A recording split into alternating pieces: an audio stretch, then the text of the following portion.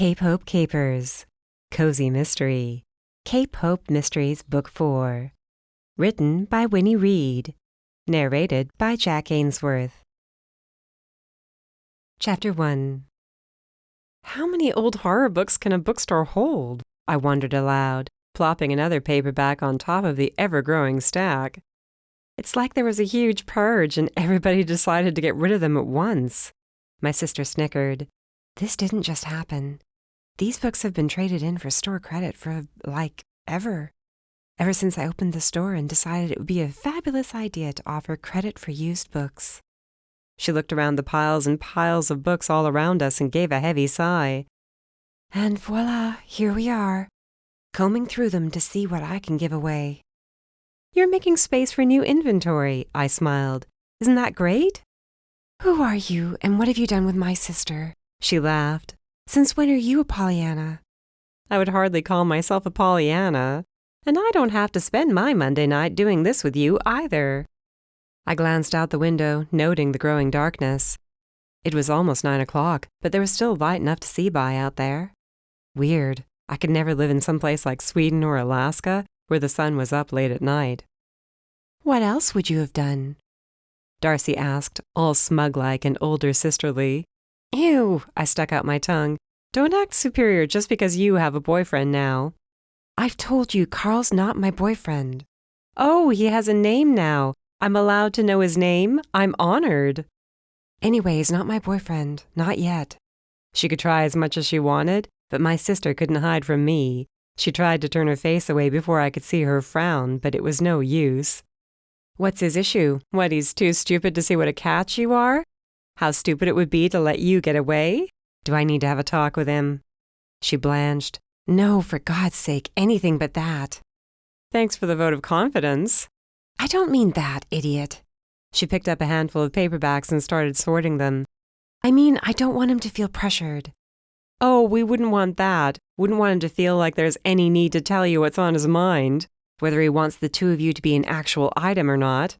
Wouldn't want him to take your feelings into consideration.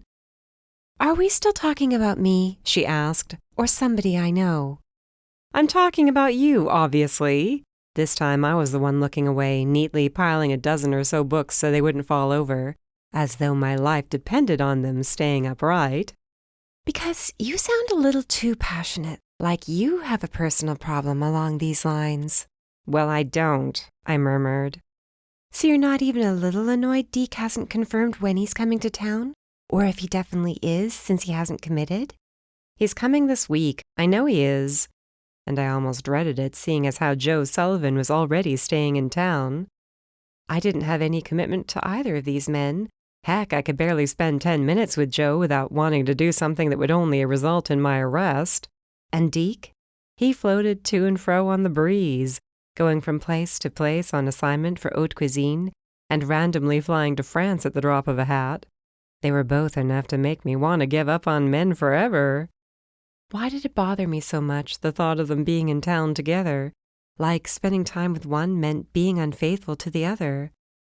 I owed nothing to either of them, except friendship and gratitude, since they'd both helped me through difficult times, and had probably saved my bacon more than once. Darcy only smirked as she stacked another pile of used books. Without you knowing if he wants the two of you to be a thing? A thing? I snorted. I don't want to be a thing. Don't get all cute with me, Emma. You know what I mean. You want to know what he's thinking, whether he wants something for you guys instead of him drifting in and out of your life?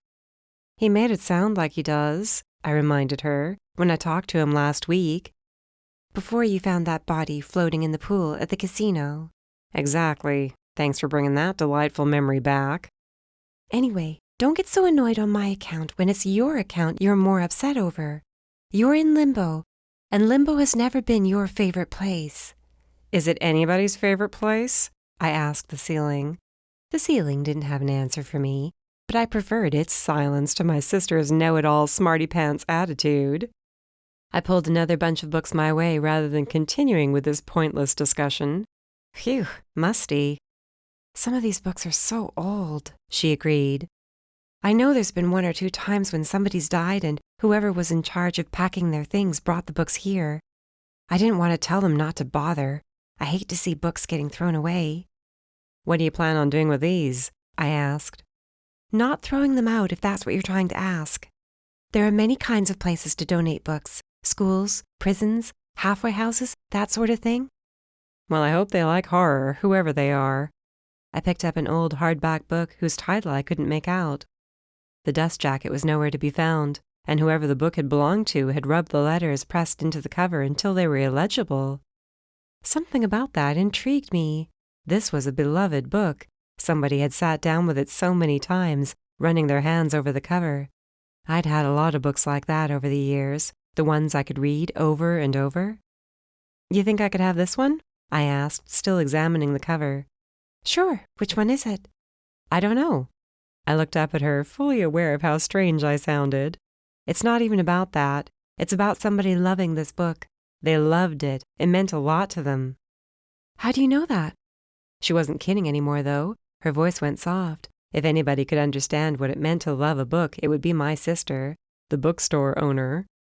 They rubbed the letters off the cover, see? And the pages are worn, too. I flipped them to show her, and I noticed a stiffness towards the end, like something was tucked in there. Ooh, a picture! I worked it out from between the pages. Let me see. Wait your turn, I muttered, pulling my arm away. Maybe not my most mature moment, but what did I care? I was studying an old picture. It was black and white, and on thicker paper than I was used to seeing pictures printed on. A girl stood in the foreground, off to the right, wearing a pretty, floaty sort of dress. One hand rested on her belly, her very pregnant belly. She wasn't peering down at it, though, not like some women did in their pregnancy photos. Instead, she stared off into the distance, toward the left of the frame. She's so pretty, Darcy mused from over my shoulder. But she seems sad, I whispered. She looks so sad. Don't go jumping to conclusions. What were you going to say? I elbowed her. She seems what? Like she's about to pop, very pregnant. And sad. She appeared very sad. It didn't matter what Darcy said. There was a wistful aspect to the girl's eyes. I wonder when this was taken. I wonder if maybe the baby's father died or something, like in the war. There goes your imagination. I'm a writer. You write about food, Darcy pointed out. Okay, fine. Maybe she was thinking about a piece of pie she just ate. Maybe she already missed it and wished there was more. Is that better? She burst out laughing. Yeah, terrific. Well, she's standing in front of the Mountbatten house, so she was probably well off. She could have been a servant there, right? And there's no ring on her left hand. True. I wonder who she was. I wonder if she was ever happy after she had her baby. I was already thinking about her, making up stories in my head. Darcy was right. My imagination was already getting ahead of me. She probably was, Darcy shrugged. I mean, if everything went well. Now, I just have to know. I flipped the photo over. The back was blank. There was nothing else stuck in the pages of the book, which, according to the title page, was The Scarlet Letter. I pointed to it. Now tell me that doesn't mean anything. Here's a picture of what looks like an unmarried woman carrying a baby, and it was tucked into this particular book? Come on, tell me this doesn't intrigue you. I'm pretty sure you need a hobby, Darcy snickered. Come on, I'd like to get through with this sometime tonight. I made it a point to put the book aside so it didn't get lost before getting back to work. So? My beloved sister grinned as we packed the books in boxes. When are you getting together with Joe? Who says I'm getting together with him? I tried to move a box, but she stopped me. You have to take it easy on your wrist, remember? The wrist I'd sprained falling into an empty pool, except falling wasn't the right word exactly. I'd launched myself at the woman threatening to shoot her literary agent and me, and we'd landed in the empty pool together. Leave it to my sister to keep an eye on me. I do because I know you. She placed that full box on top of another. And Mom said he was very familiar and friendly when he came in to tell you he was around for the week. I'm sure Mom worked in a bunch of details that didn't really happen, too. Did he bring me flowers? Did he ride up to the cafe on a literal white stallion? Was his shirt half unbuttoned to show off his rippling chest? I batted my eyelashes and pretended to swoon. Wow, it's like you were there when she told me, she laughed. I was shaking my head when my phone buzzed, and boy did I dislike the way my heart jumped into my throat at the thought of it being Joe. Only it wasn't, though the man who'd sent the text was the first important man in my life. "Hey, it's Dad," I announced. "Oh?" Darcy suddenly became very interested in a piece of lint on her t-shirt. "Wants us to come for dinner tomorrow night." "Good for him." That had to be an incredibly tough piece of lint, invisible too since I couldn't see it. But she kept picking at it, absorbed. "Darce." Her eyes met mine under lowered brows. "Why are you so insistent on giving me grief over this? Why can't you just let it go?" "Why can't I just let it go that you won't speak to our father because he, God forbid, found a girlfriend after divorcing Mom? Why does that bother me? Because you're my family, for starters." She heaved a put-upon sigh, stacking more books. "We're still your family even when I don't like talking to him, especially when he's not with his little girlfriend." "His little girlfriend?" My head started to hurt. "Her name is Holly, and you know it. She's a pretty substantial person, a businesswoman. You know how that goes. And she loves him. Plus, she makes a mean red sauce." "Fabulous." She held up her hands, palms out. "I don't want to talk about this. You know it. I don't see why it's so hard for you to understand that." "I only want us to get along, that's all." "You can't make people get along. You can't save everybody. This is one fight you won't be able to win. Sorry about that." She didn't sound very sorry. I decided to let it go, since banging my head against a brick wall wasn't exactly something I enjoyed as a pastime. Chapter 2. "How's your wrist, hun?" Frowning, Dad examined my bandaged wrist. "You're lucky you didn't break it." I know. I accepted his hug, leaning against him. No matter how independent I was, no matter how old I got, there was nothing quite like a hug from my dad. But it could have been a lot worse, too. A broken wrist is nothing compared to a hole in the head. "Oh, Emma," Holly gasped, turning away from the oven with a piping hot lasagna. "Don't even talk like that." My father then said the very last thing I would have expected. "Let's change the subject." My eyebrows almost shot right up off my head. "I'm sorry, where's my dad? What have you done with him?" He shot me a warning look. "For once I want to lay off you, and you're wondering why I don't come down harder. Explain that one to me." Okay, fine. Far be it from me to look a gift horse in the mouth. I got back to work smearing garlic butter on 2 halves of a loaf of bread, which Holly then placed in the oven to bake. My mouth watered at the aroma. "I saw somebody familiar in town earlier today," Dad reported in a far too casual tone. "Oh? Who's that?" "The detective from Paradise City. Joe, what's his name?" "Oh, that's nice. When he stopped by the cafe yesterday morning, he told me he'd be in town this week. He needs a rest after the panic attack he had last week." "Oh, poor guy." Holly shook her head, glancing at Dad. "Work-related?" She was probably thinking about him, wondering if he was likely to have the same trouble. Cape Hope was a far cry from Paradise City. "Yeah, it was during the investigation into the death at the resort. Hundreds and hundreds of conference attendees. Anybody could have been responsible. He didn't look good before the attack, and he ended up in the ER, thinking his heart was going out on him." "Poor guy," Holly mused again. "You seem pretty aware of what went on." We exchanged a knowing look which my father seemed to miss. I liked Holly a lot. Unlike Darcy, I saw how good she was for my dad. Mainly because I bothered spending time with them, which my sister hadn't yet found it in herself to do. That didn't mean we were best friends, or that I appreciated her giving me a look that meant she was on to me. Like we shared a secret. I only stuck my tongue out at her, the way I would have done to Darcy or Raina. She smiled wide. I knew she loved it when she felt like we were getting along, and I was accepting of her and their relationship.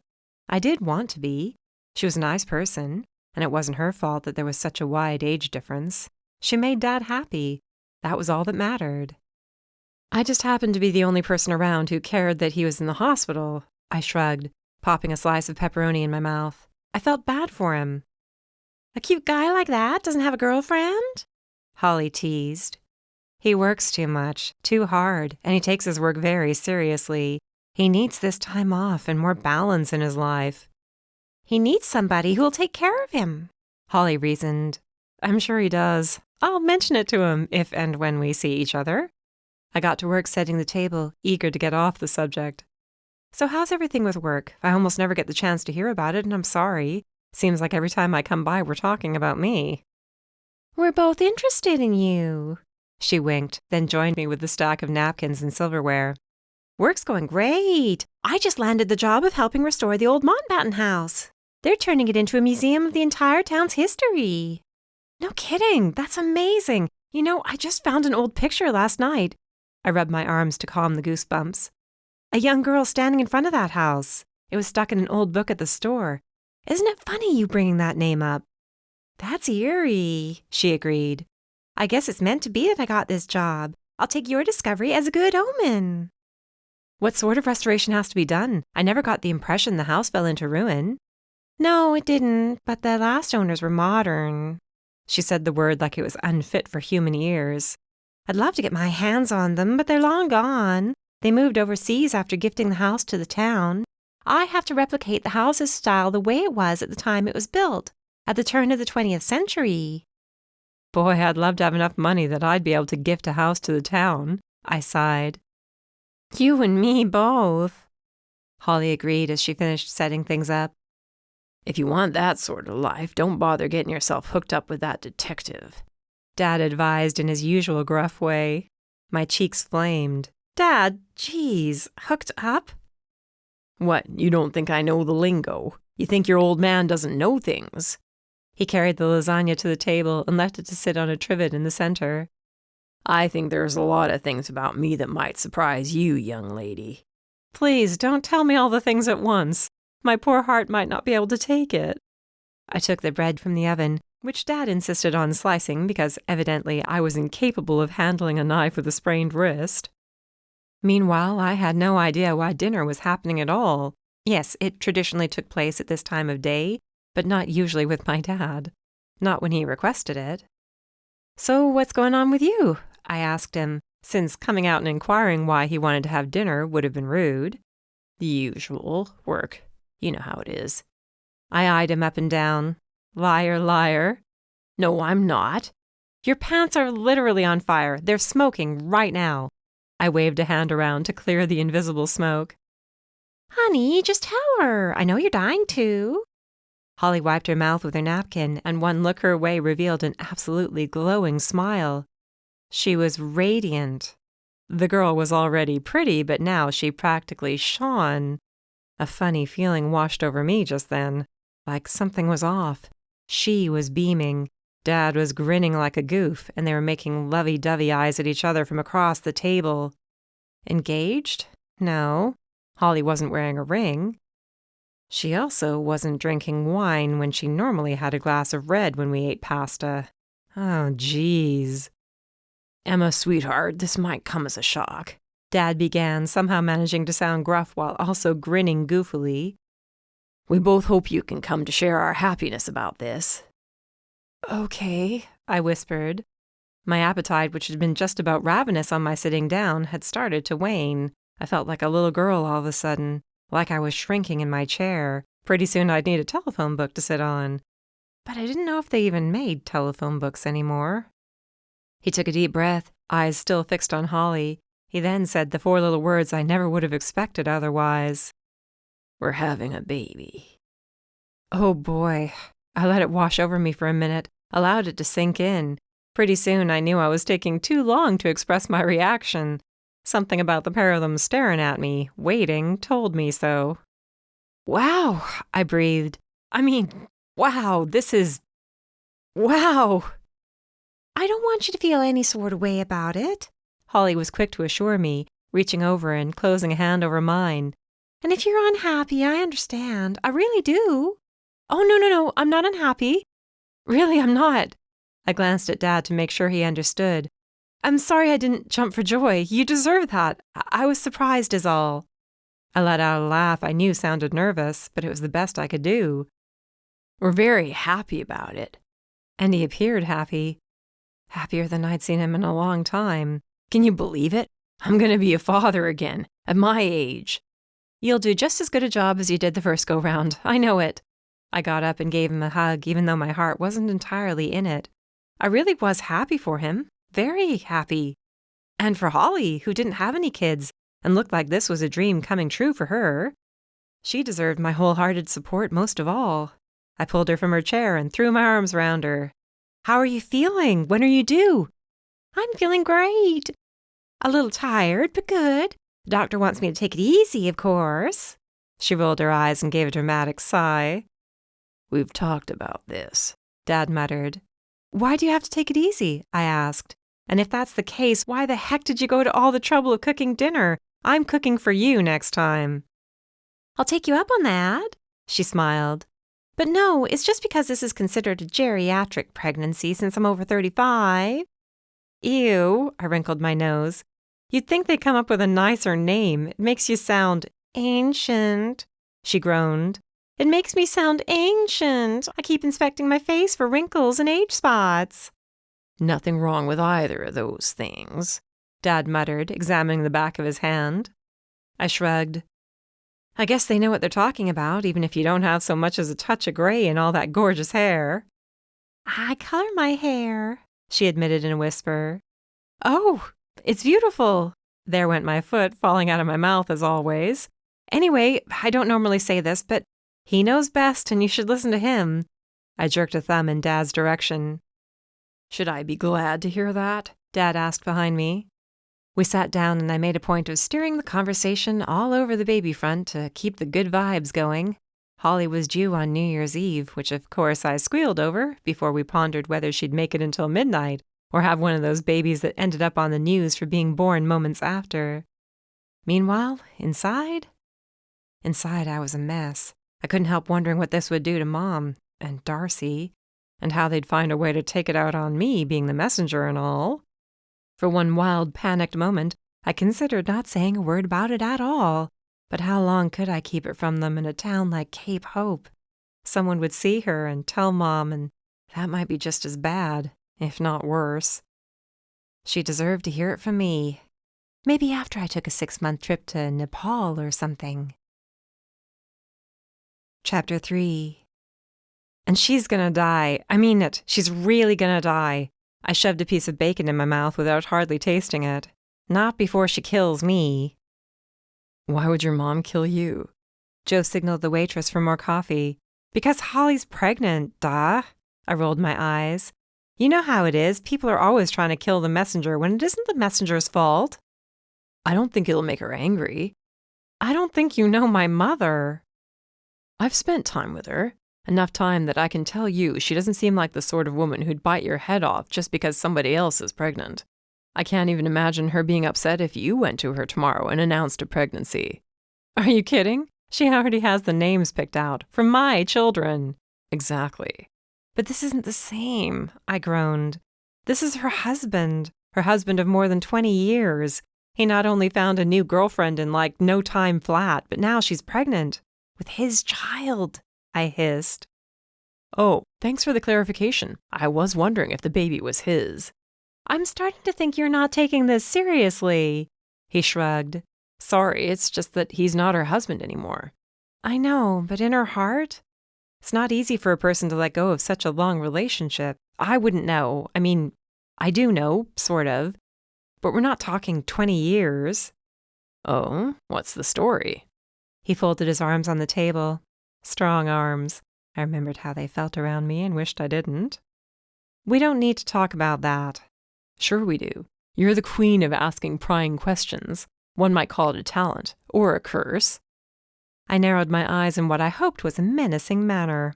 I'm not sure I like this relaxed version of you, the one who smiles a lot more and says obnoxious things. His head tipped to the side. Do you have something in your eye? Shut up. Another piece of bacon. I found my fiancé cheating on me months ago, in our bed, in our apartment, which is now mine. Ouch, what a jerk. Thank you. No, it wasn't 20 years together, but it was painful. I've managed not to throw anything at the girl he was with, who, by the way, I see in town from time to time, and yes, she stuck threatening notes under my windshield wipers. What? But it's okay. Still, if I saw her on the street and she looked pregnant, it would hurt. I touched my chest before eating another piece of bacon. It would hurt my heart. If you're worried about your heart, you should lay off that bacon. Remember when I was the person who flew to your side when you were in the hospital? That was me, right? I asked you to come to breakfast so I could ask your advice. You're right. All this time off must be going to my head. He unfolded his arms, sitting up straight. I think you're right. This might hit your mom kind of hard. It'd be best for her to hear it from you, as much as you don't want to be the one to tell her. For the first time since we'd met up, he hadn't gotten sarcastic. Darn him. The sincerity in his voice mixed with the effect sunlight had on his ridiculous face, highlighting the dark stubble on his cheeks, turning his jade eyes into something closer to green fire, made my stomach go all fluttery. I looked at my plate, which was basically a pile of cholesterol and sugar, but those two things, even combined, were less dangerous than the sight of Joe Sullivan when he was being all tender and understanding. And there's my sister, too, and something tells me she'll be even harder to bring around. I stirred a bunch of eggs around with my fork. She's never gotten over Dad finding somebody new, especially somebody so much younger than he is. I can imagine that would be tough, too. And icky. I snorted. Icky. Yeah, that's a good word for it. She feels very icky about the whole thing. I just want everybody to get along. I want us to be a family. Things are never going to be the way they used to be. I know that's hard to accept. Maybe this is the new normal. This is the way things are now. Your sister needs to come around in her own time. Who knows? A baby might just be what it takes. That's a lot of pressure for one baby. I think you'll all make it work. I've met both your parents, and they're good people. I'm an excellent judge of character. I guess that makes you good at your job. I took a mouthful of French toast. I guess so. I generally know when a person's bullshitting when I ask questions. Did you think I was when you interrogated me? That wasn't an interrogation. How many times do I have to remind you? Anyway, how are you feeling? What's going on with you? Are you more relaxed now? I'm a lot more relaxed when I'm not with you. He gave me an overly sweet smile. I guess I shouldn't have invited you out for breakfast. You invited me for breakfast, in a cafe rivaling your mother's, by the way, but I won't tell her that. You will die, I whispered. So you could use me as a sounding board, he concluded. Don't act like this was all out of the goodness of your heart.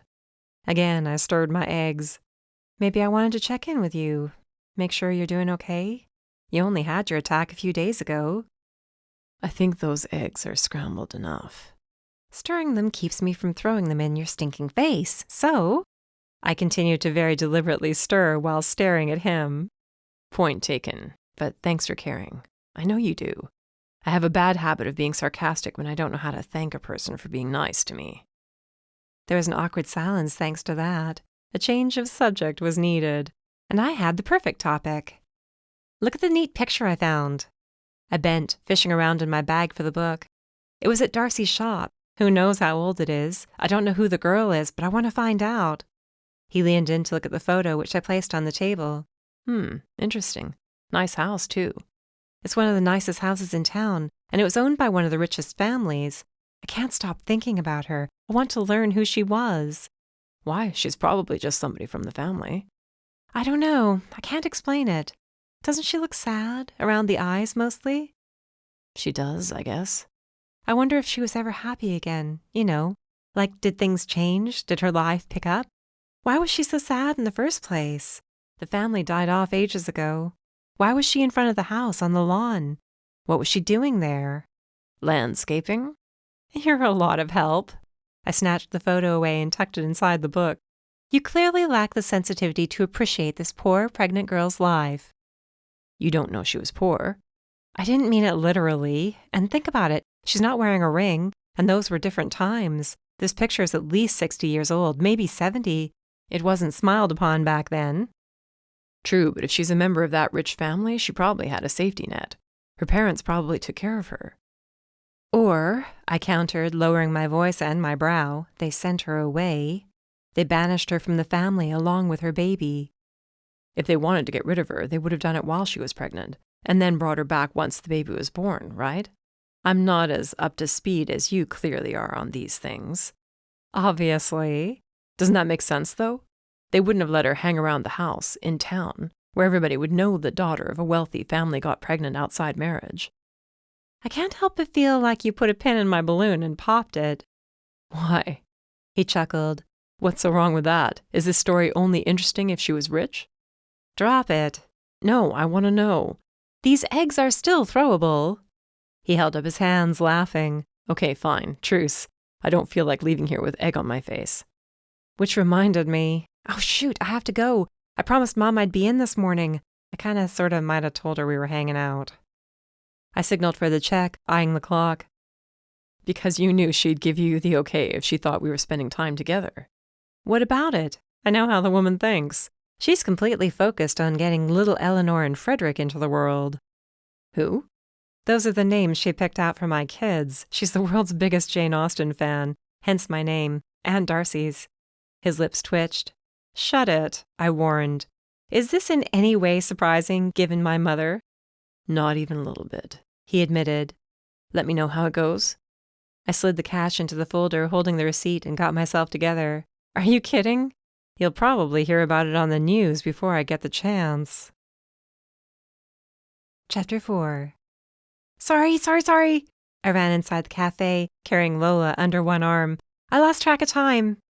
Instead of chiding me for being late, Mom gasped in horror. What's wrong with Lola? I stopped in my tracks so I could stare at the woman who'd brought me into the world. I could have been in an accident that kept me from getting here when I said I'd be in, but you're more concerned about the dog? I looked at Lola. She looked up at me and probably wondered when she'd get her next treat. You're carrying her. Yes, I am, because, bless her heart, those short little legs don't help when I'm in a hurry. I set her on her little doggy bed in the kitchen and tossed her a treat to keep her occupied before washing my hands and pulling back my long blonde hair. Blonde hair that was awfully limp and lifeless. I wasn't one for the salon, not unless there's a special occasion happening, but I wondered if a trip wasn't in store. It had nothing to do with the presence of both Deke and Joe. Nothing whatsoever. How was your morning rendezvous? Mom asked in a way too loud a voice as I slid behind her to take the other register. As always, the cafe was packed at this time of the morning, especially in summer, when visitors to the town's many bed and breakfasts were having a stroll. I happened to meet Mrs. Merriweather's eyes and noticed how they danced. For a woman in her 80s, she still had quite the fire blazing in her furnace. It wasn't a rendezvous, I whispered, shaking my head. I knew she could hear me thanks to her ultra-sensitive hearing aid. No need to tell me, Emma. She winked under her latest confection of a hat, wide brim with a wide blue sash, which wrapped around the crown before coming down on either side, so she could tie a festive bow under her chin. It's been a long time since my last rendezvous, but I remember well how it goes.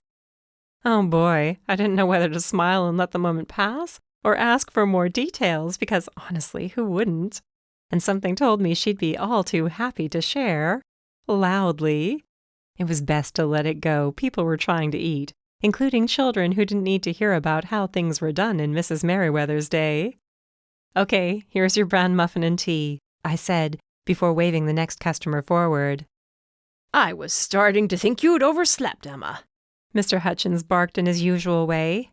Me? Never. You know how it is. You spend years waking up before dawn to keep the drill sergeant off your back. I jerked my head toward Mom. It becomes a habit. The old Marine laughed heartily at this. I only wish my drill sergeants had been as sweet and lovely as this one. More boys would have enlisted. Oh, you, Mom blushed, waving a hand. Don't let the sweetness fool you, I warned. She's a real taskmaster under that smile and those dimples. Yes, get Mom in a super mood before bringing her world crashing down around her. Great thinking. Maybe she'd take it well. A lot of water had passed under the bridge since the divorce. Business was better than ever. She had a lot of great friends who'd kill for her. She had plenty of life left in her, too. There was no reason she couldn't find a man in her 50s, for heaven's sake. She was devoted to the cafe, though. Sweet nothings had already been a huge part of her life, even when she was married and raising 2 girls. Now the marriage was no more and her girls were grown. It meant everything. Whoever she found would need to have a lot of patience regarding her work schedule. Or maybe, just maybe, she'd need to take a step back and loosen her death grip on the reins.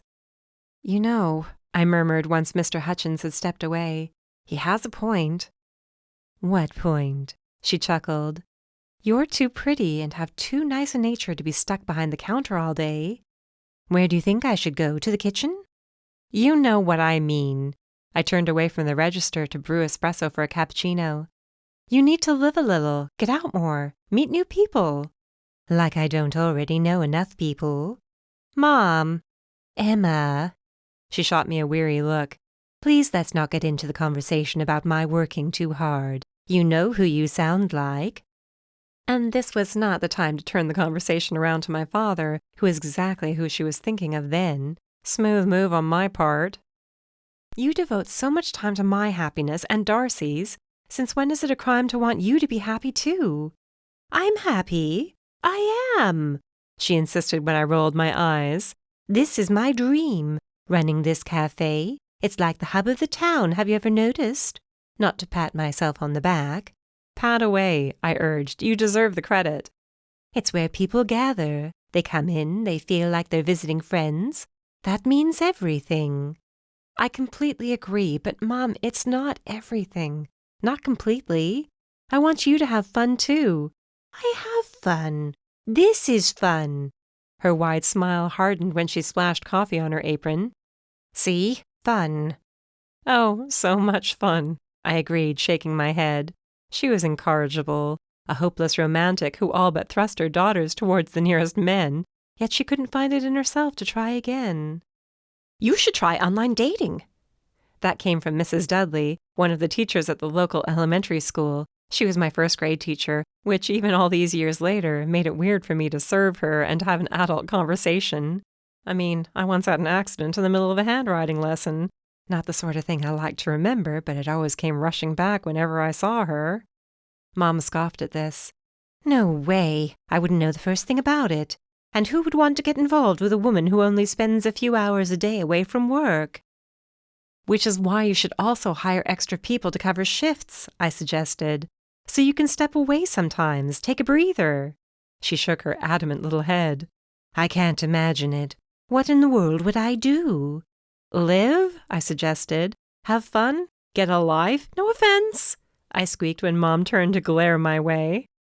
This is my life. I like it just fine the way it is. And unless you'd like to have a fight over this, young lady, I suggest we change the subject. I exchanged a look with Mrs. Dudley, which clearly said it was time to let things go. I knew what it meant when Mom's bottom teeth jutted out like a bulldog's. Okay, let's change the subject.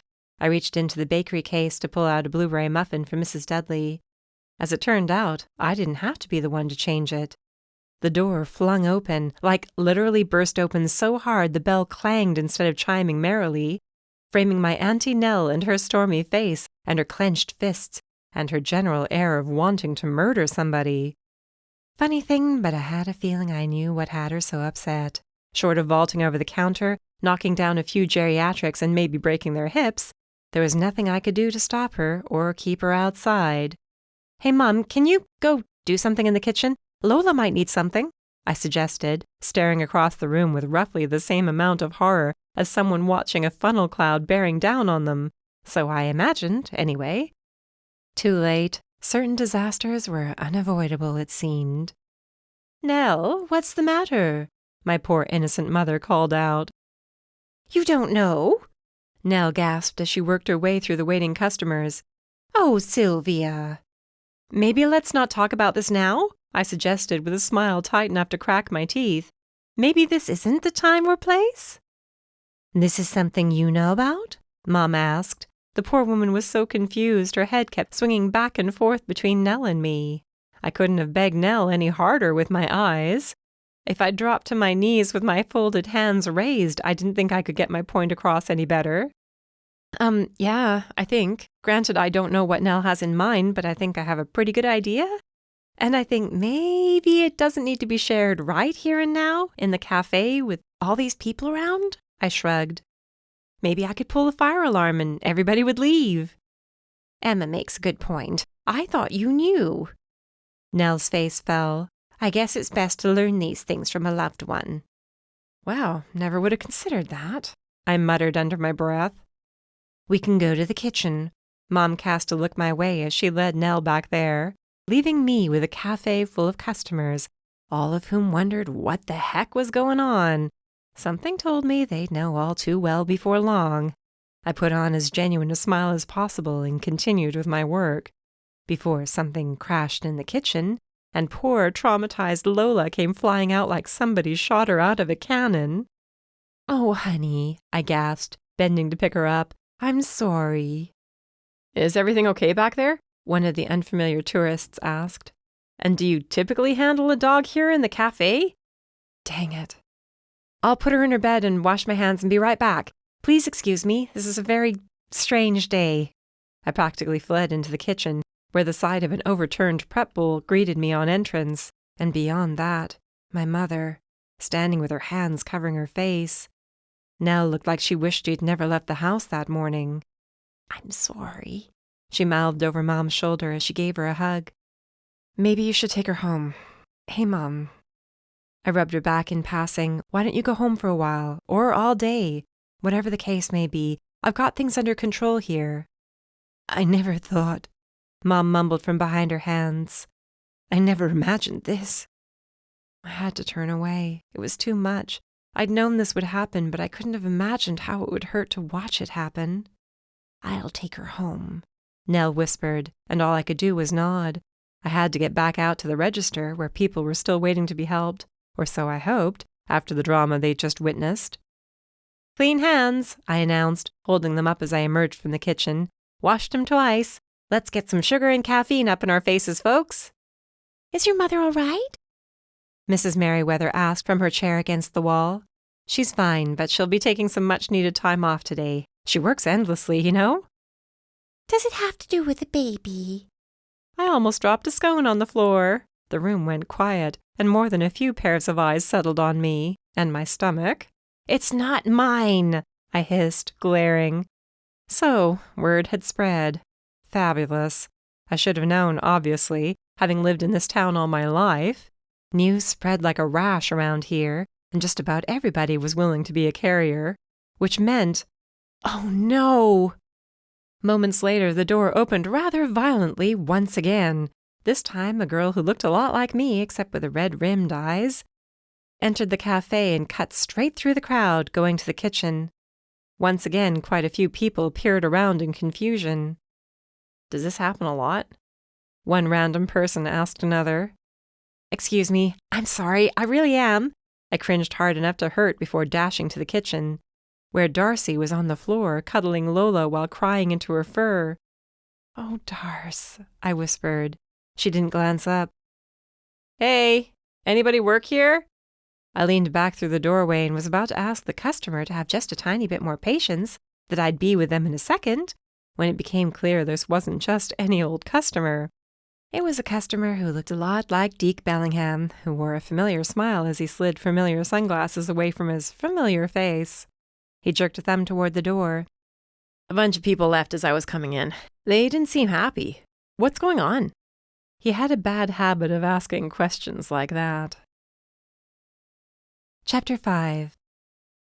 And that's why the whole world was falling apart at exactly the moment you walked into the cafe today. I lifted my wine glass and tilted it Deke's way before raising it to my lips. Yes, wine was just what this day called for. Deke blinked hard. "Oh, wow. That's a lot." And lucky you, happening to walk in as disgruntled customers left in a huff. Maybe I needed another glass. It wasn't that many, and they were probably only tourists anyway. Tourists who leave reviews. I don't think your mom's cafe needs to rely on reviews. No, I guess you're right, I admitted. But it doesn't help either. He sighed while leaning forward, reaching across the table to close a hand over my good wrist. It wasn't exactly like him to be physical. We'd kissed, and it was amazing. But we hadn't spent a ton of time together either, thanks to his wacky schedule conflicting with mine. His touch was welcome, just different. Something I could see myself getting used to. You can't take everybody's problems on your shoulders. His smile was warm, caring, and utterly unnecessary just then. Frankly, I think it was wrong of your Aunt Nell to just barge in while there were customers and lay something like that on your mom. You know, I was thinking the same thing, I admitted. It's not like her to be so thoughtless. How did she think Mom was going to react? Obviously she'd be stricken. You should take it up with her. I pulled my hand back, aghast. Oh, I don't want to start a fight. It doesn't have to be a fight, he reasoned. You're an adult. You're not a little kid. You don't have to, defer to people just because they're older than you. This is your mom, your family. And I know your Aunt Nell is very close to family, but it isn't her name that'll be dragged around because of this. You make a good point. I wasn't just saying that either. He had a way of getting me to relax. My breathing slowed. My shoulders loosened. It's always been sort of a joke, the way people gossip in town. The cafe is gossip central, but that isn't always appropriate. Maybe it's time to let people know how inappropriate it can be, he suggested in a soft voice. Not maybe, definitely. I could smile for real now. Thank you. No problem. See, I knew there was a reason this was the exact week I was planning to visit. So how does it feel? How's what feel? Having you here? It's pretty nice. Thank you, but that's not what I was talking about. My cheeks flamed. I hope the dim lighting in the restaurant was enough to hide it. Oh, what were you talking about? Being a big sister. You've been the little sister your whole life. Now you'll be the one somebody looks up to. And, I almost feel sorry for the kid. I sure have missed your sense of humor. It's such a delight. You know I don't mean it. I have my doubts sometimes. Well, I don't. I was only kidding around. So, what do you think about the baby coming? You've spent the salad and appetizer courses telling me how your mom broke down and how Darcy practically drowned Lola in tears. What do you think? How do you feel? There was something about his probing gaze. It left me wanting to open up, totally and completely. That was a dangerous impulse. Deke was a great guy who, for some strange reason, I couldn't help but feel attracted to. The reason wasn't so strange. When I stopped putting up barriers between us, it was obvious he was the whole package. A little flighty when it came to some things. When he was in his zone, there was no interrupting him for anything. Not even for common courtesy. I'd learned that one the hard way. Otherwise, he was great. Supportive. A calm head in a crisis. Hot. Pretty darn hot. The light linen suit he wore for our dinner date was a departure from his usual jeans and button-down shirt, but I was liking it on him. One thing would never change, his penchant for leaving the top 2 buttons of his shirt undone. I don't know what I'd do if I ever saw him in a tie. He was waiting for me to answer, waiting with patience and kindness and genuine interest. I only wished I knew what to say. I guess I'm happy about the baby. Dad is thrilled, like over the moon excited. And this is Holly's first baby, so she's very excited too. But since she's over 35, the doctor's concerned. Hang on a sec. I'm glad your dad is happy, and I'm happy for Holly. But I didn't ask about them. With all due respect, I asked about you. You have a tendency to absorb other people's emotions and talk about them like they're your own. This slammed me back in my chair. Wow, that sounds terrible. It's not terrible. You're a good person. A good, kind person. You made it sound like I'm some codependent loser. Emma. His eyes slid closed. I meant nothing like that. I only want to know how you feel, what you're thinking. Not in relation to your parents or your sister or anybody else. Just you. How do you feel about this new addition to your family? I resisted the impulse to squirm in the chair. The fact was, his questions made me feel acutely uncomfortable. This was always going to be a thorn for us, I suspected, the way he made me look at myself even when I didn't particularly want to. Was he right about me? He had to be, since it was way too much of a challenge, coming up with something to say that came only from me. Well, I love babies. I look forward to taking care of him or her. That's a start, he grinned. I know Holly will make a good mother, and I already know how good Dad is at that sort of thing, so I'm not worried about what the baby will be born into. Good to hear. I do wish Darcy would come around, and no, this isn't about her. I want the baby to feel loved. I'm sure it will, even if one of its older sisters isn't super enthused. I guess. The more I thought about it, the deeper my discomfort. I might be a little jealous. Jealous? His eyes shot up. Of who? Holly? This is a left turn. No, not of Holly. Of the baby. It's so weird. I decided to look out the window at the brilliant sunset over the bay. Why, Emma? It's dumb. I feel so stupid for even saying that. I waved a hand, still looking away. I really do want to know. Not to make you feel bad, but to see if I can help you feel better. You know you can trust me, right? Trust. What a funny word. I used to think I could trust a man, and look where that got me. Though life had hardly turned out badly, I was still timid when it came to trust. I envy the baby because it will get more time with Dad, I think. If it weren't for the baby, he wouldn't want to retire. He'd probably work until his last breath. Now he has a reason to step back, collect his pension, and spend his time with this new person. And that sort of sucks, to be blunt. You didn't get that time with him. Not really. We were mostly with Mom at the cafe. He could hardly take us out on ride-alongs. Deke snorted. Understood. It's selfish and immature, and I know it. I'm not proud of myself. You don't have to rake yourself over the coals for this, you know. Anybody would feel the same way about a second family. I know I did. Our entrees came then, just when I was ready to demand he tell me more. Instead, I had to play nice and be polite to the server. The scent of grilled shrimp and scallops combined with roasted garlic and butter, making my mouth water. There were more important things to worry about just then. What do you mean you did? I asked the moment we were alone again. He lifted his fork and knife, set on tearing into his steak. I mean, I have younger siblings, much younger. Just like you, my father had a second family after divorcing my mom. There's my sister, who you spoke to on the phone. I had to look down at this. Yes, I'd spoken to her, and I'd thought she was Deke's girlfriend before he explained the situation. I also have a younger full brother. Besides them, I have a half-brother and a half-sister who are both in their preteens. You never told me that. You never asked. He winked before taking his first bite. His eyes rolled back a bit and a groan escaped. Oh my God.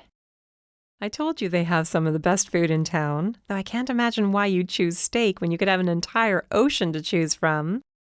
I'll be here all week, remember? Let me pace myself. I twirled fettuccine around my fork. So you didn't totally love the idea of a second family? Not especially.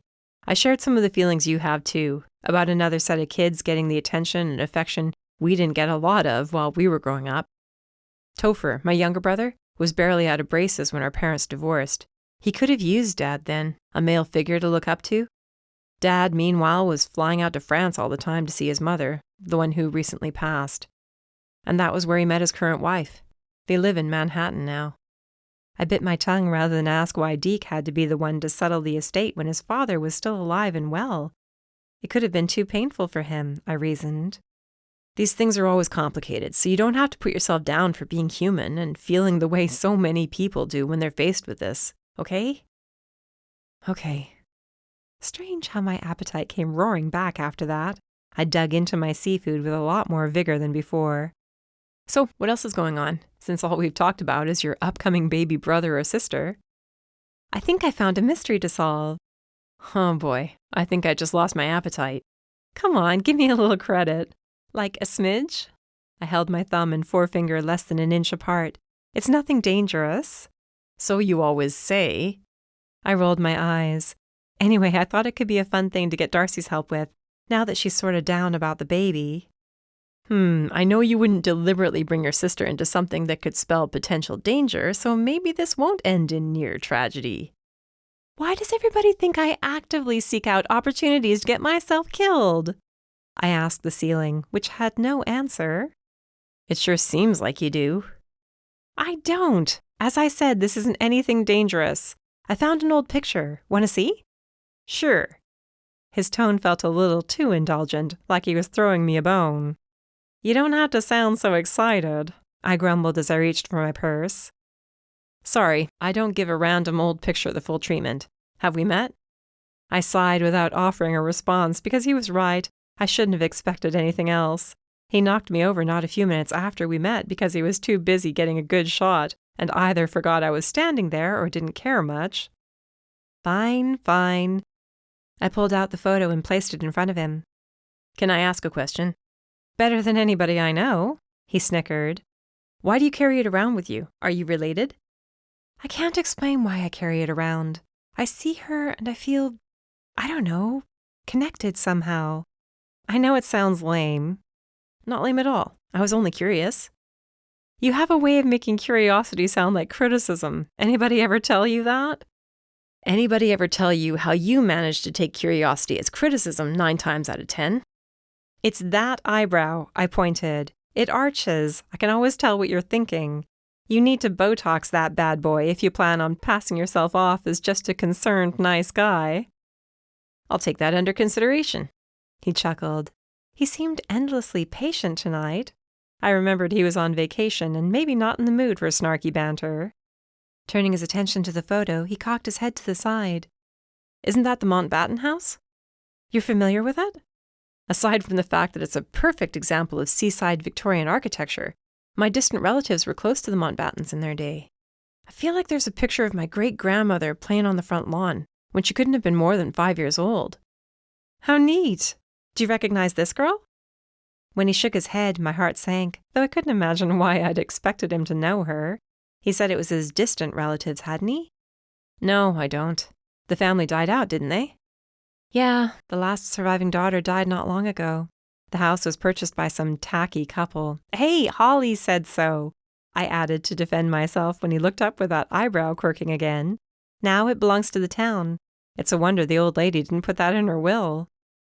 Some people don't think of things like that by the time a will comes along, Deke mused. This can't be her then. She never had kids. That much I remember. Millicent, right? Right. Maybe it's a cousin or a family friend? I found it in an old book donated to Darcy years ago when she first opened the store. I'm fascinated by it. I don't know why. Because you have such a vibrant imagination, and you're deeply empathetic. You feel for people. Even people who aren't alive anymore, whose names you don't know. I guess. I shrugged as I put the picture away. It was more than that. I wished I could put a finger on it. Can I offer you two any dessert? The server asked with a hopeful smile. Coffee? Tea? It was like another person's voice came out of my mouth when I answered, I'm okay, thanks.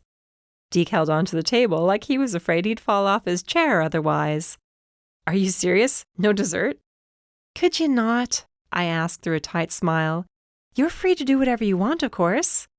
No thanks, I'm stuffed, he told the server before turning back to me. I'm worried about you. You make me sound like a glutton.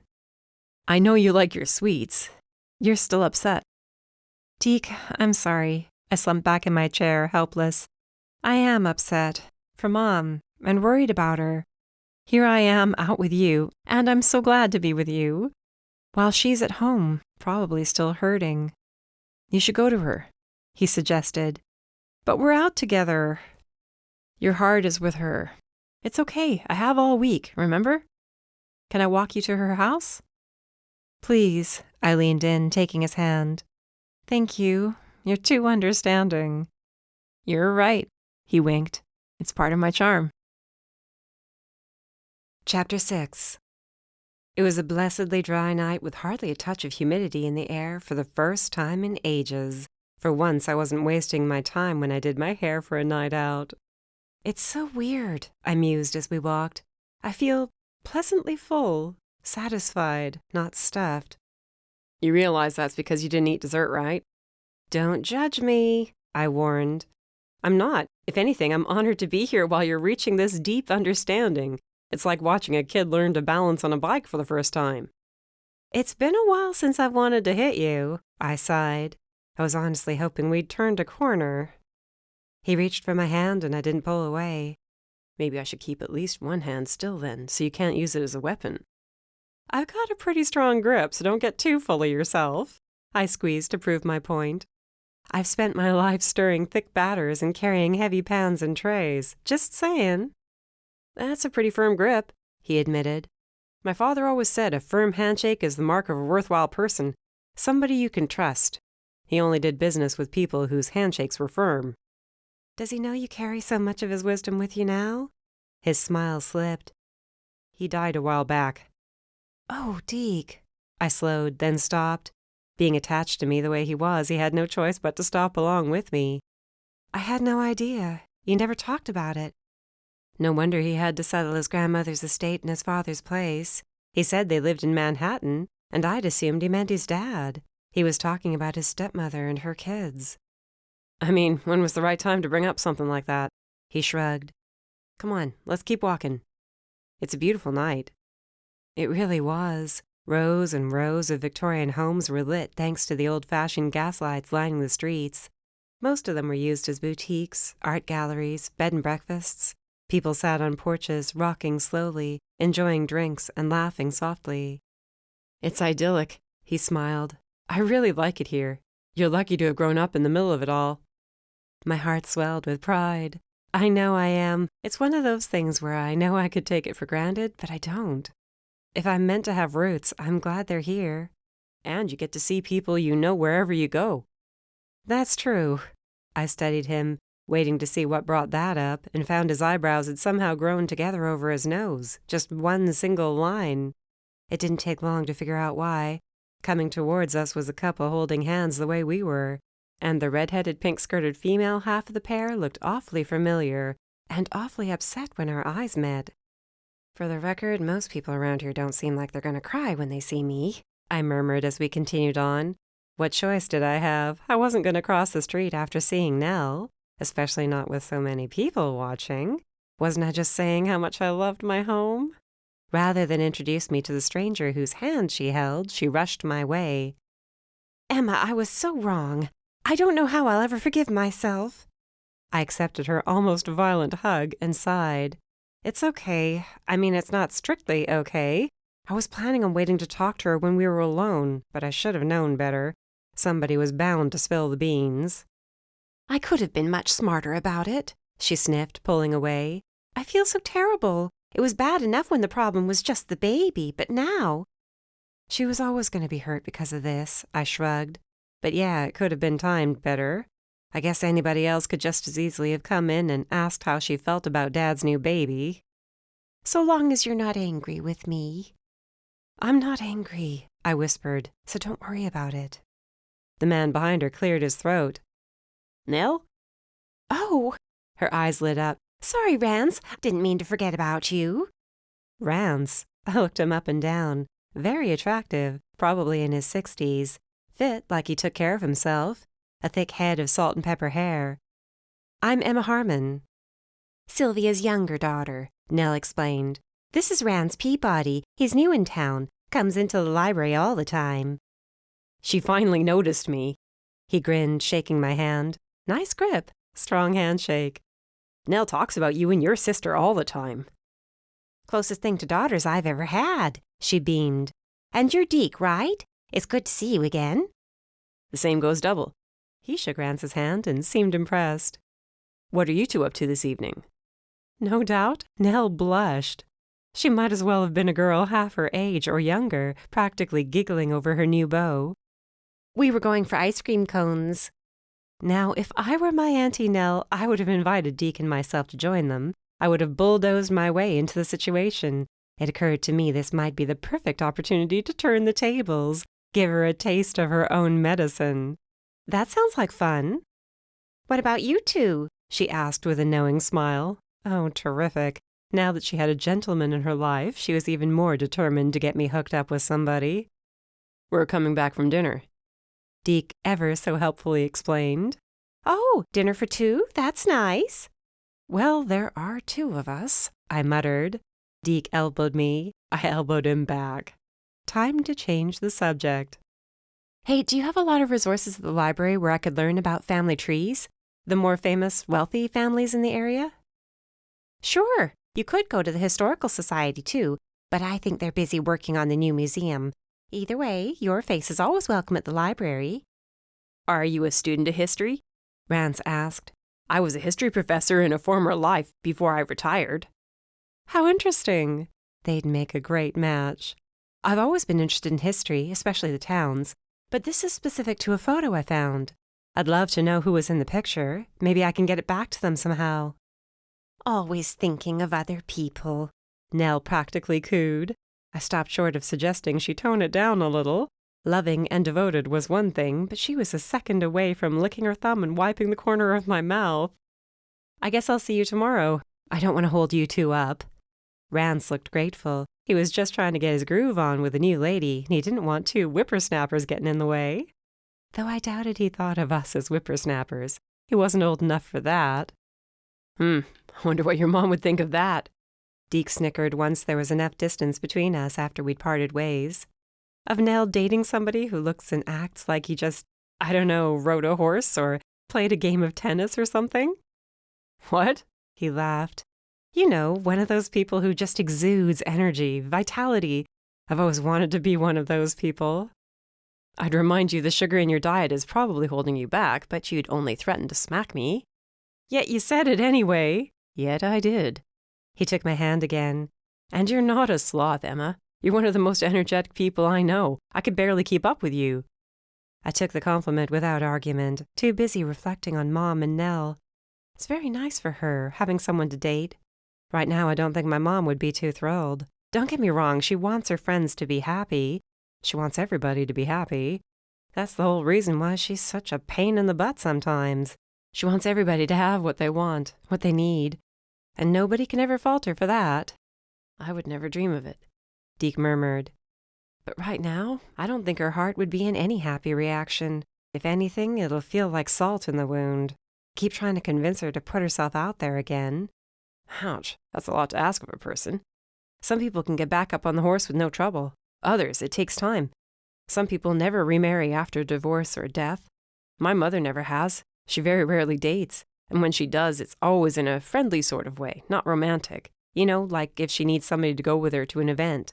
She'll have a date, but he'll be more of a friend than anything else. If that's what makes her comfortable. I would never urge her to do anything that made her uncomfortable. I don't want to make my mom uncomfortable either. I just want her to be happy. You mean the way she just wants you to be happy? He asked, and I had the sense he was teasing. You don't like it very much when she gets into your personal life and tries to tell you how to run it, do you? You know I don't, I muttered. I'm sure it's the same for her, if not worse. Just, keep it in mind. When she's ready, she'll do what she has to do. Only she knows when that is. You're right. You're absolutely right. I smirked up at him. How's it feel? How does what feel? Being right for once. We stopped in front of Mom's house. This is it. He looked it over with an approving expression. Beautiful. Just the sort of house I would imagine you growing up in. The gingerbread trim, the big porch, the flowers growing out front. Don't forget the white picket fence, I teased. It's the whole package. The whole package. That sounds familiar. He was smiling in a funny sort of way as he bent to kiss my cheek. Can I get a rain check on our date? Absolutely. A tingle ran all through me just from the simplest little kiss. And thank you. I know I tease you a lot and we butt heads, but I really am glad you're here. And I'm so grateful to you for being so understanding. No problem. And if you need any help solving your mystery, let me know. I love that historical stuff too. Another kiss, this one on the back of my hand, before he backed away and walked down the street towards the house he was staying in for the week. I knew it well, having walked past it nearly every single day of my life. It wasn't hard to imagine Miss Evesham, the mousy owner, being head over heels in love with him. There was still a light burning in the living room, a light that reminded me of other matters that needed tending to. Instead of chasing after Deke and throwing my arms around him, the way impulse told me I should, I opened the gate and walked up the brick path to the front stairs. Chapter 7. I'm not a child. Mom gave me a grateful smile and accepted the cup of tea I'd just brewed. I knew this would happen, or that it was possible, rather. Just like it's possible he'll marry her. I don't doubt that'll happen someday, especially now with a baby. I sat next to her with a tissue box between us and did my best to stay quiet, to let her talk it out without my interference. It's one thing to know something is possible, she sighed, and another to have that something happen. I don't know why I'm so upset. She pulled a tissue from the box and dabbed at her eyes. It's understandable, I whispered. Is it, though? We've been apart for so long. He's moved on, and I knew he had. How could I not? She chuckled. It's in my face all the time. I see them together, and it's not as painful as it was at first, but it still hurts. I didn't know you saw them together. How could I not? There's only so much square mileage in this town. Just because I don't talk about it doesn't mean it never happens. I didn't think. I'm sorry. No, you have nothing to be sorry about. Don't apologize. She took a long sip of tea before sighing. It isn't as if I thought we'd ever get back together. Believe me, some things are best left where they are. But this, Makes it real, I murmured. Yes, there's no going back from this. He's starting a new family, for heaven's sake. Not just shacking up with a girl practically young enough to be his daughter. They're going to be parents together. I rested my head on her shoulder. I know, it's a whole new thing.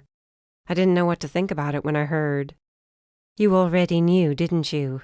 I stiffened. Yeah, I mean, just since last night. I wanted to wait to tell you, privately. Along with Darcy. I didn't mean to hurt you. Another sigh. You didn't. I wondered where all that talk about me dating came from. It wasn't just because of the baby, I was quick to say. And it wasn't just dating we were talking about either. You've worked so hard for so long. I know you're proud of what you built. I'm proud of you. You're my hero. Stop, she scoffed. You are. I'm not just saying it. I pulled back to look critically at her. You didn't know that? Did I not say it enough? I don't think you've ever said it before. I'm silly Mom, flighty, always butting in. Mom, no. I mean, sometimes, yeah, with a butting in, I admitted. But it's done out of love, and even my exasperation is loving because I know your heart is in the right place. Otherwise, you're a warrior. You built that business from nothing while raising us. And teaching us about work ethic and the finer points of running a business from the office, not to mention how to make everybody feel welcome and at home in the process. You've done it with grace. Not everybody could have done that. You're going to make me cry again, she warned with a shaky laugh. You need to hear it. I'll tell you every single day if that's what it takes. You're incredible. You've got the biggest heart of anybody I know. I tucked a few stray strands of honey blonde hair behind her ear. It wasn't like her to look so disheveled. But she'd had a real day. How is your sister taking it? She peered down into her tea with a frown. I called her earlier, but she didn't answer. She's upset. I knew she would be. I really didn't want either of you to find out this way. I know. These things happen. I guess she'll get over it. Her eyes cut my way. It would be nice if she could enjoy having a little brother or a sister. I wouldn't want to deprive either of you of that experience. I hope she doesn't feel like she has to shut the baby out on my account. You'll have to talk to her about that. I think she needs to hear it from you. I leaned over to pull my phone from my purse, resting it on the floor at my feet. She hadn't called or texted, not even to reply to any of my messages. Maybe she was with Carl. I hoped so. What's that? Mom noticed the photo at the top of the pile of junk in my bag. I needed to clean it out, but it always filled right back up again. Oh, didn't I show it to you? I didn't think she was genuinely interested, but there had to be a shift in the conversation at some point. I found it in one of Darcy's used books. Isn't it neat? She's pretty, Mom murmured, though a frown washed over her face for a second. Naturally, it was a picture of a pregnant girl. That was bound to set her off. But that wasn't what made her frown, as it turned out. She looks a little like Millicent Mountbatten, the nose especially, and the little cleft in her chin. It's barely noticeable, but it's there. I can see her looking this way when she was a girl. She never had children, though, and she wasn't married, was she? Not that I know of. She glanced up at me. Why are you carrying it in your purse? I don't know. I felt drawn to the book the picture was tucked into, and I feel drawn to her. It's weird. I want to know who she was and why she appeared so sad. You think she seems sad? You don't? No. Wistful, maybe. Maybe she has regrets. But her eyes aren't sad. They're determined. She's a strong girl, whoever she is. Mom shivered a little, then laughed at herself. I guess I feel the same way about her as you do. I'm going to the library tomorrow to research a little, specifically pertaining to that family. Now that you pointed out the resemblance, I'm obsessed with finding out if this is Millicent. What a scandal that would have been, huh? If there was a scandal, I never heard about it. I think this would have been a little before your time, wouldn't it? Ah, you're sweet. She laughed. And actually, yes, I would have been a baby, if that. I nudged her. Hey, maybe you're really her daughter, and you're actually an heiress. Please, she rolled her eyes. You remember your grandparents. I was my mother's mirror image. True. Besides, I doubt there's any money left in the family. I wonder what Millicent did with her fortune. It's funny you mentioned that. There was a lot of speculation about what happened to her money after she died. You were away at school then. It was all people could talk about for days. Where was it? What had she done with it? There was no public reading of the will or anything like that. With no relatives in sight, who did it go to? Though I reminded myself I was here for Mom's sake and I should be comforting her, a buzzing sensation started in my head, like a hive of bees had been overturned and the little suckers were going crazy. What if it was Millicent in the picture? What if she had a baby out of wedlock back when that sort of thing was deeply frowned upon, especially in an old money family like hers? What if she'd left her wealth to her child? It was silly. I shook my head, rising from the couch, determined to get my sweet fix on. "Do you have anything nibbly? Just a little something?" "Who are you asking?" Mom snickered. "Of course. There are chocolate chip cookies in the kitchen." I was already halfway out of the room by the time she finished. "Good," I called out, getting a glass of milk. "I skipped dessert tonight." "You?" "Funny," I snorted, "considering you're the one who got me hooked on the white stuff, woman." "Wait, you skipped dessert?" Mom's face was stricken when I rejoined her. "Were you out tonight?" "Yes. Is that okay?" I placed a plate of cookies on the coffee table. "And you came here? What did Joe think?" "It wasn't Joe, smarty. I wouldn't go to dinner with Joe." "But breakfast is acceptable?" "Sure. I mean, it's breakfast. Nobody goes on a romantic breakfast date." "Any meal can be romantic if you put a little effort into it." There she was. Mom was back, and she'd be okay. I could breathe somewhat easier. Even if the notion of a breakfast date with Joe filled me with confusion, making the bees buzz louder than ever. "It's not romantic for us. No, it was Deke I was out with." "So he finally made it, and you chose to spend the evening with me instead of him?" The accusation in her voice made me cringe a little. You're welcome? Hey, I was worried about you. I wasn't in the mood for canoodling." She rolled her eyes. "Honey, you have to take your life into consideration. I'm touched, really, that you came to see me. I can't tell you how much it means. But not at the expense of your life, for heaven's sake. I'd rather see you out having fun, developing your relationship with Deke, not sitting around with Mom, who will be just fine." "That's not my style," I shrugged with a grin. She wasn't smiling. "I know, and it worries me." "Why?" "Because you need to work on your life. You have to have something for yourself, sweetheart. You can't live through the people you love. You also take too many chances for the people you care about. They don't even have to be close friends or relatives." "Like who?" She blinked rapidly. "Like Robbie Klein, Nate Patterson, Georgia Steele. Ring a bell? You get yourself mixed up in their lives and problems at risk to your safety. Don't argue," she added, holding a hand up in front of my face. "You know as well as I that you were darned lucky to escape with nothing worse than a sprained wrist last time.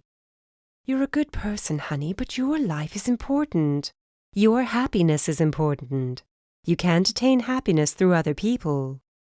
"Funny, you're not the first person to give me that sort of speech tonight," I grumbled. "Deke did? Good. You need to hear it from somebody who isn't your silly mother. Don't do that." She gathered the ends of a throw blanket over her shoulders like she was donning armor. "Everybody thinks their mother is silly at times. I've accepted that. And I know I can go overboard. Don't tell your sister I admitted it." "My lips are sealed," I whispered, fighting a smile. "Don't throw the baby out with the bathwater is all I mean. My advice isn't nonsense. You have to build something for yourself, the way I did. You're already off to a great start. You turned your blog into something special, so special it caught the eye of a major publisher. Your articles are always well received. You could become a famous food writer. I suspect you hold yourself back for my sake." "What are you talking about?" Maybe I was a little huffy. Maybe a lot. "You turn down work that would take you overseas, don't you? Or even across the country for more than a few days at a time." Dang it. It was my turn to be evasive the way she had been earlier on. I studied the cookie in my hand like I'd never seen one before, until the chips started melting against my skin. "Do you deny it?" she murmured. How did this conversation take such a turn? Who squealed? "Raina." "Raina? What the heck? She's going to get an earful from me, no joke. She was concerned about you rejecting opportunities to expand your career, and I agree with her. Snitch, I muttered before taking a huge bite of cookie. Even the sweet creamy chocolate and caramel notes from the brown sugar didn't do much to make me feel better. Where does she get off calling you? Don't talk with your mouth full, or you'll have my living room looking like a Jackson Pollock painting. His chocolate period. She handed me a napkin. She was concerned and hoping I could talk some sense into you. She's so lucky she isn't here right now. I agree, Mom repeated. You have to expand your horizons. Don't be so worried about me or the cafe. You're right, I should take on help. There are plenty of people who'd be glad for the chance to help, people who've retired but still want to be active. You should know, you see them all the time. True. This was one of those moments where I didn't want to give too big of a reaction, afraid she'd take it back. I didn't even want to move. I'd love to see you ease up a little on yourself, too. And I would love to see you take life by the horns. Your life, finally. She put an arm around me and squeezed. Don't be hard on Raina. She was only trying to be a good friend. I held my tongue on that one. Chapter 8. I don't appreciate it. I was worried about you, Raina pouted. Not that I could see her pouting per se, since we were only on the phone instead of FaceTime, while I walked into the library. Then tell me about it, not my mom. I did tell you, remember? I very definitely expressed concern that you were closing yourself off from what could be fabulous opportunities, and you brushed me off. So you called my mom and tattled. Thanks a lot. Hey, I happen to love you and want the best for you. Though right now I wonder why. And here I am packing for a long weekend in Cape Hope. Maybe I should rethink my plans. My resolve weakened. That would be fun. Well, I did tell you I planned on coming down, didn't I? You did. And I believe in keeping my word. You sure Nate won't mind? I snickered. After what he's already put me through, he can wait a few days while I catch up with my bestie. Besides, I can always swing down and see him later. And he's neck-deep in the last phase of renovations. I'm so excited to see it. I can hardly wait myself. Having seen the before of the farmhouse and lands around it, it would be nice to replace those images with something fresh and new, just as nice as it would be to see Nate realizing his hard-won dream. For now, I'm all about you, lady, and I can be down tonight if that's okay. Of course it is, as long as you promise not to snitch on me ever again. We're not children. Says the girl who uses words like snitch. She laughed. I can't promise, no matter how much you want me to. If I see you making a mistake that I think you'll regret, and there's no getting through to you, I'm going to call on reinforcements, just like I'd expect you to do the same. We'll never agree on this. Guess not, she agreed like it didn't mean anything. I just want you to be happy. I can also help you juggle 2 men if you need me. I'm not juggling 2 men. Says you, she snorted. I'll book a room and let you know when I get in, okay? You're staying with me, obviously, and I don't want to hear another word. Why would you even take the trouble of trying to find a room last minute in the middle of tourist season? Even though I was still more than slightly annoyed with her well-meaning ways, it would be fun to have her around, and maybe, just maybe, she'd be helpful when it came to juggling 2 guys, both of whom wanted my attention. Deke and I weren't formally dating. Joe and I weren't anything. He'd snickered when I called him a friend only a few days earlier. Why did instinct tell me to keep them apart then? I strolled into the cool, quiet library, sighing with happiness at the scent of so many books. There was nothing like it. Technology was great. Having an e-reader meant not having to pack a bunch of heavy books every time I went out of town. But nothing would ever replace the smell and feel of an actual book. Nell noticed me right away. What on earth is that? She hissed, glancing around. I looked down. A stroller, with a dog inside. Do you not recognize Lola? Emma, she looked at me from over the frames of her readers. You can't be serious. You know how well-behaved she is. She won't bark. She won't do anything but sit there and be cute. Right, you little cotton head? I bent down to give her a kiss, which she enthusiastically returned. You are entirely too much. Nell sighed. And hey, if it makes you feel better, I pointed out Lola's harness, which I'd attached to the stroller. She can't jump out. We did the whole potty thing before leaving. She'll be good. I just hate leaving her alone since we're apart whenever I leave town for work. My lower lip may or may not have jutted out in a world-class pout. Fine, she shrugged. You wear me out. I could have said the same thing about her, but chose not to. I knew better than to look a gift horse in the mouth. Thank you. I'll be heading to the computers now to look up old periodicals. Help yourself. I caught her smiling as I wheeled the stroller away from the front desk. I told you it would be okay, I whispered to Lola, and you were nervous about the looks we'd get. She gazed at me, completely uncomprehending. And I did get a few looks, too, which told me it was time to stop talking to myself.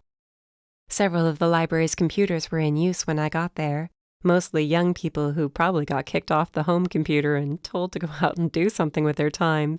So what did they do? They went to the library and settled back in. One of the people using a terminal wasn't a kid. He wasn't a retiree either, who normally comprised most of the library's patrons over the summer. I hung back for a second, smiling to myself at the sight of Joe Sullivan leaning in close, brows drawn together, staring intently at the screen in front of him. Excuse me, but you look like a detective who's supposed to be on vacation, I whispered as I wheeled the stroller over to him. Also, you haven't been by to see our baby in ages. His head snapped around, eyes wide. Oh, no. He groaned, slumping a little as he took in the sight of me and the stroller. You're sick. Funny, but I feel just fine. I parked the stroller next to him and sat on the other side. What are you doing here? He made a big point of saying hi to Lola, who licked his hands until I was fairly sure he'd lost his fingerprints. I had bacon with breakfast, he explained, but I swear I've washed my hands since then. Your hygiene is none of my business, I sniffed. Anyway, you got me thinking about that picture yesterday, who it could have been. I've always been fascinated by people who built summer homes down here. Can you imagine taking an entire summer to stay in your house at the shore? No, I can't imagine being able to do that, I admitted. That entire time period fascinates me. I mean, let's not kid ourselves. There's lots of people nowadays who can do the same thing. It seems like there was so much more grace back then. Maybe we're looking at it through the lens of what we've been fed about that time. Maybe. Check it out. He pointed to his screen, where a photo of a badminton match being held on a sweeping lawn jumped out at me. That's what they did. In long sleeves, long skirts, jackets. How did they manage it? They didn't know any other way. Can you imagine a woman wearing a t-shirt and shorts like I am now? She'd be branded a scarlet woman and ostracized. They're fairly short shorts, you know. Shut up. And no, they're not. I tugged them down anyway, self-conscious. I guess we weren't made for those times. Give me comfort any day. Oh, and a job, and the right to vote, and all that good stuff. Somebody shushed us when he laughed, which of course made me laugh. Okay, you're a bad influence, and I'm going to get to work. I have some newspapers to look up. And I did, though I was aware of both him and the dog all the while. Every once in a while, she'd lick my arm and then lick his. What are you looking up? He whispered, conscious of volume now that we'd been chastised. Obituaries. Fun. I glanced over long enough to roll my eyes. Mom thinks the girl in the picture looks like the last member of the family who owned that house. She passed away when I was in college. Evidently, it was the talk of the town. Everybody wanted to know who she left her fortune to, but there was never any indication. Oof, I can just imagine the storm that set off. Right? I'm sort of glad I wasn't here for it. All I know is she didn't leave it to me or anybody else in my family. I was hoping there'd be mention of it in the papers from back then. He left me to my research, involved in his own. It wasn't hard to find all sorts of press about Millicent, since her family had practically founded the entire town generations earlier. The last handful of articles had to do with her death. I made a mental note of her lawyer's name, Bernard Lewis. He wasn't local, but instead operated out of Philadelphia. A quick Google search of his name told me he was still in his Center City office. The article named him as the will's executor. The other two articles were pure speculation, which had been written by, no surprise, Auntie Trixie. The first title made me rub the bridge of my nose, since it was enough to give me a headache. Where are Millicent's millions? Joe snickered, clearly reading what I'd pulled up on the screen. Nice title, he whispered. Courtesy of Trixie Graham. His eyes lit up in recognition of the lady he'd met a few times already, most recently in Paradise City. Oh, of course she did. A snort of laughter exploded from him, even though he strained to cover it up. It was like a gunshot in the otherwise quiet library. I turned my attention to the article, since I was afraid to make eye contact with anybody around us. It was bad enough I'd brought a dog in with me. Could you please control yourself? I have to live here. You don't. Sorry. But he was still working against the impulse to laugh, pressing his lips together, his cheeks puffing out. Nothing else in any of the articles pointed to an answer regarding her fortune. It might as well have never existed. In Trixie's article, she estimated Millicent's net worth at roughly $20 million. A far cry from how wealthy the family used to be, but nothing to sneeze at. It's all sitting somewhere, I whispered, more to myself than to Joe. Unless the lawyer took it. You're always looking for a conspiracy, he whispered back. What's it sound like to you, detective? The woman was worth tens of millions. I know Trixie might have gone overboard with the headline, but she wouldn't throw a number out there without knowing for sure she was right. She's not irresponsible. And nobody knows what happened to her money, Joe murmured. He wasn't joking anymore. No living relatives? None. Then yeah, unless there's a record out there of the money being donated to charity. I'd go with the lawyer. Really? I have no idea, he sighed. Don't get yourself worked up. Maybe, I don't know, the money was supposed to go to somebody who was already dead, and they didn't have a will to dictate who it would go to. Maybe Millie didn't know they'd died. Or maybe she did, and she just never got around to changing the document. Who knows? Millicent, I whispered. Huh? Somebody called her Millie once and got an iced tea thrown in her face. To her, it was a huge insult. She sounds charming. No wonder she didn't have a husband or kids. Shush! Somebody cleared their throat in a very pointed way from across the room. It was loud and obvious enough that I turned to see who'd done it. I should have known. Nell fixed me with what I could only describe as a death glare. I shrugged, grimacing, and mouthed, "Sorry." She shook her head before peering over the top of mine to see who sat on my other side. A sly smile started to spread. My eyes widened. Of course. She was thinking of seeing me with Deke last night, then Joe this morning, that little minx. I very deliberately dragged a finger across my throat, then pointed to her. She got the message and turned away. Smart thinking. Though this didn't mean she wouldn't say something to Mom about it, and Trixie, and whoever else. It was almost enough to make leaving the house less appealing. I'd better get going, I sighed, standing. There's a little work I have to get done before Raina gets here. Oh, she'll be in town? We should grab a slice on the boardwalk, unless she's not a slice on the boardwalk sort of person. She definitely is. Don't let the Birkin bag fool you. Oh, and keep tomorrow morning open. He raised a brow. Why? I was thinking there's got to be a way to get you to relax more. I'm pretty relaxed right now. I mean in everyday life, real life, not while you're on vacation. His eyes narrowed. Do I hate this idea? I think I might. You'll love it. Say goodbye to the grumpy detective, Lola. I lifted one of her front paws and waved it his way. What would Raina think about Joe's invitation for pizza? I was sure she wouldn't leave me to wonder for long. Chapter 9. It was an absolute stunner of a day, which meant the sidewalks were peppered with tourists and townspeople alike as I pushed the stroller down the street. Sure, I could have taken the dog out, but then I'd have to contend with both a dog and a stroller. Besides, she loved the attention. Less walking meant more time to observe, to sniff the air, to lick hands when offered. All she had to do was bask in her glory while I did all the work. Not that it was work. She was only a few scant pounds. Sure, I got my fair share of snickers and glances of disbelief. There might even have been pity in the faces of one or two people as I passed, like they pitied the poor childless girl who felt she had to push her dog in a stroller to make up for what she didn't have. People were like that. They tended to jump to conclusions. For the most part, however, we were a hit, and I didn't have to worry about her getting squished by window shoppers unaware of a ball of fur nearby. A sense of pride tugged at my heart. This was my town, and these people thought highly enough of it to pay us a visit. It was the same every year, but different at the same time. Different people, different stories. At the heart, everybody just wanted to have a good time and escape the daily grind for a while. In the middle of so many unfamiliar faces, one stuck out. I'd seen this face before, recently in fact, as I absorbed the idea of her giving me a brother or sister. She stood in front of a baby boutique on Main Street, looking into a window with a soft smile. It would be a shame to interrupt her when she was daydreaming about her life as a mother. The hope practically shining from her face told me everything I needed to know about how she felt about motherhood.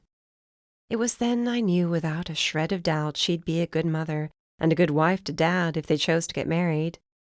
He was an old-school type of guy, and it would have surprised me to death if he didn't propose now that she was in the family way, as they used to say. Lola, ever the diplomat, chose that very second to let out the cutest little bark. Maybe it was because she was so small, but everything she did seemed cute to me. Holly's head snapped around. When she noticed Lola, then me, the smile she'd worn before only widened. "Hi! Oh my gosh, you're killing me with the cuteness!" "So you don't think it's cheesy, me pushing her in a stroller?" I asked as I approached. "Not at all. She'd get run over today with all this foot traffic." Holly bent down to pet Lola's soft fur. "And who is this?" "This is my baby, Lola." Holly's face lit up. "She is precious. A Maltese?" "Yeah, not many people know that just from looking at her." "I had a Maltese growing up. I'm allergic to dogs in general." She scratched Lola behind the ears, grinning. "What a sweetheart. Do you take her around with you a lot?" "I had her at the library earlier, which went over pretty much the way you would expect bringing a dog into the library would go. But she's so well behaved. She hangs out in the kitchen at the cafe when I work there." Whoops, had I said too much? A look came over her face, one that reminded me a lot of concern and guilt. Time to change the subject. "How are you feeling?" "Just great." She smiled again, relieved. "I was going to grab a little lunch before going back to work. Maybe a big lunch. My appetite is monstrous. Like overnight, I went from not wanting to even think about food to wanting nothing but." "I guess that's a good sign, huh?" "That's what the doctor said." Meanwhile, I couldn't help but notice a few glances our way, unfriendly glances from people I recognized, because who else but a Cape Hope resident would think there was anything even slightly wrong with two young women chatting with a dog between them? Only the fact that my parents were so well known, and the fact that I'd see these people again, kept me from telling them to mind their business. Was there something so wrong with talking to the woman? She was a good, sweet person who only wanted the same thing many women did: a home, a partner, a child, fulfilling work. To live her life without the opinions of a bunch of strangers getting in the way. I suppressed the urge to throw my arms around her, to protect her from them. She was a grown woman, but I couldn't help my protective instinct. "Why don't we have lunch together? My treat. There's a table opening up across the street." I pointed to the restaurant in question, where diners enjoyed their salads and sandwiches while watching people walk past. "You're sure?" She tucked a dark curl behind one ear, chewing her lip as she glanced over there. "I don't want to take up so much of your time." "Don't even say that," I scoffed. "Please, I offered, didn't I?" Yes, I had work to do, but this felt important. I told myself I'd have eaten at home just the same, and it would have taken time to make something. Knowing Holly had to go to work meant less chance of it turning into a lengthy gab fest, too. "Okay, then." The poor thing looked dazed as we crossed the street. "This is so generous." "Come on, you've made dinner for me how many times? If anything, I should be ashamed. I should have asked you two over ages ago to repay the favor. It seems like there's always something going on." "Your dad is always talking about how interesting your work is. He's really proud, you know." "Really?" We took a seat, with me parking the stroller beside me. "That's funny." "Why is it funny?" "Not funny, haha. Funny odd. He always wanted me to be a cop. I studied criminal justice to make him happy, even though I could never see myself solving cases and locking up bad guys." "And see, I think that's what's funny, because you do solve cases. You've solved 3 so far." "It's not the same." "Isn't it? It sure sounds important from where I'm sitting. You help the people involved. He's proud of that, too. But don't tell him I told you so." She giggled. "He'd accuse me of encouraging you." "I won't say a word," I agreed. Dad? Proud of me? Here I was thinking I was doing her a favor by inviting her to lunch, when she was the one making me feel better. Holly ordered a chicken Caesar salad, but only after making sure there was no raw egg in the dressing. "It comes out of a bottle." The server shrugged. I barely held back a laugh. I'll have the grilled chicken sandwich, fries, and a chocolate shake. Oh, that sounds good, Holly mused. Make that 2 shakes. I don't mean to be a bad influence. You're not. I've been craving a shake forever. At least that's how it feels. For once, I feel free to eat whatever I want. They'll have to roll me out of the house like a giant basketball by the time I'm full term. She was so thin, I had a hard time believing that. Make sure Dad pampers you. I mean, the whole works. Rubbing your feet, rubbing your back, all of it. I don't think I'll need to make sure he does anything. He's already practically hanging on me. Don't get me wrong, I'm not complaining. I'm afraid he'll be the one needing a foot rub after all the running around he's bound to do. He already wants to start painting and decorating the nursery. My heart ached just ever so slightly, though I made a point of smiling for her benefit. It was nice. Really, it was. It was also strange, thinking of him doing that for his child with a woman who wasn't my mom. If anybody should know how to decorate, it would be you. This is a little outside my area of expertise, she admitted. I've been scouring the internet for ideas. That sounds like fun. You should come over and take a look once we get started, she offered. I mean, if you're interested. I am. Good. It would make him really happy, too. She had a good heart and wanted Dad to have his daughter with him through this. It wasn't so much about her being accepted as it was about him feeling comfortable, feeling like he had space and permission to love his new family. How could I help but like someone who loved him so much? I only wish I could get Darcy to come around, I admitted. I know it must bother him, to put it mildly. Yes, that's pretty mild, she sighed. He hopes she'll have a change of heart. So do I, of course. I want what he wants. Maybe she will. I think she will. She needs time to absorb this. It came as a surprise, though it probably shouldn't have. These things do happen, and you're not exactly over the hill. I leaned in, lowering my voice. I hope this isn't too personal a question, but do you have a close relationship with your father? Not at all. Don't think I don't know the psychology behind my falling in love with a man your father's age either. She had a sense of humor about it, at least, or appeared to. I didn't know whether I should laugh along with her or stay serious. I decided on a faint smile. I'm close with Dad, though Mom and I have always been closer. Darcy was Daddy's girl through and through. She adored him. He was her hero. Maybe because he was always busy with work. She clung to him when he was with us. She would have done anything to get his attention and keep it. When they divorced, it shocked her. I mean, it really rocked her world, even though we were both grown up by then. She had this image in her head, you know? She nodded slowly. Sure, I never knew my father, but of course I wanted him to be this rugged, handsome hero, strong and solid and loving. Something happened to him. Something kept him away from me. The things we tell ourselves when we're young. She tapped the side of her head. It stays there. I guess that's why I've adjusted more quickly than she has. I keep trying to get her at least to talk to him, but she shuts me down. I hope now she'll feel like there's more of a reason to do it. Or more of a reason to avoid him, Holly fretted. Leave it to me. You don't need anything to worry about now. Just think about my brother or sister, okay? Tears sparkled in her eyes. Whichever they happen to be, they're already lucky to have you as their big sister. Okay, let's not both start crying. I dabbed my eyes, then leaned in for a kiss from Lola. She sensed I was feeling emotional. When Holly reached over for a pet, my sweet puppy licked her palm. Be careful, I might kidnap this one. Holly grinned. Hey, if you'd be okay with it, I'd love to leave her with you guys while I'm on one of my trips. I usually leave her with Mom or Darcy, but it's not like I have a contract with them or anything. Did I shoot myself in the foot by saying it?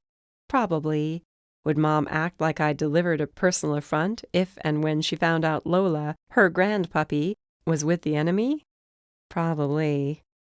Did I have a habit of going out of my way to make other people happy? More than probably.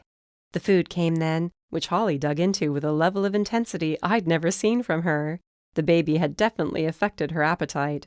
You want some fries? There's so many, they're practically falling off the plate. Maybe just a couple. She proceeded to dip a fry into her milkshake like it was ketchup. My kind of girl. Hey, do you think it would be okay for me to visit the Mountbatten house while you're there sometime? I won't touch anything, I promise. I'm sort of obsessed with it right now. The picture you were talking about? Yeah, besides, I've always wanted to go in there. It's got to be stunning inside. Oh, it is. Breathtaking. Sure, you can come by any time you want. Just let me know. She dunked another fry. I wish they hadn't cleared the house of Millicent's possessions after she died. It would have been nice to have a room dedicated to her, the last Mountbatten. How she lived, what she liked. She was a huge reader from what I understand, and her book collection was extensive. Now it's gone. Really? There went that hive of bees in my head, kicked over again by the most innocent comment. Oh, I wonder if the book that picture was in belonged to her. It would make perfect sense. Mom said the girl in it resembled her. I didn't find any pictures of her in the papers I looked through at the library. There you go, jumping in feet first. She shook her head, then smiled. By now, I wouldn't expect anything less. Chapter 10. It must be cool working around books all day, Raina mused as we walked down Main Street. Darcy would probably say the same about your line of work. Heck, so would I added with a snort. Don't get me wrong, I love what I do, and I'm lucky. Still, I'd love the chance to be surrounded by books every day. She made grabby hands. Maybe I should have brought a tote with me to carry some home. Darce will be more than happy to sell you one with the first edition logo printed on it, I smirked. Go nuts. I just might. Remind me why we absolutely have to stop right at this very minute, though? Not that I mind, she added.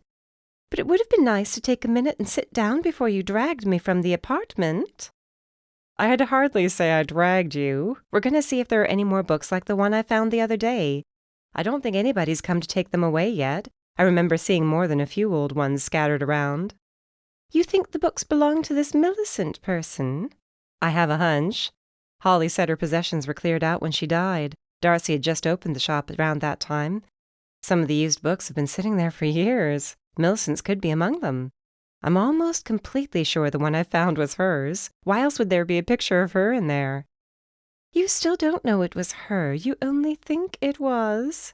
I eyed her warily as we crossed the street, arriving at the block where the cafe and bookstore sat side by side.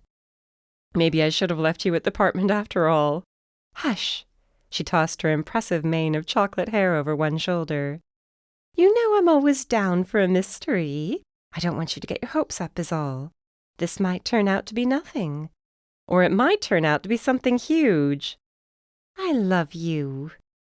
She slung an arm around my waist. I really do, and I've missed you.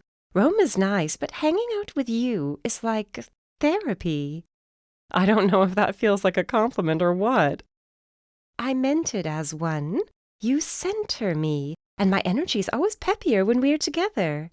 Good. I'll need you to be peppy and energetic when we eat pizza with Detective Joe on the boardwalk. What? She asked as I opened the door to the store. We'll talk about it later, I whispered, ignoring her pointed stare in favor of looking for Darcy. She, like Mom, would have done herself a favor by hiring more help. One of the 2 high school girls she'd brought on for the summer had register duty, while Darcy helped one of the several customers clamoring for her attention. It's so good to see her, Raina murmured, and it was, even if my sister looked completely frazzled. I knew she thrived on it, the way Mom did. We hung back, perusing a few books, until the rush calmed a little. She turned toward us, and the temperature dropped a good 20 degrees. Raina didn't notice, probably because the chill wasn't directed at her. Hi! She gave Darcy a hug. It's good to see you. This place is jumping. It's been like this the last few days. Darcy grinned. It's exhausting, but I'd be crazy to complain. Hi? I muttered, waving a hand since my sister had yet to acknowledge me. Hey, she returned her attention to Raina. I didn't know you were coming to town. It was sort of a sudden decision. Raina was starting to get a feel for what was going on, clearly, and she sounded uncomfortable. I couldn't blame her. Well, it's not like Emma would have told me even if you'd made plans in advance. She tends not to tell me things. Okay. Raina looked from her to me and back again. Can you direct me to the used books which haven't been donated yet? We're hoping to find some old books like the one Emma found, the one with a photo in it. Oh, sure. Darcy pointed toward the rear of the shop, where the boxes still waited behind a makeshift barricade so nobody would get hurt. I remember seeing a bunch of those old books with some of the old bindings and covers, but they're all mixed up in different boxes. It's okay, I have plenty of time. She wasted no time hurrying away, obviously wanting to get away from us. I'm really busy, as you can see. It would have been nice to believe my sister didn't mean to bump into me as she passed, but I wasn't naive. We obviously need to talk, I whispered, following her. Now isn't the time. No, you'd rather be childish. She whirled on me, which was awkward since I was much closer than she'd expected. We bumped into each other. I'm at work, Emma. I know you have a hard time understanding the entire world doesn't stop turning for you. Where is this coming from? What, is it because I wanted to wait to tell you about the baby? I'm sorry you found out the way you did. And you just had to have lunch with her today, didn't you? Right out there on the sidewalk, where everybody could see. Her eyes narrowed. Why would you do that? I almost laughed. It struck me as so ridiculous. Darce, you sound like I was dancing naked for all the world to see. Holy jeez. You're spitting in Mom's face by doing that, she hissed. I'm not. I'm trying to be nice. To Dad's girlfriend. To the mother of our baby sibling. Half-sibling. Her jaw was set hard enough to crack a walnut. I was speechless. Sure, she was never unclear on her feelings about Dad and the divorce. But this? I was glad when a customer approached with a question for her. In the blink of an eye, she went back to her normal, helpful, cheerful self. But that didn't last long. She turned to me, her eyes spitting fire. We already know which side you fall on. You don't need to flaunt it in front of everybody. It took a real struggle to contain myself. Years of trying to gently talk her into being mature came flooding back at once.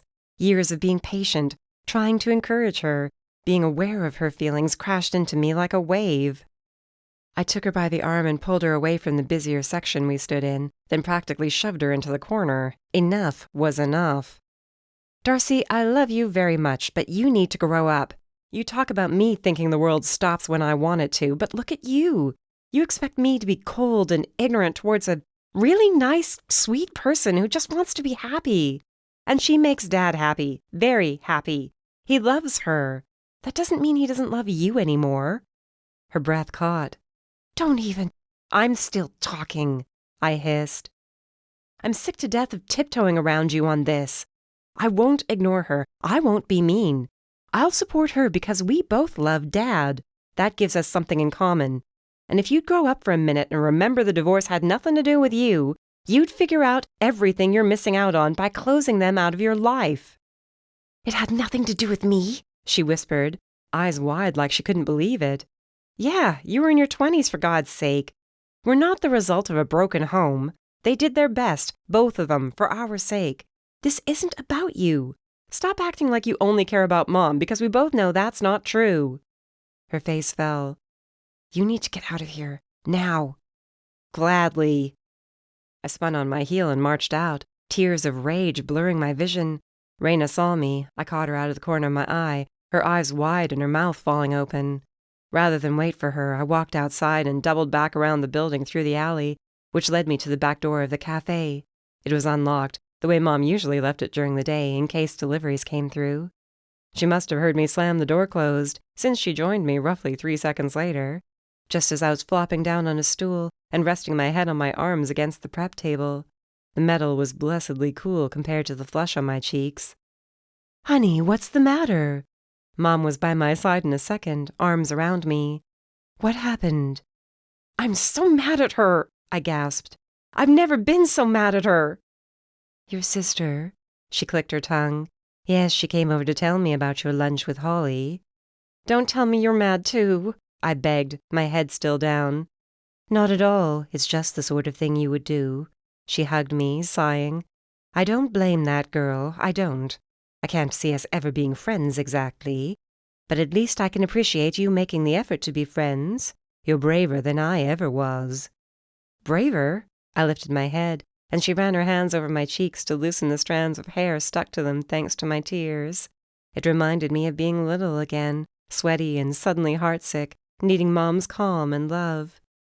Sure, sitting out there with her for everyone to see, sending a message. I'm so proud of you. She kissed my forehead. No matter how many times I remind people that I don't hold anything against Holly, they can't stop supposedly freezing her out on my account. I thought things were getting better, but now... It's like the early days all over again, I know. Wash your face, cool yourself down. Another kiss, then she hurried out to the counter. I did as she ordered, and the cold water I used to splash my cheeks did wonders. Nobody could upset me worse than Darcy, probably because normally we got along so well. Minutes later, I was weighing dry ingredients for the goods that would be baked for the following day. Baking, even prep work, always calmed me. When Raina walked in from the dining room. "Wow, I think I'm glad I wasn't there for what happened. I hope you're not mad over my ducking away." "Not at all." I set aside the muffin ingredients after whisking them together. "It wasn't your fight. You don't need to get in the middle of my family stuff." "Well, I don't have a sister, so I have no idea what you're going through. But," she wiggled her fingers around in my face, "I come bearing gifts." "A gift? One gift?" I had to laugh. "What did you find?" She reached into her shoulder bag and pulled out a book. Like the one I'd found, it was without a dust jacket, and its cover was well worn. "Is this the sort of thing you were looking for?" "Sure." I flipped it open. Wuthering Heights. I wonder if it was hers. The cover's all rubbed clean, just like the scarlet letter. I shook the pages, disappointed when nothing came out. "Oh. What's wrong?" I was hoping there was something inside. Another picture. Something. Oh, there totally was. Her smile was wicked, knowing, as she reached back into her bag. "You jerk! Hey, I don't like to reveal everything at once." That makes me feel sorry for Nate. She scowled. "There are knives nearby. Watch it. I might not even give you this letter that I found tucked inside the book." My eyes almost fell out. A letter? Chapter 11. Frank, by now you know of my condition. You can't imagine the disappointment I suffered and still suffer, now that I know for certain how you feel about the matter, about myself as well. Could you have played me false all along? Were your loving words nothing but a sweet lie? I know well of the lies men tell women when it comes to such situations as ours. I never thought I'd be one of them. Is that what hurts worst of all, knowing what a fool I was? How I believed you, how I trusted you. I opened myself to you in every possible way, and you used me for your pleasure. You said all the right things. The look in your eyes spoke of love. What an actor you are. You might make your living on the stage or in the movies. Your mantle would collapse over the weight of so many awards. How could you do this to me? Did those days in the garden mean nothing? Can you honestly say it was all a charade on your part? You've left me with nothing, with no one. The child will be surrendered for adoption upon birth. Father has arranged for that. To think I feared he would kill you when he sought you out. I demanded to join him. How I wept, pleaded, swearing over the truth of our love. He was right all along. You were a cad. You thought you might use me, perhaps gain a bit of my fortune, and run away. Now you'll receive nothing. Not even the sight of your child. Our child. I would say I hate you, but you are beneath hatred, beneath loathing. You do not deserve my hatred. There's no signature, I whispered. It ends there. Holy smokes. Raina drew her feet up under her, a glass of wine in one hand. We were both in our pajamas with a pizza from the shop downstairs on the coffee table. Lola danced around, hoping to get lucky with a drop bit of pepperoni or cheese. Like I wanted to deal with the issues that would stir up. "I mean, the paper's practically burning up in my hand," I snickered, turning it around to look at the blank side. The poor girl. No signature. None. And the envelope was blank, too, fragile, yellowed with age. She wrote it, but never sent it, or even finished the thing. Maybe this was a draft, nothing more. She might have written another one and sent it off. Raina huffed. I hope she did. I hope she did worse than that. Frank, I never did like that name. I was careful to put the letter back in its envelope, then tucked it into the book where it had sat since who knew when. Maybe since the day she wrote it. Poor girl. Once the letter was safe, I sat down to eat another slice. Did you see how happy Mr. Angelo was to see me? I laughed. Goes to show you how often I was down there in the weeks after my breakup. I might as well have set up an air mattress on the floor. I can understand why you would. This is good stuff. She paused before biting into her second slice. Oh, hold up. Didn't you say Joe wanted to have pizza on the boardwalk? So? I asked, chewing. What, you can't eat pizza twice in one weekend, after gorging yourself in Rome? She thought about it for maybe 2 seconds before taking a bite. Yeah, that's the problem. I need to work off the extra calories. Don't worry, I'll keep you busy. You can come to the yoga studio with me tomorrow. Yoga? She held up a napkin over her mouth, in case anything shot out while she laughed hysterically. Thanks, I muttered, rolling my eyes. I'm surprised is all. You willingly doing yoga? It's for Joe's sake. He needs to find ways to relax and center himself when he's working. No more panic attacks. I glanced her way and found her staring at me with a smirk. What? You care an awful lot. Why not? Even I could admit he's saved my bacon. Why not do what I can? Besides, tell me the thought of him doing yoga isn't hilarious. Even funnier than the thought of you doing it, she snorted. Careful, you might choke while laughing at me. What a tragedy that would be. All right, fine.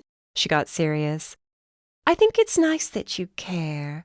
Hopefully he'll take to it. But yoga's never been my thing, you know that. You're into meditating. Which is not the same. I've never cared for it. She tipped her head to the side. But I'd be happy to show him how to do that, come to think of it. That's a good idea. He needs all the help he can get, working in a high-pressure town like that. When I think of how worried I used to get over Dad going to work, I shook my head. My gaze fell on the envelope sitting on the dining room table. I didn't have a dining room. Except for the bedroom and bathroom, the apartment was open floor plan, so I could see it from where we sat. I wonder if it was Millicent. I wish whoever had cleared out the house hadn't been so dumb about it. I wonder if there's a sample of her handwriting somewhere. Where would you find something like that? No idea. If her things were still kept somewhere, I might land on something and compare it to this letter. Raina grew silent, carefully pulling a piece of pepperoni away from the gooey, stretchy cheese. I feel so bad for her. Me too. That poor thing. He told her he loved her. It sounds like her dad went to have it out with him, maybe to tell him he had to marry her or something, and Frank backed out. I wonder how he managed it. Who knows? Maybe his family was rich too, and they didn't want him marrying her. She was loose, or whatever they called it. But she was rich. It would have been a good match as far as that went. And unless he was a billionaire, she was probably better off than him. Maybe he was already engaged to somebody else. Could be, I agreed. Either way, it's a sad situation. The baby was put up for adoption, supposedly. We turned to each other at the same time. I didn't know how I looked, of course, but I suspected I was as wide-eyed and surprised-looking as Raina. What if we could find the baby? What if they're owed money or something? Her eyes lit up, then immediately dimmed. How would we ever do that? We don't even know if she had a boy or a girl. We don't even know if it was Millicent or not. I think we're getting ahead of ourselves. I hated how right she was. Okay, hang on. I got up and went to the junk drawer, where I knew there was a notepad waiting. Let's make a list.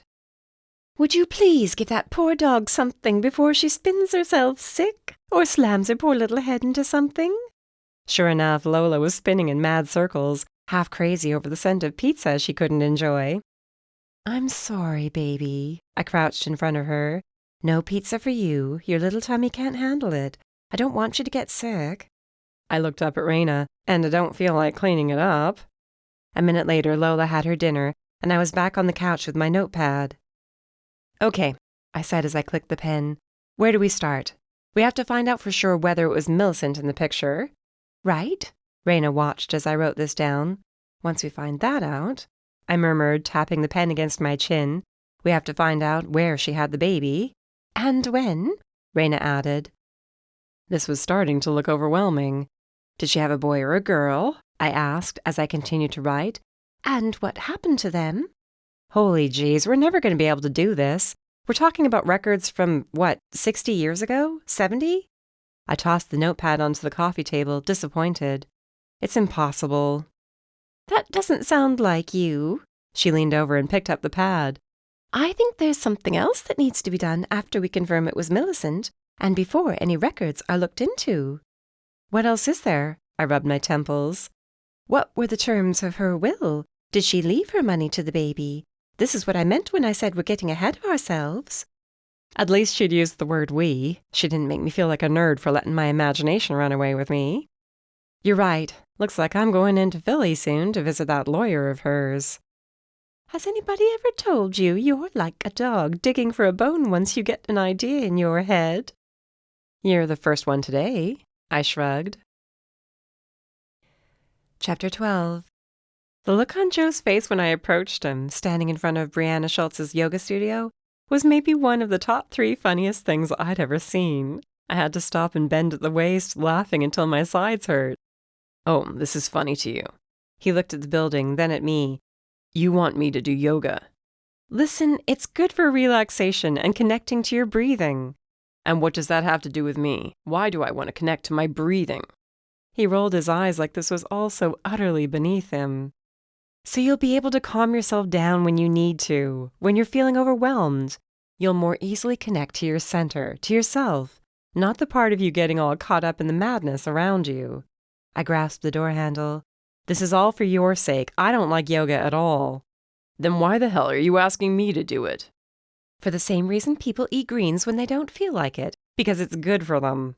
I opened the door. Stop complaining and come on. You're maybe the worst person. I've been called worse than that lately. At least he didn't ask what I'd meant. He was probably too busy having a second panic attack at the thought of, God forbid, bending for a little while. Darcy's comments still stung. A lot. We'd fought before, the way all siblings did. But she'd never been so vicious. Personal. Hey, I stopped him before we entered the room where Brianna taught her beginner's class 3 days a week. Do you think I think the world revolves around me, like I'm self-centered? You're really asking me this while you're about to force me into something I really deeply don't want to do? He was grinning until he saw that I wasn't kidding. In a flash, he turned into Detective Joe, right down to the stern expression. No, absolutely not. You're the least selfish person I've ever met. That was nice to hear, though I had a feeling he was exaggerating. But it made me feel better. Emma! Brianna was all smiles when she found us standing outside the room where she was prepping the music. You're here! I'm so glad! Then she laid eyes on Joe. The man was like walking, talking magic. She went from smiley and friendly to deep-voiced vamp. Hi! I think I've seen you around. You're Emma's friend, the detective? If she'd batted her eyelashes or pulled out a cigarette on one of those long holders and asked for a light, I wouldn't have been surprised. You can call me Joe. He grinned. How did he manage to be so cool in the face of obvious female lust? I cleared my throat, feeling like a third wheel all of a sudden. Joe's new to this whole thing. You're practically new yourself, she teased before laughing way, way harder than her joke warranted. I'd never had a problem laughing at myself when the situation called for it. Sometimes I was the first person to do the laughing. But this? I plastered on a wide smile and ignored Joe's knowing smirk. Then I guess we're in the right place, huh? I marched into the room where a handful of women were chatting. Chatter which stopped dead the second Joe walked into their midst. I had the feeling he'd become a fan of yoga by the time the class was over. Leave it to me to lead him to it. Here, I thrust a mat his way. Do you just happen to have 2 yoga mats at your place? He whispered, unrolling it the way I unrolled mine. Yes. Why? Because I like this color better. I unrolled my light pink mat while he had the purple. A wise decision, especially considering you never use them. You don't know my life. I did what I could to get into the yoga state of mind while also doing what I could to ignore his snickers and the appraising glances still coming from the other side of the room. It was clear the women who'd already set up their mats wished there was a way they could move closer to him without appearing obvious. A few of them shimmied, but that was the thing about an anti-slip mat. It stayed in place. Good morning. Brianna's voice was warm, confident. We have a first-timer here with us this morning, so I'll make a point to take a little more time with him. Oh boy, how did I not see this happening? I glanced at Joe, who looked like he was barely fighting back a grin. Well, of course he would like that.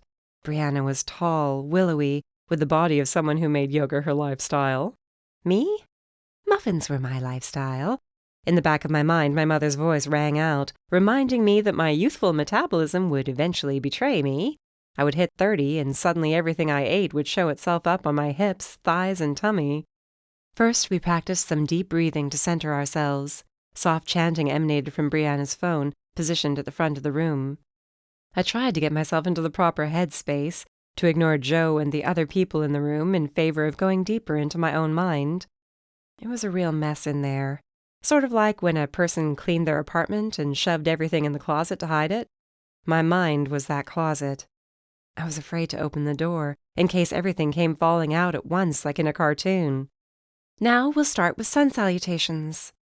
Brianna stood between Joe and me, walking him through the progression of poses. Really stretch while keeping your heels on the floor. I'm going to put my hands on your hips and then pull them back. Just try to relax. Meanwhile, I was also in downward dog. I turned my head slightly to look at Joe, whose face was a mask of confusion and frustration. A giggle bubbled up in my chest, though I managed to turn my face away before he saw me fighting a laugh. Okay, now you're going down between your arms, dropping your hips, leaving everything from your pelvis down, flat on the floor. Brianna positioned herself in front of Joe, showing him how to move into cobra pose. She arched her back and threw back her head, basically thrusting her chest toward him. What made it hilarious was the way he cleared his throat, his face going red. We went through this again and again, until he actually seemed to have the moves down, if not the flow between them. Relax, focus on your breathing. Ease into it.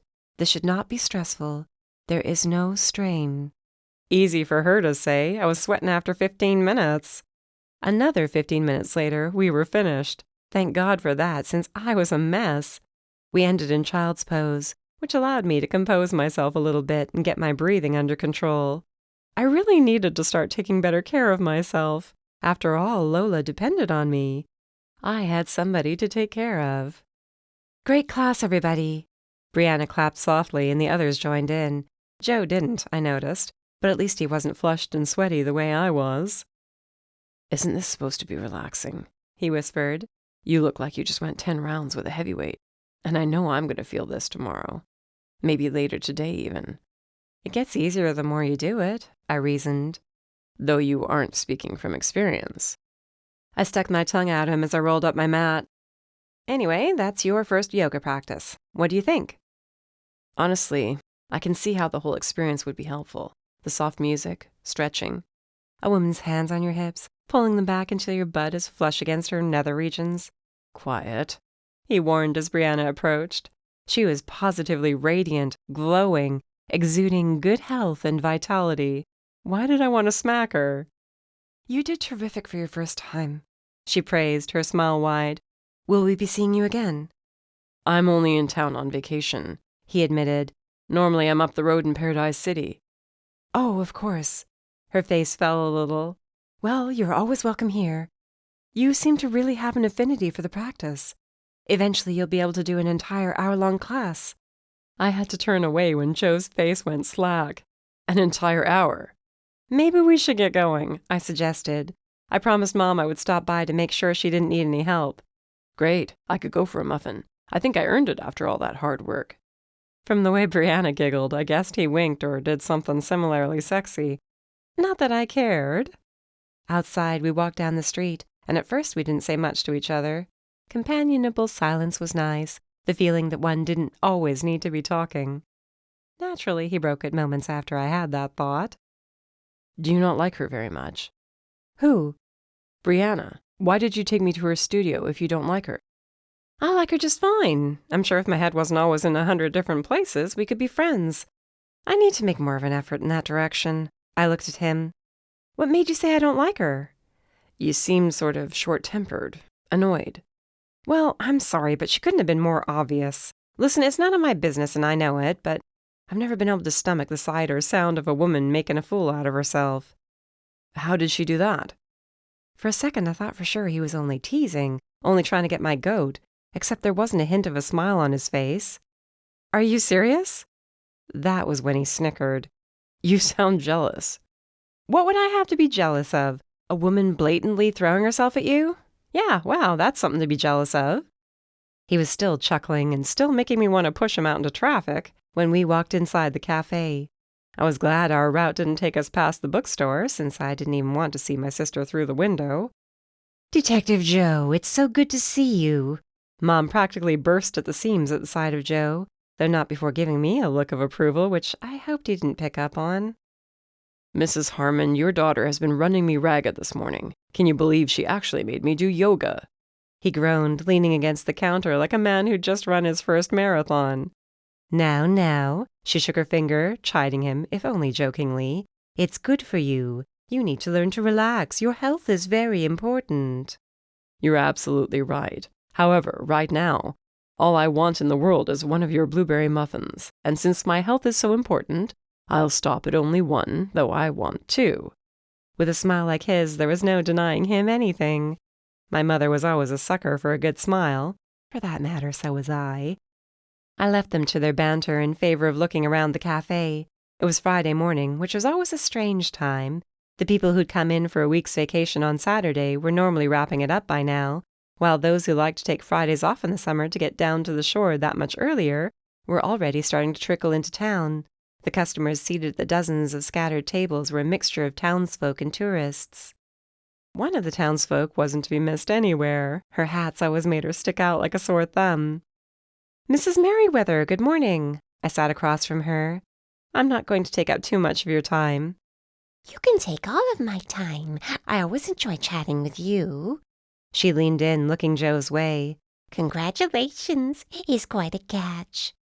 Dear Lord, I prayed he couldn't hear her. He seemed invested in whatever he was talking about with Mom, thank goodness. "Now, Mrs. Merriweather, it's not like you to spread gossip." That was a bald-faced lie. "He's not a catch. I haven't caught him. And I'm not trying to either, so don't get any ideas." She sighed. "Youth is wasted on the young. If only we could trade places, I would show you how it's done." I had no doubt. "Anyway," I chuckled, "I was wondering something. Were you well acquainted with Millicent Mountbatten?" Her face lit up, though in a different way than it did when she was talking about past conquests. "Certainly. We were girls together. Oh, she was lovely. Nothing like that stodgy father of hers, always telling her what to do, while her mother never had any backbone." She shook her head, clicking her tongue. "Were it not for him, she might have married one day." "Why do you think it had anything to do with him?" I asked, barely able to contain myself. Here was somebody who'd actually been back there in those days, somebody who had a wealth of information. "No one was good enough for him. He even sent her away for a while to Philadelphia, where she could stay with his sister and meet suitable young men. Oh, Millicent was furious. She never cared for her aunt or for that social circle. By the time he passed away and she was free to do as she wished, I suppose she was too set in her ways. Couldn't see her way to learning how to compromise with someone else. I was busy with my family and my children at the time, and I do regret our growing apart." "That's a shame," I murmured. "Poor Millie. Was there ever a man named Frank in her life?" She frowned, her face practically collapsing into wrinkles. "Frank? The only Frank I remember was the gardener's son. There was no Francis, Franklin, not that I can recall." If there was one person whose memory I trusted, it was hers. That woman was sharp as a tack, even at her age. "And you say her father sent her to Philadelphia. How long was she gone? Can you remember?" "Certainly, since that was the summer I was married. I did so want her to be there, but there was no denying that man when he set his mind to something. She left in late winter and didn't return until autumn." A theory started to build in my head. "Thank you so much. I love talking about those times." "Well, feel free to pick my brain any time you want. It's nice for an old lady to feel like her memories won't go with her." She stood then, shaking invisible wrinkles from her flowy, flower-printed caftan. "As much as I hate to leave now with so much delicious eye candy on display, I have some visiting to do." Eye candy? That woman was a trip. At the last second, something occurred to me. "Do you remember Frank's last name?" "Welburn. His father was Mr. Welburn." She patted my hand. "Remember, don't waste your youth. Grab him while you have a chance." Her faded blue eyes sparkled, making me wonder what it would have been like to know her when she was young. I had the feeling we would have been friends. I followed her out the door with my eyes and watched as someone who was just on his way into the cafe held the door for her. She expressed her gratitude, touching his arm and calling him a gentleman. Sure, he was a gentleman. He also happened to be Deke Bellingham. And when he found Joe approaching the table to sit where Miss Merriweather had just been sitting, his smile turned into a frown. Chapter 13. Uh-oh. Hey, I called out, waving. Good morning. He hardly seemed impressed, focusing on Joe, who by now had noticed him too. Yeah, good morning. I thought I might find you here today. I let out a nervous chuckle, glancing at my mom, who, of course, was watching this play out. Would she help me somehow? Of course not. She was too busy observing. I worked here during the early rush. Then she introduced me to yoga, which I'm not sure I should thank her for or what. Joe stood, extending his hand. Good to see you again, Deke. Yeah, same here. Not only did his insincerity practically ring out for everybody to hear, but he was still frowning as he shook Joe's hand. Here, sit down. You want something to drink? I could get it for you. Heck, I would have gladly run all the way down to the boardwalk and got him a funnel cake. Or maybe flown to Paris for croissants. Anything to get away from this table where two men stared each other down while trying to make it seem like they weren't. Emma, can you help me here? There were a handful of people waiting at the counter, looking like they were all part of the same group, probably a family on their way home that morning, hoping to beat the traffic. Gladly, I called out, hurrying to the kitchen to wash my hands before filling orders. What in heaven's name is that about? Mom hissed as we passed each other behind the counter. You're asking me? Has Deke committed to anything? No. You don't think I would have said something if that were the case? How would I know? You're awfully selective about what you will and won't share. Now's not the time to get offended, I muttered, watching them out of the corner of my eye. They just sat there. Joe asked a question. Deke answered. Deke said something. Joe nodded in agreement. The iciness was enough to make me shiver. Maybe they're both terrible when it comes to small talk, she suggested, which got nothing but an eye roll out of me. The fact was, while I didn't really technically owe either of them anything, Deke's presence while Joe happened to be in the cafe at the same time had made my stomach clench, hadn't it? Which meant I knew there was something wrong about this whole situation, even if I didn't want to admit it to myself. But I was only friends with Joe, wasn't I? And Deke and I were simply casually seeing each other, and only when our schedules permitted. That was the way it had always been. So why did it feel like I'd been unfaithful to both of them? Once we had the family taken care of, I poured a coffee and brought it to the table. Black, just the way you like it. Deke turned his full attention on me, smiling, but it was a tight smile, insincere. Thanks. I was just on my way around town, admiring the scenery. I think I'll take this to go. You don't have to. But he was already standing, waving to Mom and thanking her for the coffee while on his way across the room. I shot Joe a pleading look before hurrying out the door after Deke. Deke, you don't have to leave. I wish you wouldn't. He stopped, his back to me. What's going on there? Nothing. He's a friend. He's in town this week. That was enough to make him turn around and glare at me. Those pretty gold flecks in his eyes weren't so pretty when he looked mad enough to spit fire. Don't you think you could have told me about him? That there was another guy in town wanting your time and attention? Well, I could be apologetic when the situation called for it, but this was not that situation. I felt my chin jutting out, while my hands found my hips. Hold on just a second. For one thing, I didn't know he was coming in. That was a surprise. For another thing, you're so vague about if and when you would decide to grace me with your presence. I didn't even know for sure until you strolled into the cafe whether you actually planned on visiting for sure. Who knew? Maybe something would come up and you'd suddenly leave the country and I wouldn't know. Or maybe Marcia would send you off on an assignment and you'd drop everything and go. Either way, I don't owe you an explanation. If you wanted all my time this week, you should have told me. And even if you had told me, I would have told you that I still have a life here. I can't drop everything. He backed away, shaking his head. Well, don't let me take up any more of your time this morning. I won't. I spun on my heel, determined to march into the cafe and plop down in front of Joe. Only Joe was on his way out the door. Where are you going? I asked. You didn't even finish your muffin. Yeah, my eyes were bigger than my stomach. I'll see you later. He barely even looked at me before starting down the sidewalk. Wait! I trotted beside him. Don't do this. I know you're mad about something. Do you have a problem with Deke? I didn't know anything about that. I don't have a problem with him, okay? Then what's the matter? Why won't you talk to me?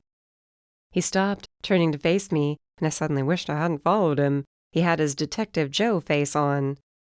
How come you told me there wasn't anything happening between you two? Remember, you said he dropped off the face of the earth. I could hardly believe this was happening. Yeah, I vaguely remember saying that, and at the time it was true. So you let him waltz back into your life like nothing happened. Sorry if I have a problem with that. It's not for you to have a problem with. It's my life and my situation. Well, sorry if I had a hard time sitting there pretending to be buddies with him. I don't like it when people I care about get treated that way. I could barely keep up. People he cared about? It was all a misunderstanding. Even so, we're not together. We're not a couple. It just so happened he had a break in his schedule for the first time in a long time, and he decided to spend a few days here. Nothing more than that. And why am I even defending myself to you? I don't owe anybody an explanation. You're right, you don't. If you'll excuse me, I have to wash off the yoga. He stalked away, and this time I didn't bother following. Not only had we attracted a little attention, unwanted, obviously, but he could take a walk into the ocean and never come out as far as I was concerned just then. The nerve of him. I got my things at the cafe and shook my head when it looked like Mom wanted to ask questions. I can't. I need to go home and shower anyway. I'm sorry I can't stick around and help out. I have it under control, she assured me, so long as you're all right. Raina's at the apartment with Lola. If I need to talk, she'll listen. I kissed her cheek and dragged my feet out the door down the sidewalk. The nerve of both of them. Neither of them owned me. I didn't owe either anything. So why did it feel like I did? Was Joe starting to feel something more than friendship? He'd referred to me as somebody he cared about. How deep did that go? I cared about him, but as a friend. Right? You have nothing to feel bad about. Raina was on the floor playing with Lola as they paced the apartment and fretted. Deke keeps you guessing all the time, and if Joe thinks of you as more than a friend, he should say so. I squeezed my eyes tightly shut. Raina didn't know about his past. Nobody did except for me. It wasn't my story to tell, how his wife had been killed in a hit-and-run accident. For somebody who'd suffered that sort of tragedy, it wouldn't be as simple as admitting feelings for a person. Even then, admitting feelings was never simple. If he had started to develop feelings for me, it would have meant daring to take a chance again. Here I was, clueless, assuming he would never see me as anything more than a pal, a somewhat annoying presence. All because he'd been hurt so badly, because he'd suffered so much. Not to mention I did flat-out annoy him at times. It's not so easy for some people, I settled on saying. Sometimes something so terrible happens that you can't bring yourself to say those sorts of things. Did I miss a sign somewhere? Well, the man did yoga with you today. He doesn't strike me as the yoga type, but he made the effort. Whether or not that was for you, I don't know. But it tells me he's willing to make an effort for your sake. I waved a hand, shaking my head. Please, he probably figured I would never let him live it down if he didn't at least try. Sure, keep telling yourself that. Whose side are you on? She looked up, her brows lifting. I wasn't aware there were sides to be on. If there's a side, I'm always on yours, you know that. I flopped on the couch, gratified by the way Lola jumped up to be next to me. A few kisses on the cheek brought a smile to my face. Sometimes I wish I were you, I admitted. Life is so much simpler. Raina snickered. Sure, so long as she has her toys and her treats. In a flash, Lola launched herself off the couch and started dancing in circles. I looked at Raina, shaking my head. You know better. She got up to procure said treat for my insane dog, and Lola's little treat dance couldn't have come at a better time. Laughing over her gave me the chance to reset my thoughts. Oh, I forgot to tell you. Mrs. Merriweather was friends with Millicent. You're kidding. I really hope I'm as sharp as she is when I get to be her age. She is amazing. I gave her a rundown on what I'd learned. So Frank was the gardener's son. Raina leaned over the counter, her chin in her palms. Do we think a really wealthy girl would get herself involved in a guy who had absolutely no money? If she did, the way Mrs. Merriweather talked about Millicent's father tells me he wouldn't have been a fan. But he went to Frank. Frank was the one who walked away. I know. Maybe this isn't the same Frank, but she swears she doesn't remember anybody other than that one particular Frank. But Millicent could have hidden somebody from her. Did you say anything about the baby? Well, I still don't know absolutely for sure Millicent was the one in the picture. Maybe I can show it to her, ask her if she can identify the pregnant girl. Yeah, but what if Mrs. Merriweather never knew she was pregnant? That might come as a shock. Now that you mention it, she did say something about Millicent's father sending her to Philadelphia at one point. It meant missing Mrs. Merriweather's wedding, which she sounded really sad about. How much do you want to bet the trip to Philadelphia was a way of hiding the pregnancy and birth? Maybe not the pregnancy, Raina pointed out. She's pretty pregnant in that picture, and she's standing in front of the house here in Cape Hope. Oh, that's a good point. Well, maybe he kept her confined to the grounds. He sounded like a real control freak. Maybe he wanted to, I don't know, be around to make sure she was healthy? Maybe he didn't want word getting out in Philadelphia if people saw her walking around like that? I'll tell you, after some of the stories I've heard about what went down in my grandparents' time, I'd go with the latter explanation. He would have wanted to keep it a secret. People would talk if they saw her out there, and he never would have known she was being careful unless he saw it with his own 2 eyes. I tented my fingers under my chin. So all we really need to do right now is confirm Millicent is the one in the picture. Maybe I can take a picture of her face with my phone and show that to Mrs. Merriweather, so she won't see the belly. This idea got 2 thumbs up. Genius. You're a genius. Was I? After missing the signals Joe might or might not have been sending my way? Chapter 14. I don't want to talk about it, I called out as I entered the cafe less than 2 hours after I'd left.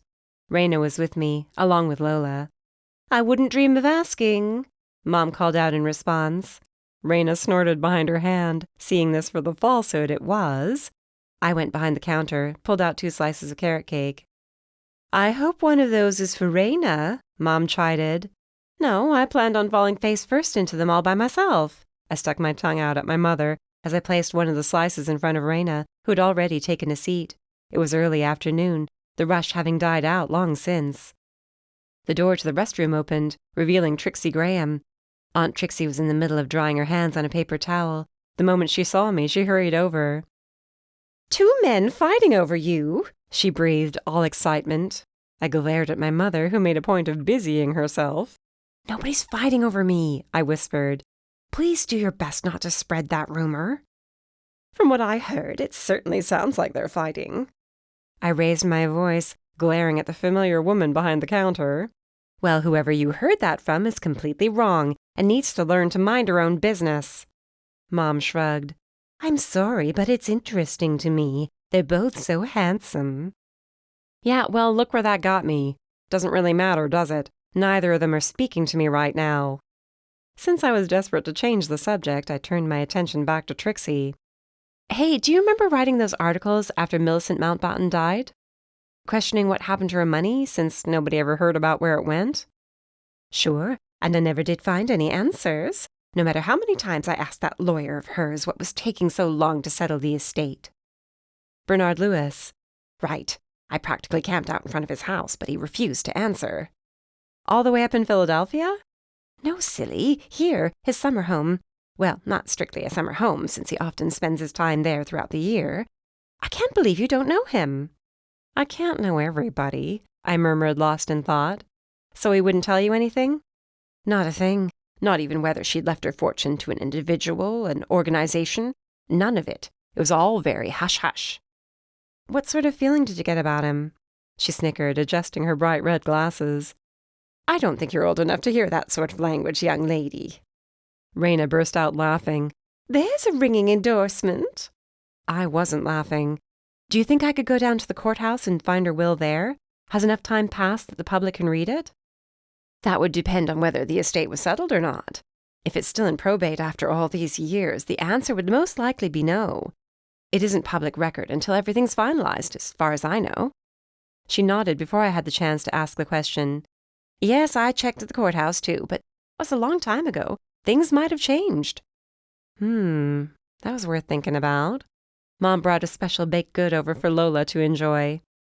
No blueberries this time, she was quick to assure me, both of us remembering what I had not so fondly thought of as Lola's blue period, a.k.a. the time Mom fed her enough blueberry muffins to make her poo blue for days. At least she was little, which meant her poo was small, but still. Trixie raised a knowing eyebrow. What are you so interested in this for? Why, do you think there's a story in it for you? I teased. Maybe. What are you thinking? She pulled over a chair and went so far as to pick up my fork and take a bite of my carrot cake. Only a very small handful of people in the entire world could get away with that and live to tell the tale. I'm thinking there might be something in that will of hers that will unlock an entire puzzle. I'm not 100% sure yet I have all the pieces in order, but I'm hoping that will change soon. It was like magic. The bell rang over the front door, and in walked Mrs. Merriweather. Sylvia, did I leave my gloves here this morning? I traced my steps, but I can't seem to find them anywhere. Mom hurried behind the counter and reached down, then straightened with a pair of mesh gloves in hand. You took them off here at the counter, and I didn't see them until after you'd left. Oh, thank goodness. I was starting to doubt whether I'd worn them at all today. She chuckled at herself as she put them on. I practically knocked my chair over. I was in such a hurry to get up. Mrs. Merriweather, I have a picture here on my phone. Can you tell me if it looks like somebody you know? Just like I'd suggested to Raina, I'd taken a picture of a picture. Nothing below the girl's chest was visible. I expanded it, making the face bigger so she could see. She squinted a little, tilting her head to the side. My goodness, where did you find this? It's a long story. Mom thinks it looks like Millicent. It's Millicent Mountbatten. Is that why you were asking me about her earlier today? My knees went weak. Finally, I had confirmation. Yes, that's why. I found this picture of her tucked into a used book, and I wanted to know who the girl was. Now I know. Wasn't she lovely? Such a good friend. I do miss her, but it's the way of life. When you get to be my age, you miss a lot of things. Mom drew her into conversation, while I returned to the table and sat down. I was trembling. And now we know. What do we know? Trixie leaned in. I knew the look in her eye. She sensed something big was on the horizon. I handed my phone over. The girl in the picture is pregnant.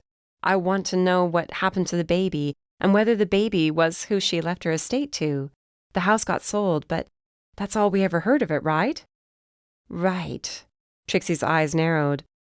What if it was all settled in secret? It could have been.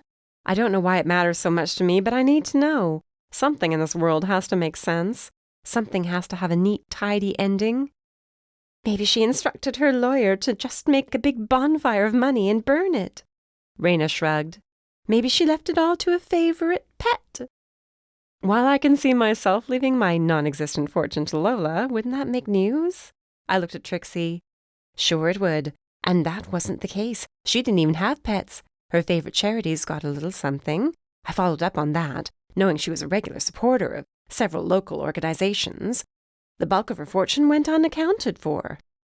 I thought about the unfinished letter she never sent. Thought about that girl. Why she captured my imagination the way she did, I had no idea. I simply had to know if everything worked out for her child. You feel like putting your investigative skill to good use? I asked Trixie. She flashed a wide smile. Always. Find out what happened to Frank Welburn. I have the feeling he's the key to a lot of this.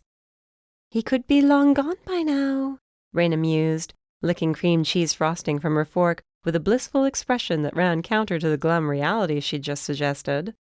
True, but it's worth following up on. I gave Trixie the lowdown on why we thought Frank was so important. By the time I finished, she was practically salivating. What a juicy story, she mused. An unwed mother forced to give up her secret baby, a baby who might have grown up to be a millionaire. Maybe. We don't know yet, I reminded her. Which is why I said they might have. She hopped up from the chair. Good enough. I'll start sleuthing. I've been dying to sink my teeth into something really good. Somebody didn't want me to write about a certain murder at a certain resort in a certain city not far from here. I rolled my eyes. And I thank you for that. I've told you so many times. I know. I just like hearing it again. I had to laugh when she sashayed from the cafe. With Trixie on the case, there was no doubt we'd figure things out. My laughter died when my phone, still sitting on the table, buzzed. Oh, crap. I tilted it in Raina's direction so she could see Joe had texted. "What's he say?" she whispered, craning her neck to read the message. Just one message, short and to the point. I acted like an idiot. We looked at each other. She shrugged. Yeah, he did. What else is new? This is his way of apologizing. He's not big on putting that sort of thing into words, and if you, for 1 second, think I'll allow you to tell me I understand him too well, she gasped, a hand over her chest, her lashes fluttering in mock innocence. I wouldn't dream of it. Smarty pants, I muttered, before typing a message in reply. I know, I'm pretty good at that myself. Chapter 15. Thank you for coming to do this with me. I'm still not quite sure why you need me. Joe shot me a puzzled look. You're a cop. You're, I don't know, official. Hang on a second. He stopped dead in the middle of the sidewalk, which was inconvenient seeing as how there were people behind him at the time. They walked around him, shooting dirty looks, but he didn't seem to notice. I'm not going to throw my job title around just because you have a whim about something. I wouldn't call this a whim, for one thing, and for another thing you make it sound like I'm using you. All he did was raise his eyebrows, which both shamed and angered me. I'm not! Jeez Louise! If I was going to buy a car and I wanted to bring my father with me because I knew that in our patriarchal society a man is taken more seriously when it comes to things like that, and there's less chance of them being overcharged, would you accuse me of using my father? No. I nodded. I feel like, first off, you'll be taken more seriously than I will.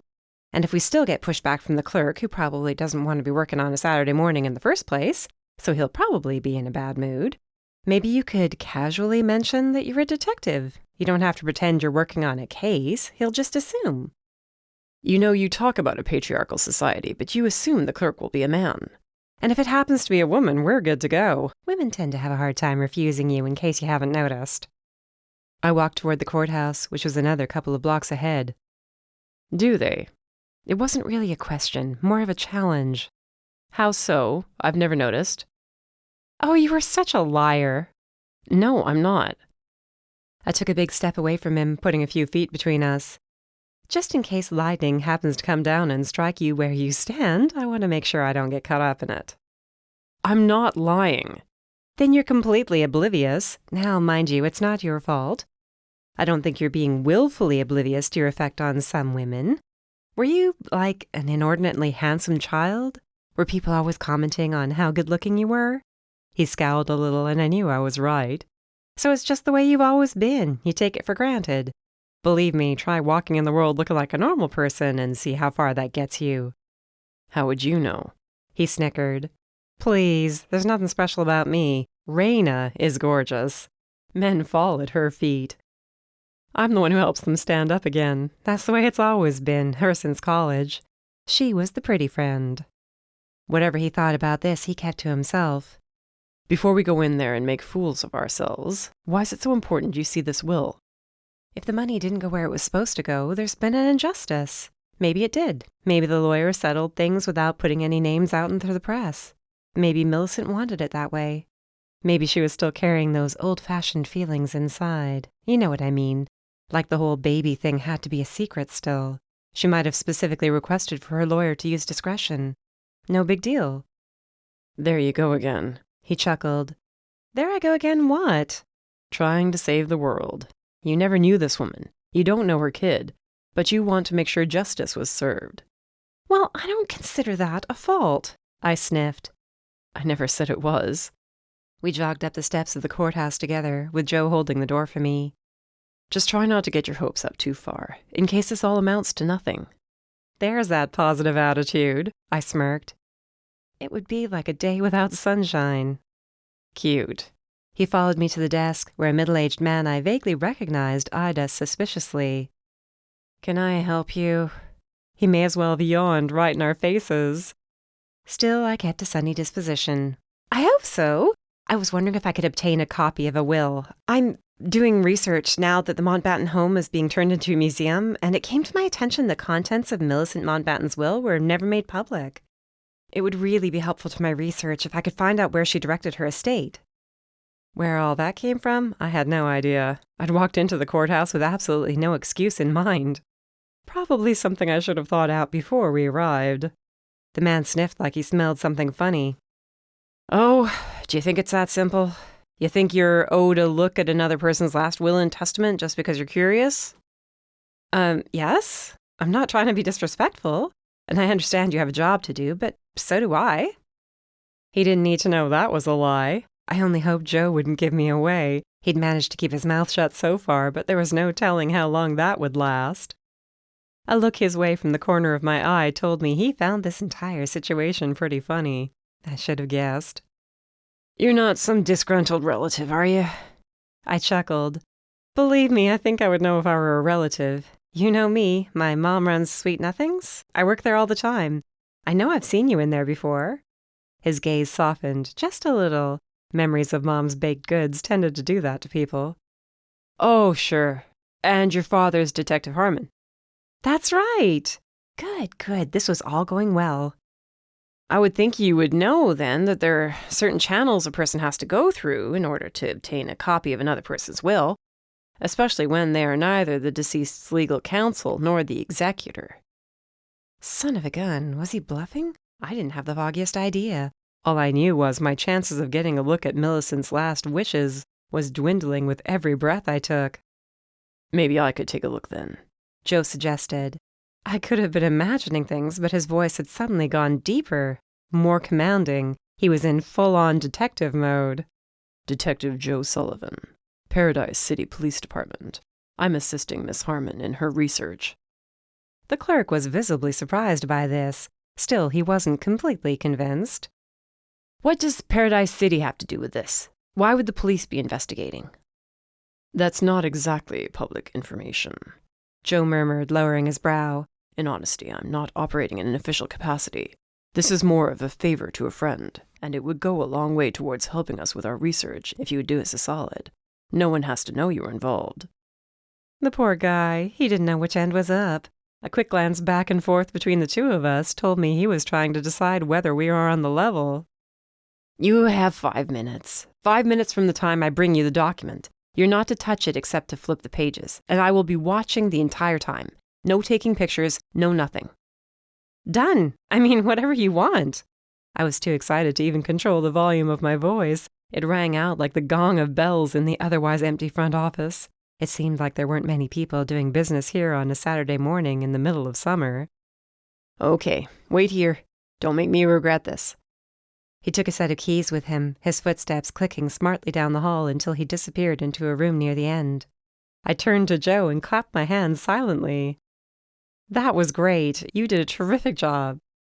You're pretty quick on your feet, he snickered. If I didn't know any better, I would think that was a compliment. Good thing you know better, then. He rubbed the back of his neck, chagrined smile tugging the corners of his mouth. I hope I don't end up regretting this. What is there to regret? The fact that I name-dropped an entire police department. I shook my head. You walked it back pretty well. You said you weren't here in any official capacity, so you couldn't get into trouble. If you need me to back you up, I will. I know that's supposed to make me feel better, but don't even say it, I warned, holding up my clenched fist. It was only another minute or two before the clerk came back holding a folder. He was shaking his head, muttering to himself like this was a bad idea and should have known better.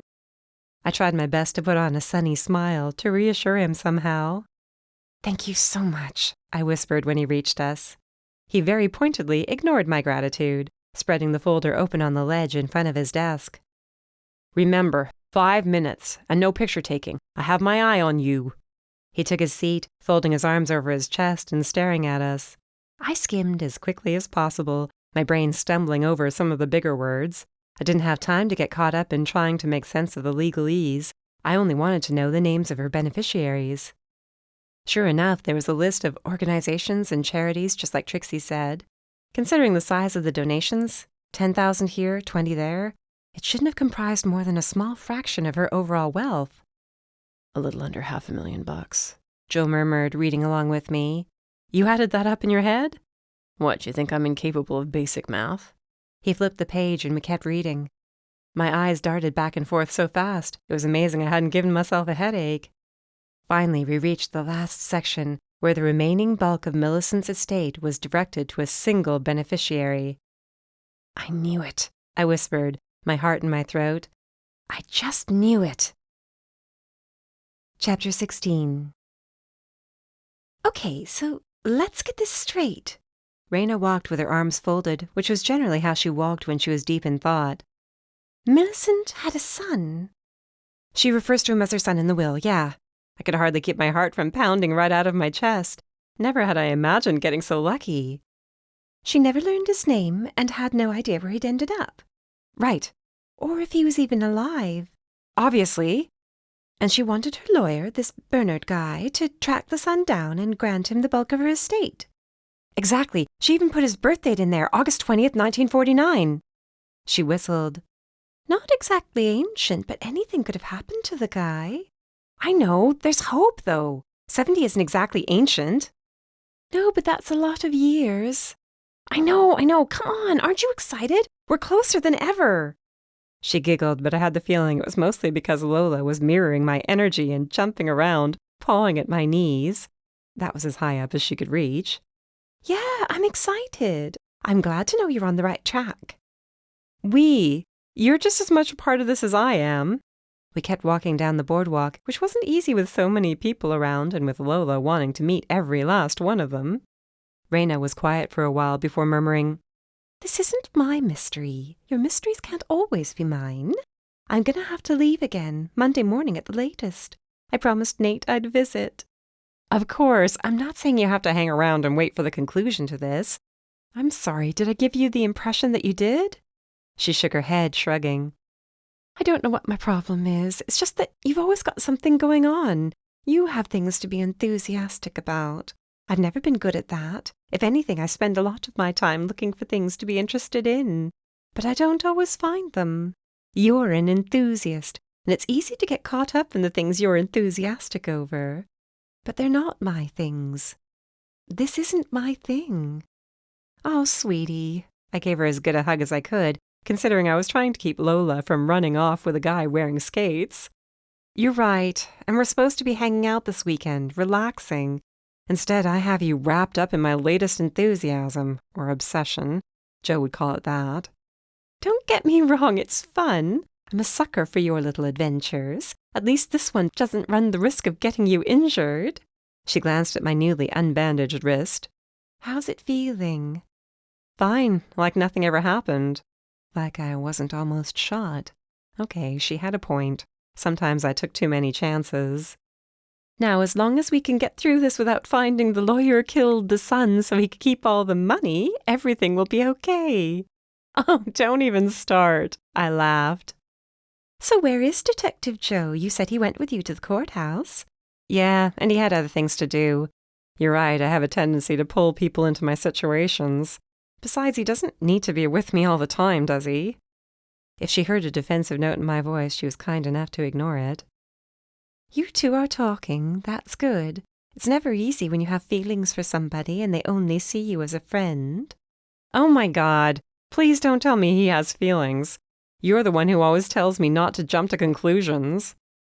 "Emma, I think it's time you get honest with yourself and stop pretending there's nothing between you guys.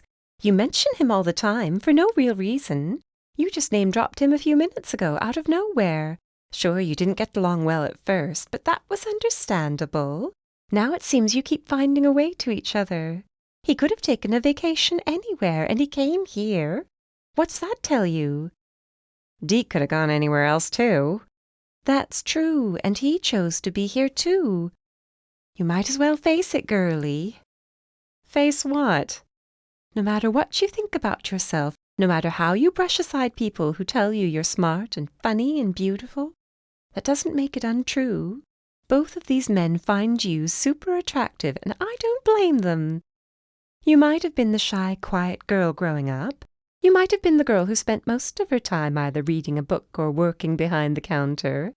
You might have been easy to overlook, but that's not the case now.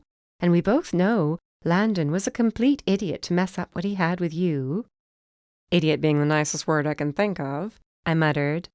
"But hey, he did you a favor. Now you have guys he only wishes he could be half as hot and kind and successful as, practically drooling over you." I couldn't help it. I knew what she was saying came from a good place, that she loved me, but it still made me uncomfortable to think of myself as anything special. She was right. I was always the girl working, reading, baking. Boys, then men, tended to overlook me. It was so easy to assume all the men in my life wanted to be friends because that was the way it had been for so long. I'm a grown woman practically in my late 20s, and I still can't get a handle on this whole situation. "I don't think any of us ever does," she confessed. "You remember how depressed I was in Rome during the whole Paolo situation?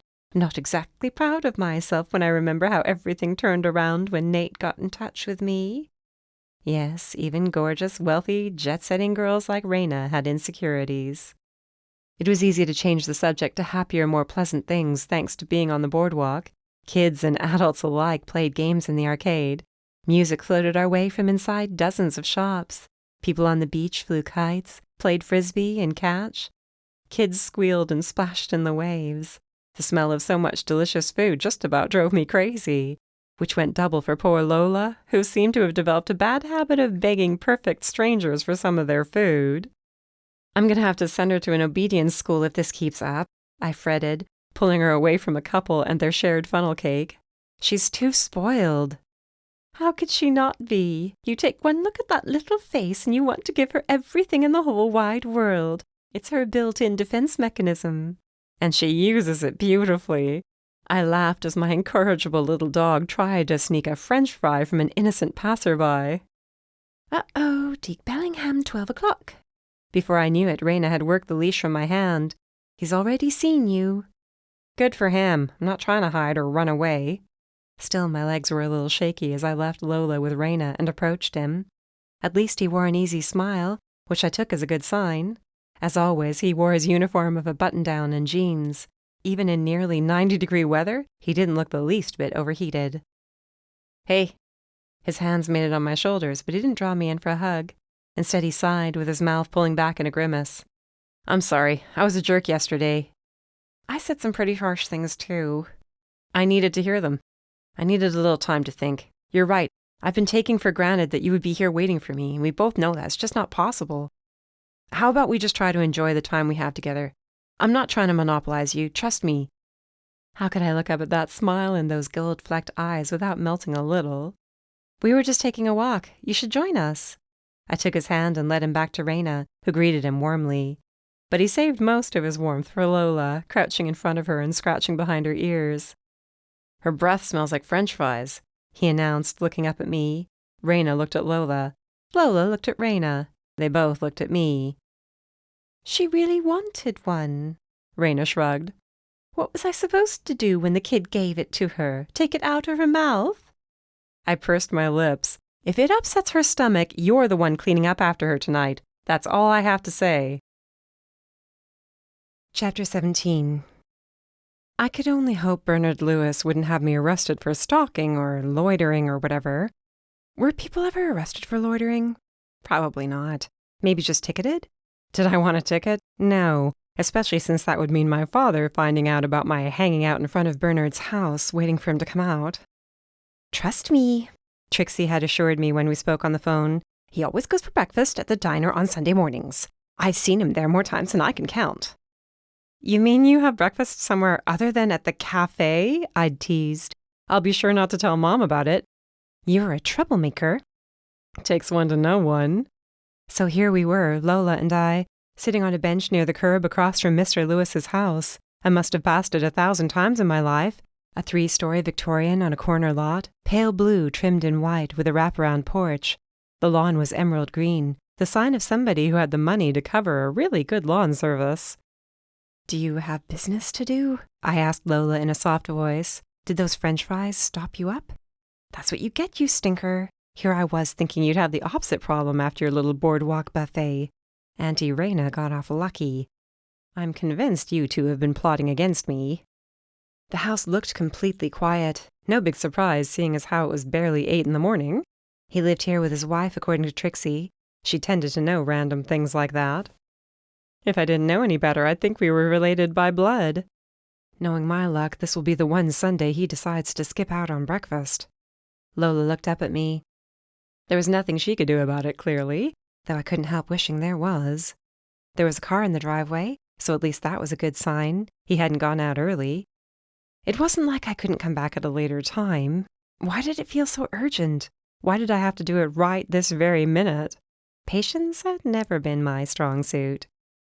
And he could spend his entire week in Philly and not come back until the following weekend, and I couldn't possibly wait all week. I'd die from suspense. It would be easier to get an answer from him on the street than it would if I visited his office.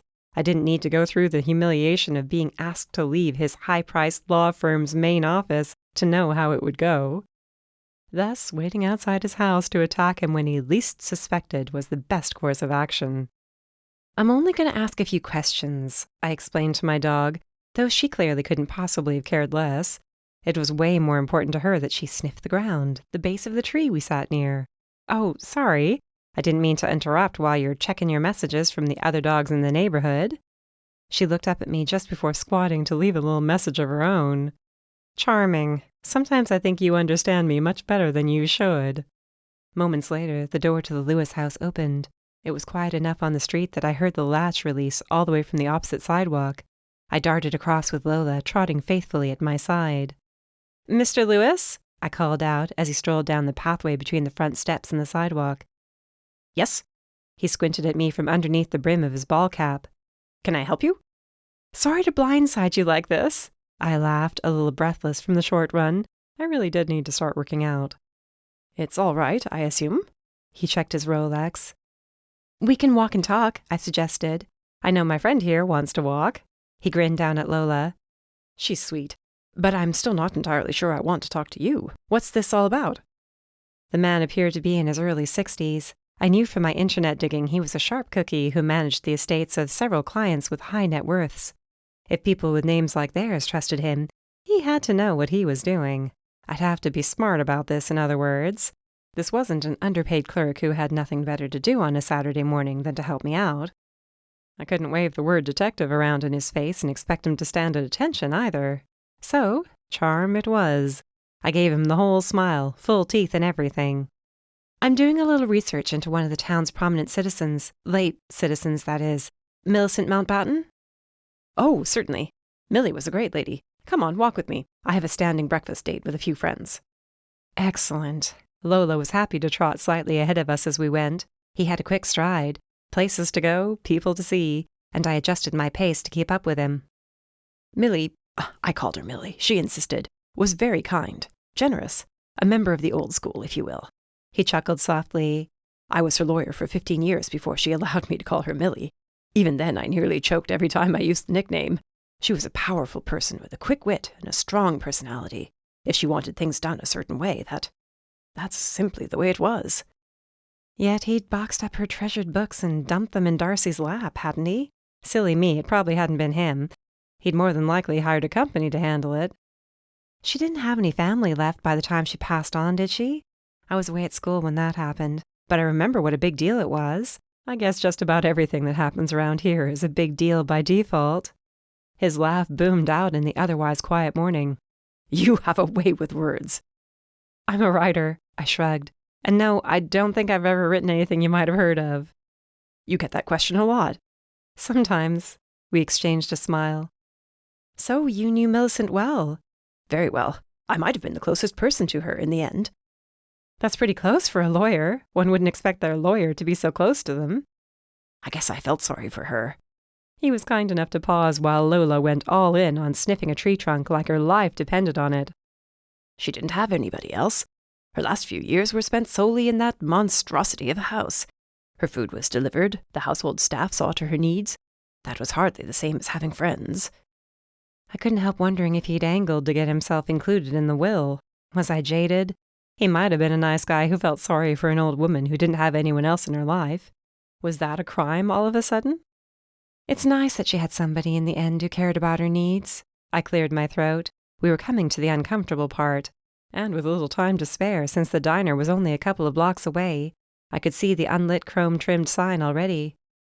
Somebody had to. What about her son? How did he feel when he found out who his mother was? Maybe I could have gone about this in a better way. Maybe I didn't have to drop it in his lap like a ticking bomb. Maybe Mom was right all those times she'd accused me of liking drama too much. What did you just say? I turned toward him. The look of slack-jawed wonder was clear, even though his face was shaded. Her son, the son she mentioned in her will as her primary beneficiary, the son whose name she never learned. He was given up for adoption, wasn't he? I imagine he was. What gives you the right? I only want to know if he got what was left to him, whoever he is, that's all. There was never a word of it in the paper. Nobody in town knows. It was a mystery for a long time. Nobody ever found out who he was. Nobody even knows if he exists, except for me and a few others. How dare you? How dare I what? Why does this have to be such a huge secret? It's not the 40s anymore. It isn't like I plan on going to the newspaper and telling them she had a baby out of wedlock. If anything, anybody who read the story would want to know her son got what she wanted for him. A secure, stable life thanks to her wealth. It isn't any of your affair, young woman, and I would appreciate it if you'd let me go about my day in peace. He tried to get past me, but neither Lola nor I would let him get away that easily. She ran around him in a circle, tangling him in the leash. Damn it, he growled. Calm down, I'll untangle you. I walked around him to unwind the leash, but I took my time about it. Hurry up! Why can't you tell me whether or not you found her son? That was your job, wasn't it? She wanted you to find him because she trusted you? It's none of your concern, that's why. It's a private matter. So you won't say yes or no? You can't even do that much? I'm not asking for a name, Mr. Lewis. I finished untangling him, silently reminding myself to give Lola an extra treat when we got home. I refuse to be badgered this way. He tried to push me out of the way this time, and he came close to getting what he wanted. I stumbled back, landing against a parked car. How dare you put your hands on me? I shouted. It took a lot to get me worked up, but minor physical assault was right up there at the top of the list of things that made me furious. How dare you stick your nose into business that has nothing to do with you? You do realize I could hire a lawyer and find out with their help just what happened to Millicent's money, right? Whether you saw it turned over to its rightful owner, or if you were just too lazy and jealous that somebody else got something you thought you deserved to do your job. He spluttered, red-faced, and for a second I felt more secure. Just like at the courthouse, I hadn't planned anything. That had just come out of my mouth. But it was the right instinct because it shook him into silence. Silence that was quickly broken by a squeal of brakes. So many things happened at once. I looked down. She wasn't there. My hand was empty. I dropped the leash when I stumbled. And Lola, where was she? Lola?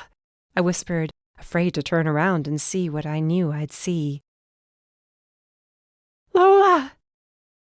All I heard was a soft yipping coming from the middle of the street. Chapter 18. I swear I'll never forgive myself, not ever, ever. I sat with my face in my hands, crying hard enough to take my breath away. I hadn't stopped crying since I found Lola lying in the street, nearly under the tire of the car that hit her. I'm sure she'll be okay, Raina whispered, rubbing my back. She might have had internal injuries. I have no idea. Oh my God, my poor girl. I couldn't shake the memory of trying to pick her up. She let out this pitiful little whine while staring up at me with those puppy eyes, begging for help, accusing me for forgetting her. I had forgotten all about her, hadn't I? She might as well have not been there at all. I was too wrapped up, yelling at that man, fighting with him. I forgot her. I let her go. What else was she going to do without me holding on? Obviously she'd go out into the street. I'll never forgive myself. She'll be fine, sweetie. Only she didn't sound like she believed it herself. She was only saying what she was supposed to say, the sort of thing people told each other when things looked awful and there was no hope. A friend who would want to encourage and soothe their friend, even if they had no idea what they were talking about. If she dies, I won't be able to stand it. I just won't. Honey, dogs don't outlive us, not most of the time. Please, please, I know that, but this isn't the same as her getting sick, something I can't control. This is my fault. I wasn't watching her. I might as well have pushed her into the street. I barely remembered calling Raina, and even when I had, I was crying too hard to make much sense. The driver of the car had taken the phone from me and explained, before driving us to the vet's office. It was obvious they felt terrible about the whole thing. I couldn't even remember if it was a man or a woman. I was that out of it. All I could think about was Lola. Though I vaguely recalled saying I wouldn't sue, it wasn't their fault. It was mine. The door to the back room opened. I couldn't stand up with my legs shaking the way they were. Raina stood, though, facing the vet. "How is she?" He smiled. "She has a broken leg, but otherwise she'll be just fine." That should have made me happy. Instead, I sobbed harder than ever. "We did a full x-ray just to be sure, and I didn't see any internal damage. She must have tried to dart away when she saw the car coming and gotten clipped by a wheel. It happens all the time." "See, she'll be fine." Raina hugged me. "She's fine." "If you think she was spoiled before—" "It'll be 100 times worse now," she chuckled. "I know." I managed to get it together enough to talk to the doctor. What's next? A cast?" "Yes, a cast. A splint. And a cone of shame, as they call them. At least until she's accustomed to the splint. Otherwise, she'll bite at it." Sure, I understand, but you're absolutely sure there's no other damage? No breaks or bleeding?" "I'm absolutely sure."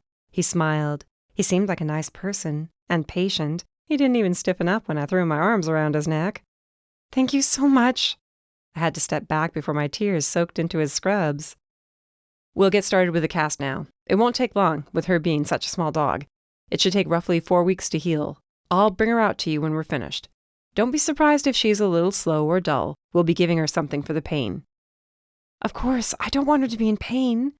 I watched him walk away with my hands folded, thanking my guardian angels and Lola's for protecting her. "Now that she'll have a cast, she'll be cuter than ever. I can't resist a doggy in a cast." Raina handed me a paper cup of water from the cooler near the door. "Here, calm down or she'll know how upset you are, meds or no meds." Yeah, right, of course. But I couldn't stop blaming myself, no matter what she or the vet or anybody said. I was a rotten idiot for letting her go, all because I was too wrapped up in what was happening with some perfect stranger, relating to the life of another perfect stranger. She could have been killed. Easily. If she'd gone just a little further into the street, or if she'd darted in one direction instead of another, that would have been it. And I would have had to carry that with me for the rest of my life. "Emma?" I couldn't have been more surprised to see my father enter the office, though he was just the person I needed. I sank against him, and he hugged me tight. "Honey, how is she?" "Her leg's broken, but she'll be okay." "Oh, thank goodness." "How did you know?" Raina asked. "I heard it through the grapevine. You know how it is." He pulled away, looking down at me. "Actually, Holly and I were having breakfast at the diner. Bernard Lewis came in, talking about a little Maltese who was hit by a car down the street, and how the dog's owner wouldn't leave him alone about some legal issue. Tell me who that sounds like." "Oh, geez, that guy." I blew my nose and wiped my eyes. What a jerk. He pushed me. That's when I dropped the leash. "I'll kill him," Dad snarled. "It's okay, he didn't hurt me, and it wasn't his fault I was negligent. Lola should have been my primary concern. But no, I got all wrapped up in something that isn't really all that important to me. She's what's important, not some will or secret baby." "I would have to agree." Raina picked up her purse. "I'll go outside and call the cafe. I'm sure word must have spread by now." "Thanks," I whispered, sinking into a chair. Something told me Dad would want to speak privately, and it wouldn't be pretty. I'd have to thank Raina later for leaving me alone with him, the sneak. Though Mom would be half out of her mind with worry by now, and a phone call was the only right thing. "Emma," he sat next to me. "What's going on with you? Why did you accost that awful guy?" "Awful? Why do you say that?" "Oh, come on. Everybody knows what a jerk Bernie Lewis is." "Well, I'm not one of those people who knows it. No, scratch that. I didn't know it before this morning." "You have no business getting mixed up with him. Why would you approach him? What was it all about?" "Remember when I said I found that old picture? I was talking about it with Holly the night you told me about the baby." "Sure, the Mountbatten house was in it." "Right. It was Millicent in the picture. She had a baby years ago, but nobody knew about it. She left her money to him in her will, and I wanted to know if this Lewis guy made good on how she wanted things done. She didn't know the baby's name, only that she gave birth to a boy. That's what the will said." "And you would know this how?" "Because I read it." "Emma Jane." "What? I know I bend the rules too much. I just wanted to know, Dad. I wanted to know her baby got what he deserved. Or his family, if he's dead. It's only right." I know, honey, but you can't always be the one to make these things happen. Look what it got you today. Once this situation with Millicent's money is settled, you'll still have Lola and your own life, your career, your friends. That's what matters. Everything else will fade into the background, just like always. Robbie Klein has gone on with his life, thanks to you, of course. Same thing with Nate and Georgia. And I'm sure none of them will forget the way you helped them, but in the end, all you're left with is your life, yours alone. And you keep taking these risks, even when you don't know how risky they are. You're right. I would have wanted to die if Lola had been killed today. I leaned against him. He smelled the way he always did, thanks to the aftershave he'd been using since before I was born. It was a comforting scent, something that reminded me of security and peace. I needed it just then. I know you would have, sweetie. I think it's time you take care of what needs taking care of in your life. I understand you've been refusing opportunities to travel for work. What the heck? Why does everybody know this? I'll strangle Raina. Don't bother. She cares about you. Sometimes we have to trust the people around us to see the things we can't see for ourselves. He draped an arm over my shoulders. I want you to take these opportunities. Mom already gave me the lecture. You'll get it from me, too, just to drive the point home. You have the whole world at your fingertips. Why do you think your mother and I worked so hard for so long? To give you opportunities, to provide as stable a life as we could for you and Darcy, so you could thrive. Is that why you stayed together for so long? He didn't answer right away. We'd never talked about it before, not this openly. Given the topic, it seemed like a natural question. Yeah, that's why. Don't get me wrong, it wasn't always bad. Difficult, but marriage can be that way for anybody. We woke up one day and I realized I was looking at a stranger. We were two people with completely separate lives who just happened to share children. That was it. I never stopped caring for her, but I didn't want to live that way anymore. It didn't seem fair to either of us. Maybe you don't understand. No, I do. Completely. And I wish Darcy would give him the chance to explain things for himself. She might have come around years earlier. I say all that to say, I want more for you than sticking around town because you feel like you have to. I know your mom doesn't want you to limit yourself any more than I do. We both want what's best for you. That'll never change. I understand. I was so tired, completely wrung out, but I understood that much at least. The door to the back room opened, and the vet, who'd be on my holiday card list until the end of time as far as I was concerned, carried Lola out to me. Baby, oh my goodness, look at your pink cast. It's almost as big as you. Her right rear leg was the broken one, poor thing. Just like the doctor had warned, she was sort of lethargic as he handed her off to me. He murmured when I frowned down at her. Like I said, she's drugged at the moment. This has nothing to do with how well she'll recover. You won't be able to keep up with her in a few weeks. I'm so sorry, I whispered into her fur. She gave me a soft, tired lick. Here's some information on what to do for her, and what absolutely not to do, including medication. Animals should never get human meds, even something as simple as aspirin. I was too busy fawning over Lola to tell him I wasn't an idiot. He handed Dad the paperwork and Lola's cone of shame. She's too tired and drugged out now to be curious, but that'll wear off soon. I know you'll feel badly about using it, but it's for her own good. I thanked him roughly 30 times before we left the office. Things could have been so much worse. Every terrible thing that had gone through my head during the ride to the vet's came back to me, choking me up. I guess I'd better get home and give Holly the good news. Dad kissed my forehead before helping me into the passenger seat of Raina's car. Remember what we talked about. I will, I promised. He patted Lola's head before closing the door. Everything okay? Raina asked once she was behind the wheel. Yeah, just fine. Everything's fine. I nuzzled Lola, knowing how lucky we both were. Maybe it was time for me to take a step back and evaluate, the way Dad had said. My personal life was in shambles. I had opportunities to travel. Even though I'd hate to leave Lola, I knew she'd be in good hands. I had to stop caring so much about my personal projects, the people who needed my help. I needed my help too. And I told myself this, I really did, the entire way to Mom's cafe, even as, in the back of my head, I knew there was a man out there who had no idea he was a millionaire. Chapter 19. There she is! Mom ran across the cafe and practically ripped Lola from my arms. Careful, I warned. It was hard to keep myself calm. I only managed it for the dog's sake. We have to be careful with her leg. Of course we do. You don't need to tell me that. She peppered the dog's head with kisses. Goodness, I considered shutting down the cafe. I was that upset. Well, I'm glad you didn't. Besides, I would have needed somewhere to go if the worst had happened. Don't even think such a thing. She touched my face, eyes narrowing as she studied me. And how are you? How are you holding up? Oh, about the same as you'd expect. I want to crawl into bed and not come out for a few days. I swear, she's the one who got hit, but I'm the one who saw my whole life flash before my eyes. I sat down. Raina sat across from me, removing her sun hat and shaking out her hair.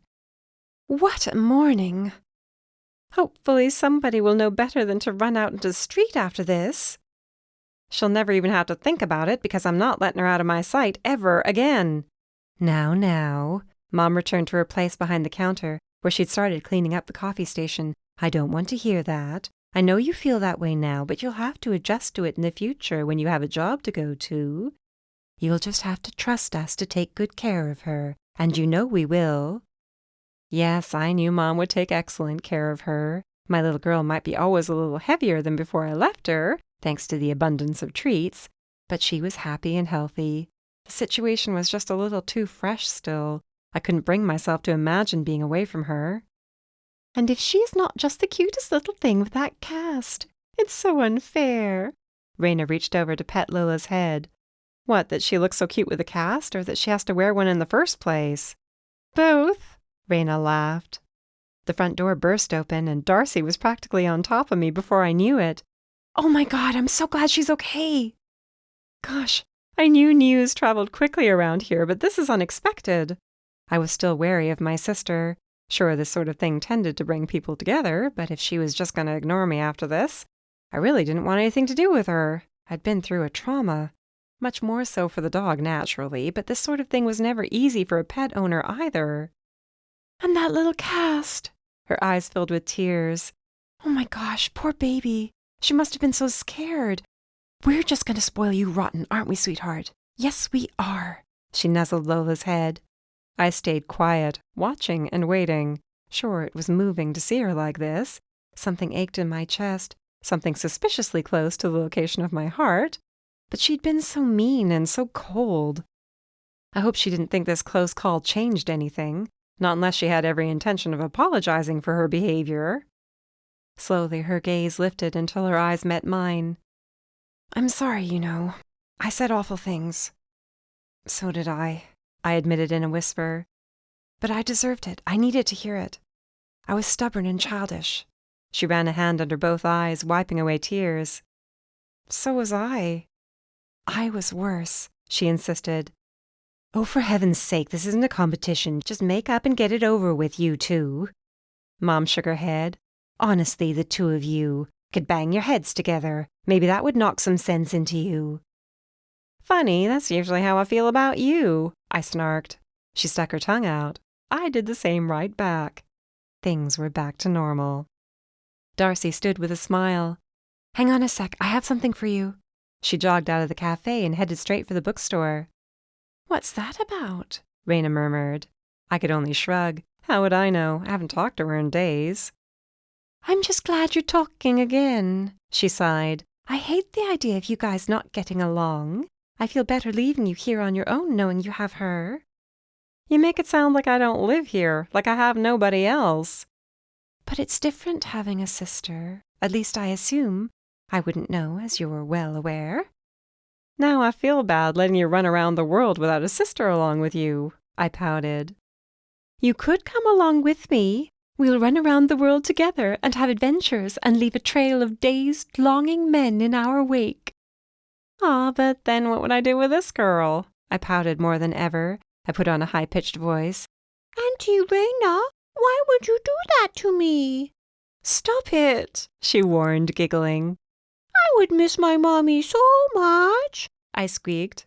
And Grandmom would stuff me so full of you-know-what that begins with the letter T, my tummy would rub against the ground when I walked. I would not, Mom insisted. You have no faith in me. No comment, I whispered before turning to Raina.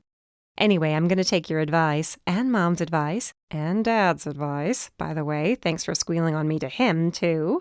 That was terrific. I was feeling a little desperate and was very worried about you. I figured why not improve the odds you'd actually listen to reason. I couldn't argue, as much as I wanted to. Darcy came back with yet another small old book in one hand. I gave Lola to Raina in favor of examining it. Another one? Another one. It's crazy to think how long these books sat there without anybody knowing what was inside. She pulled up a chair. Look what's in the back. Another picture. I forgot to breathe as I slid it out from between the pages. It was Millicent again, only she wasn't alone this time. She sat on a towel on the beach, leaning against a devastatingly handsome young man. She wore a super cute old-fashioned bathing suit with a halter neckline. Her dark hair was pulled back with a ribbon, and a pair of sunglasses sat atop her head.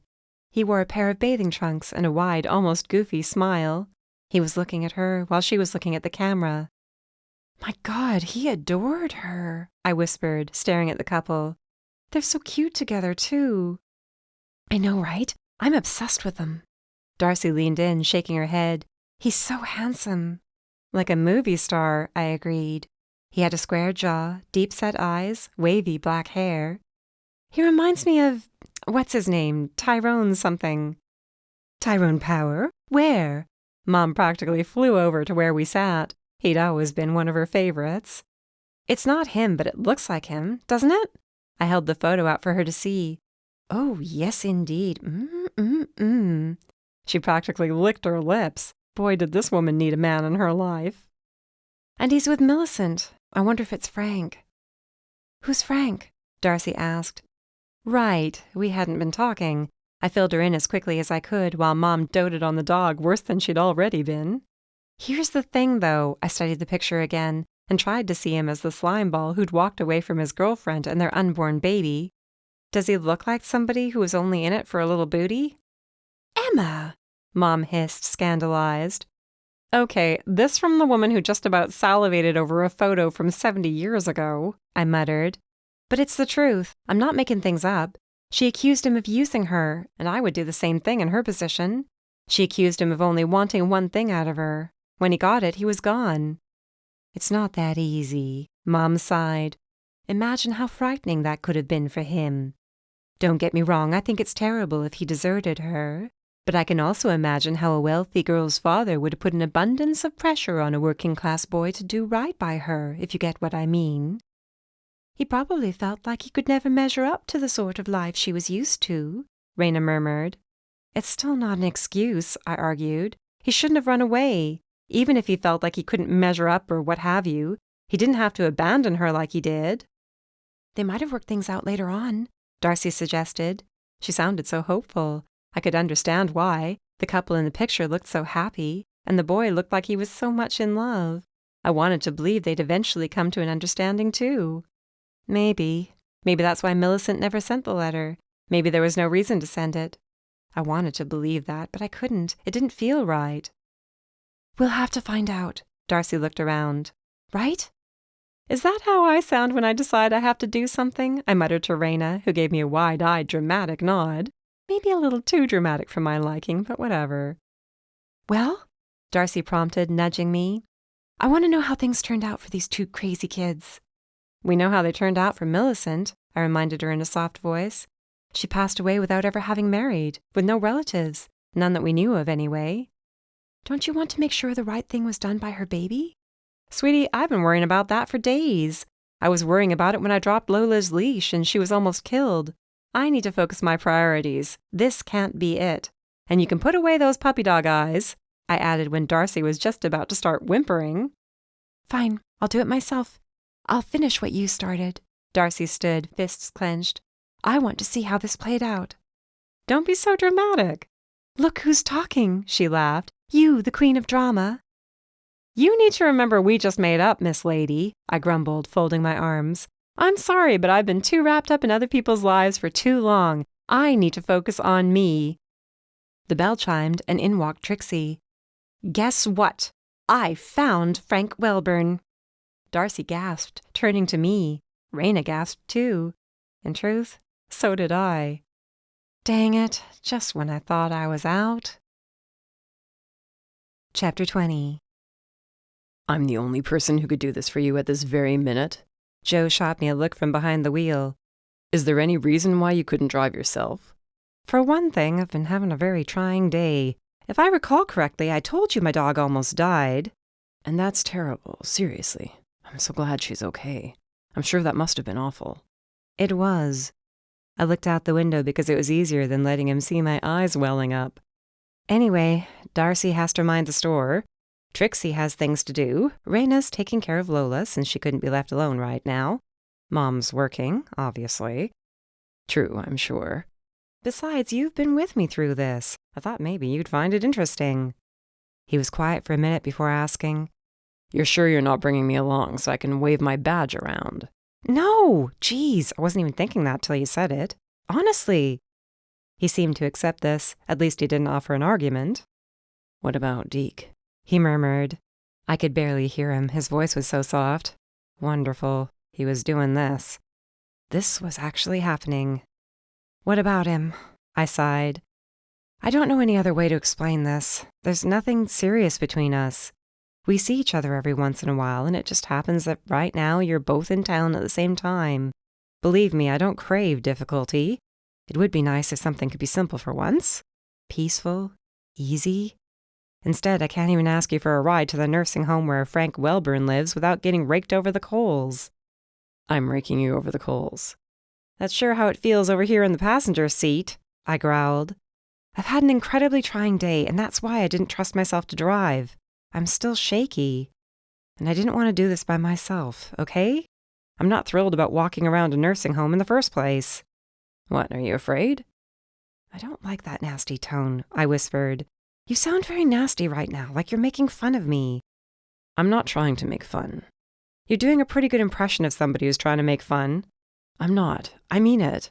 He snickered. Okay, maybe I was sort of making fun, but gently. I was gently teasing. You were making fun. I'm sorry if walking through a nursing home isn't something I'm completely comfortable with. I have a lot of bad memories. Of your time in the nursing home? I will take the wheel and steer us off the road, I swear. Sorry. Okay, I'll be serious. You visited nursing homes in the past? When I was little, I admitted. My grandmom was in one. She lived with us for a little while. Mom was dead set against sending her to a facility. That was the word she always used. Facility. Anyway, she didn't want to do it, so when Grandmom couldn't be trusted to live alone anymore, Mom insisted she live with us. How did your dad feel about that? He was fine with it. He agreed with her. Don't get me wrong, they got along well for a really long time. They were nice to each other. They supported each other. Especially back then. Got it. I guess things didn't work out for long, though, since she ended up in a facility. I tapped a finger to my nose. It was around 3 months, I think. Maybe. I was like 7 at the time, so my timeline might be off. See, and I didn't find this out until I was older. Grandmom suffered several small strokes. Nobody knew that until later. She was more confused than Mom thought. She woke up in the middle of the night once and thought that somebody was trying to break into the house, even though there was nobody outside anywhere. It was like 3 in the morning, and Dad was out there with a service weapon checking for intruders. She was too worked up to go back to sleep that night. I think that was the straw that broke the camel's back. They weren't equipped. That's very sad. And common, I think. He added, sympathetic. I guess it is. So we visited all the time, just about every week. And it was harrowing, especially for a little kid. Can't imagine. And I'm sorry for making a joke out of this. Really. I wouldn't want to go in by myself if that was how I remembered things being in the past either. Thank you. And thanks for coming with me too, I guess. He cleared his throat, tapping his fingers on the wheel. So, Trixie found this place. Yeah, I don't know how she managed it. That's what she does. She could find a needle in a haystack. He's been living in this home in Sea Harbor for the last several years. Wow, all this time he wasn't that far away. A stone's throw, practically. We arrived a few minutes later. It looks nice, I murmured.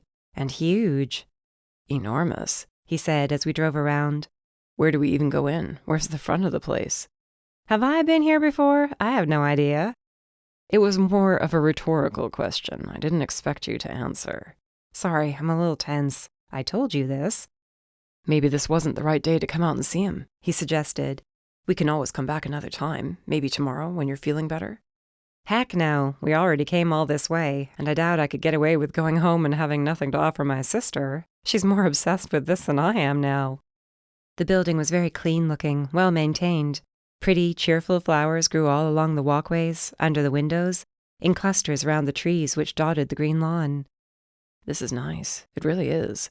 Joe sounded positive for the first time since we left. No, for the first time since I called to ask for a ride to Sea Harbor. I got the sense he was trying his best for my sake, which both endeared him to me and made me more nervous than ever. He was being nice. So nice. What did that mean? Was I overthinking this? Yes, I was definitely overthinking it. What was the alternative? Remembering every uncomfortable, frightening visit to Grandmom's nursing home? It might have been safer, come to think of it. The lobby was very pretty, with shiny floors and potted plants. High-backed wicker furniture held smiling, laughing older people. Some of them played cards and checkers, while others read magazines. A few ladies clustered in a circle in one corner and knitted. Wow, Joe breathed. This is much better than I would have imagined. Wasn't this Frank guy supposed to be working class? Maybe his situation improved over time. Lots of water under the bridge and all that. None of the men bore an even slight resemblance to the boy in the picture, though I knew that wasn't to be expected. Even if he was sitting there right then, I wouldn't have recognized him after 7 decades. Can I help you? A young woman in a flowered smock stopped on her way past, smiling kindly. Yes, my name is Emma Harmon. This is my friend Joe Sullivan. We're here to visit one of your residents, Mr. Frank Welburn. Recognition ignited behind her eyes. Oh, Mr. Welburn, sure. And you know him how? Shoot, should have thought this one through. My brain was in tatters after the events of the day. It was Joe who jumped in and saved me. We're friendly with an old friend of his, Mrs. Merriweather. She lives down in Cape Hope. She mentioned he lived here, but you know how it is. She gets tired easily and can't drive herself, certainly. We thought it might be nice to check in on him for her. Was it the very good, believable story that did the trick, or was it Joe's insanely good looks? Whatever the reason, I was glad to see the girl nod in appreciation. That's very sweet. Mr. Welburn doesn't get a lot of visitors, just his nephew for the most part. I'll show you his room. Thanks so much. I shot Joe a look of gratitude, which he shrugged off. We followed the girl down a maze of hallways, twisting and turning. I wondered if we'd ever find our way out. I should have left a trail of breadcrumbs. Yes, it can be confusing for first-time visitors. If you have any problems finding your way out, just ask any of us who work here. Good to know. Joe and I exchanged a nervous glance. But you do have to be careful, she warned, punching a code into a keypad before opening a metal door. We're entering the memory care unit, and the residents who live in this wing can't wander the facility, hence the code. Flight risk? Joe asked. Pretty much. It's for their benefit. When you leave, be sure that you're the only ones leaving. We exchanged another look. I almost wished I could reach out and take Joe's hand. Any little bit of comfort would have been nice. His presence would have to be enough. This section of the building wasn't quite as nice as the rest. The floors were carpeted as opposed to polished hardwood. The ceilings were lower, the halls narrower. There were signs hanging in front of some of the doors. Fall risk was a common one. We reached a door with Frank's name on the front. Here we are, she knocked softly before opening the door a crack. Frank? Mr. Welburn? You have visitors? Who's here to see me? He called out. His voice was surprisingly strong and healthy, which bolstered my flagging spirits. For a second there, I was afraid he wouldn't be able to give us any information. Memory care didn't exactly inspire confidence, especially when the memories we were interested in were 7 decades old. The room was a nice size and comfortably furnished. Frank was watching a baseball game with the volume turned up practically all the way. Evidently, he didn't have the sort of high-powered hearing aid Mrs. Merriweather used. The aide helpfully turned the volume down while I waved to Frank, who sat in an armchair. He frowned. Who are you? Now, Mr. Welburn, that's not a way to talk to visitors. She winked at Joe before leaving the room. I noticed she didn't close the door all the way. Would she listen from outside? I had to plow ahead anyway. My name's Emma, and this is Joe. Mr. Welburn, I live in Cape Hope. Didn't you used to live there? Cape Hope? He looked and sounded confused. My heart sank, until his expression cleared up. Cape Hope! Certainly I lived there for years. Whatever made you think of old Cape Hope? I live there, as I said. I felt like I was already drowning. Do you recognize this picture? I handed him the picture of the couple on the beach. Another look at it, after seeing him as he currently was, told me without a doubt he was the guy sitting with Millicent. He still had the same thick, wavy hair, some people were lucky that way, and deep-set dark eyes. He looked at it, squinting. I'm no good without my glasses. Joe found them on the counter in the kitchenette. Here you are, sir.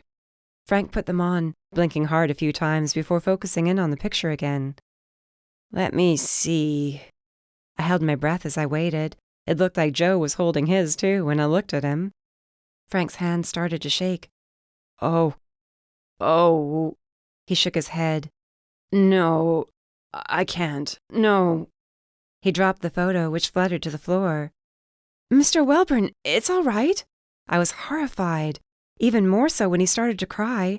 I didn't mean to upset you. No, I won't. I won't. He dissolved into broken sobs. No, it's not. No. I was at a total loss and hated myself for doing this to him. I'm so sorry. I'm so sorry. We'll go now. I'm so sorry. The door opened and in came the aide. Funny how she wasn't so kind and warm anymore as she pushed her way past us. I'm going to have to ask you to leave. Of course, I'm so sorry. We're sorry. I didn't know. I was still babbling incoherently as Joe pulled me from the room. We're sorry, he called out one last time before closing the door, leaving us alone in the hall. Man, that was... I didn't mean... I wiped my eyes. I should have known. There was no way you could know. Come on. Let's go. It was worth a shot. He handed me the photo as we started our trek to find an exit. Didn't want to leave that behind. At least one of us was thinking clearly. I wanted to go back to bed and start the entire day over again, with far fewer mistakes this time. Chapter 21. He burst into tears. Deke blew out a long sigh through pursed lips. Wow, that's awful. You must have been mortified. I was downright mortified. I felt like the world's worst person. I never imagined it would make him feel that way. Why didn't I think about it? Because you're not psychic, and you can't expect yourself to be. I cracked open a crab claw and picked out the meat with a tiny fork. Still, I could have been gentler with him. Here I am, thinking about him as that young man who abandoned his girl. He's an old man now. He lives in a memory care unit, for God's sake. What was I expecting? You didn't know he would react that way, he reminded me. Sure, you took a chance, but it wasn't your fault. I have a bad habit of steamrolling my way through situations, don't I? I cracked another claw. You're enthusiastic. You're the second person in the past couple of days who's said that, and I'm not sure I like it, to be honest. Deke chuckled. Why not? Do you know how rare it is? Finding somebody who gets enthusiastic about things? We live in such a jaded world, full of jaded people. People who sink under the weight of their responsibilities. People who are afraid to live with passion. You think I live with passion? Why do you think I had such a hard time staying away from you after we first met? For once, he wasn't teasing or trying to be cute with wordplay. Why do you think I went through all the trouble I went through for you? People gravitate toward you. It's a gift you have. I fiddled with the crab claw. He shrugged, then went back to his platter of crabs. Granted, it can be infuriating at times. I knew it. You were being too nice. But I mean it. Really, I do. It's nothing to be ashamed of, and certainly nothing to second-guess in your personality. You're great, just the way you are. Even if I upset a poor old man? You couldn't have known. Besides, the staff are probably trained when it comes to handling residents with memory issues. I'm sure they get upset regularly. Oh, awesome. I'm the girl who upset the guy with memory issues. You didn't know he had memory issues when you first got there. Emma, give yourself a break. You can't hold yourself responsible for everything that ever happens. Your heart is always in the right place. That much I know for sure. You're a good person. Everybody does things they regret later on. People make mistakes. Nobody expects you to be perfect. Why does it seem like I make more mistakes than everybody else? I wasn't joking either. In fact, I felt a little choked up as I stared across the table to Deke. Because you actually try things. You're always out there trying your best. Other people live small. They're afraid to try. They're afraid to do something other people might call foolish. I must admit, I thought you were a misguided fool back when you wanted to help Chef Robert. I thought, what good can one person do? It wasn't like you were a cop. You had no real expertise when it came to things like that. The odds were stacked against him. I was sure you would end up regretting trying to help him. But here we are. Robert's restaurant is going strong, and everybody knows he was innocent, thanks to you. You didn't give up, no matter how bad things looked. I know there's a lesson in there somewhere for people like me who tend to be jaded, thinking we've seen it all and heard it all. My instincts are usually on point when it comes to people in situations like that. I mused. Okay, Irma Harmon, what do your instincts tell you about this situation? You met the lawyer, you've seen what kind of person he is, and you've said it yourself, he was sketchy. He did everything he could to avoid giving you a straight answer when it came to what happened to Millicent's money. What are your instincts telling you? They're telling me he's lying about something. He probably didn't do the work it took to find Millicent's son. Maybe he was really upset about not getting his name included in the will. The way he talked about himself, their so-called relationship, how close they were, how she didn't have any friends besides him. I can only imagine how he must have wormed his way into her life, hoping to earn her trust and respect and affection. It wouldn't be the first time a person glommed onto a wealthy, elderly man or woman. Which means that if her son is out there somewhere, odds are he has no idea he has all this money waiting for him. If that son is still alive. Of course, I want to believe he is. So do I, he grinned. It would be nice to see somebody's life change that way. It's like something out of a book or a movie. A guy works hard his whole life, and then he finds out he was heir to a fortune for so many years. I couldn't help it. When he put it that way, my hands tingled. I want to make that happen for somebody, I admitted. Not for myself. This has nothing to do with me. I want to help change somebody's life for the better. Now, granted, I hate to be the rain cloud, but money doesn't always change people's lives for the better. It just gives them more money. You're right. I shouldn't expect miracles or anything like that. But it would be nice, wouldn't it? Then I laughed. I'm sure 20 million is a drop in the bucket to you. I wouldn't take it that far, he said, cracking a crab leg like an expert. Unlike me, he didn't send little bits of shell flying in all directions. I'd been eating crabs this way my entire life, but I never managed to find a way not to make a mess of myself and the surrounding area, and maybe even people sitting nearby. So, what do you think of this place? I reminded myself that my entire life couldn't revolve around other people's problems. Here I was, with Deke, and we were supposed to be having an actual date this time. Not as fancy as the place we went to before, but the food is good. He took a look around the open restaurant, operating off what used to be an abandoned pier which sat out over the ocean. It wasn't the least bit fancy. There wasn't a tablecloth in sight. We both wore bibs to protect our clothes, so the romance factor was slim to none. Honestly, this is much more my speed. Sitting here with a breeze ruffling my hair, eating some of the freshest seafood I've ever tasted. Oh, and the company's not that bad either. Even if I keep hitting you with bits of shell? I winced. It's part of the ambiance, he laughed. Really, I love it. This is a great suggestion. I'm glad. It seemed like we did better together when we weren't trying to be something, when neither of us was trying to put on any sort of pretense. All there was to do was laugh and enjoy each other's company. So, what's on the horizon for you? Any assignments coming up from Marcia? I wiped my fingers with a wet napkin, nodding. She wants to send me to Austin next, and I'm looking forward to it. After that, I think I'm going to the vineyard. I lifted my shoulders up near my ears, pursed my lips and batted my eyes, like I'm a fancy person. And we both know you're not that, he joked. Hey, I dropped the act. I am so, when I feel like it and the opportunity arises. Anyway, that sounds nice. I nodded, grinning eagerly. Yeah, I get to see how the other half lives. I told her I'm more open to the idea of international assignments, and she said she would pass one my way the next time something came up. That's terrific. Maybe I'll see if I can get in on the vineyard assignment. That would be awesome. And it would be. We worked well together, and any excuse to spend more time with him was a welcome one. Maybe that's how we were best, come to think of it. Just like tonight, in this casual setting, we meshed well without any expectations or pressures. It was better to go with the flow and enjoy ourselves and each other when we had the chance.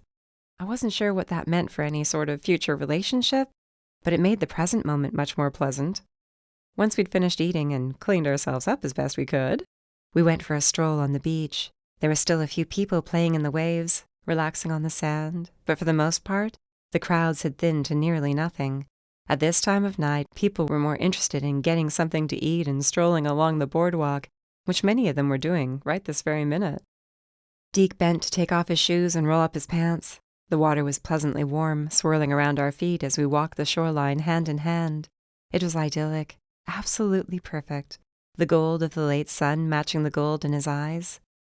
You know, I've been thinking, along the lines of what we argued about the other day. I know I already apologized, he was quick to add when my mouth opened in preparation for an argument, but I feel it bears repeating. You don't owe me anything. I love spending time with you, that's all I know. I love spending time with you too, I assured him, unless you're giving me a hard time about something, in which case you can walk off into the water and never come back. He burst out laughing. You're so harsh, he chuckled, shaking his head. No, I'm enthusiastic, remember?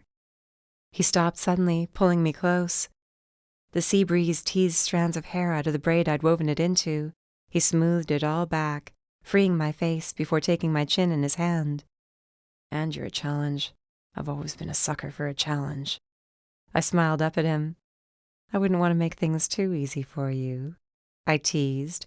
Anything else I would have followed up with was cut short by Deke's kiss. Talk about your idyllic moments. Chapter 22. So Raina's on her way down to Maryland to see Nate. I'm so glad things are working out between them, Mum gushed. Raina's such a nice girl. She's the best, and he's a really good guy. How often do you think it works out that a person ends up with their childhood crush? I mused as I pulled a cinnamon scone from the bakery case and handed it to a customer. More often than you might think, she chuckled. That was when I remembered. Dad had been the older boy in the neighborhood, living across the street from Mom and her family. That was how they'd met, as kids. No wonder she still took their separation and divorce so hard. He'd been part of her world for literally almost her entire life. At least she managed to seem upbeat about it, like the reminder didn't hurt her too badly. Was she starting to heal, finally? There was no telling how long it would take a person to heal from something like that. I definitely didn't begrudge her the time she took. It would be so good to see her get back into her life, her full life. She was hardly an old woman. There was plenty of juice left. I'd noticed Nell walking down Main Street with Rance twice since we'd first met up after dinner with Deke. She wasn't letting age hold her back. And Trixie dated regularly. Men of all ages, in fact. She didn't discriminate. I tried to imagine Mom in her place, and that was a bad idea, so I redirected the topic. Anyway, it was good to spend time with Raina. It's not easy maintaining adult relationships, is it? Especially with the sort of friends you have, always running around all the time. I guess I have it easier with Trixie and Nell being here with me, settled down. Even so, I still have to remind myself to make time for them. You're right, it isn't easy. Mom thanked the latest customer before smiling widely for the next in line. But he didn't smile back. In fact, he was scowling. I'm here to talk to Emma Harmon. He had a rough sort of voice, like the type of man who was used to shouting at people. That didn't exactly endear him to me. I exchanged a worried look with Mom. I'm Emma Harmon, I murmured with my heart in my throat. What in the world could this be about? If he didn't look like somebody who was out for blood, he would have been an attractive older man. He had a nice deep tan which set off his silvery hair. His eyes were pale blue, like they'd been bleached by the sun that had darkened his skin. He looked healthy, vigorous. Vigorously furious as he turned toward me. Just what business did you have with my uncle yesterday? What did you think you were doing barging into his room like that? What's this about, Emma? Mom asked, taking my side in a protective stance. And I would have you know, sir, that no matter what the situation is, you have no right to barge into my place of business and air your grievances in such a manner. If you can't be polite, I would ask you to leave. How she managed to deliver that little speech in such a deceptively calm tone of voice was a mystery to me. Then again, she wasn't the one he was angry with. And she definitely wasn't the one still carrying guilt after the debacle that was the visit to Frank Welburn's room. The worst of the morning rush had passed, so I turned to Mom with an apologetic smile, though I knew she could handle the crowd. I'll step outside with him, I whispered. What's this all about? She hissed, shooting the man a dirty look. She'd gone full Mama Bear.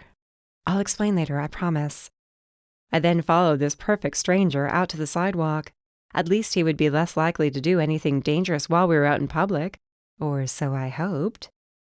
Okay, first, let me apologize. I sat on a bench near the curb, under the shade of a leafy tree.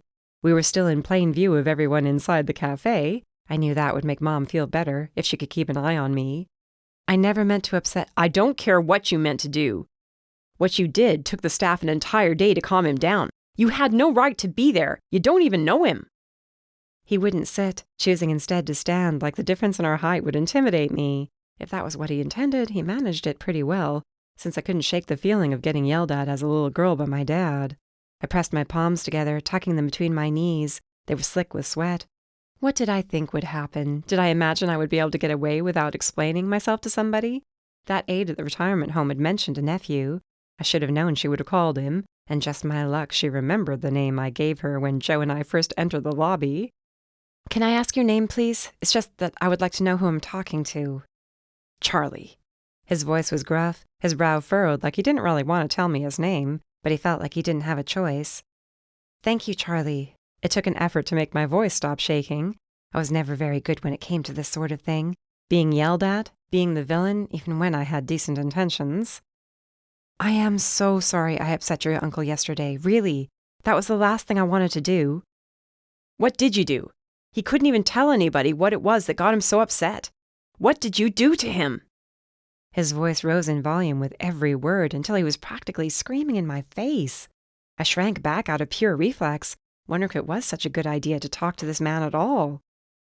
A glance inside the cafe showed Mom watching, furious. She held up the receiver to the cafe's landline, eyebrows raised. Did I want her to call the cops? I shook my head. The cops came anyway. Rather, one cop. Hey, what are you doing? I had never been so glad to see Joe in my entire life, which was saying something since he tended to show up just when I needed him. What's it to you? Charlie demanded, whirling on him. Why don't you mind your own business? He spoke and carried himself like a man who was used to taking care of business.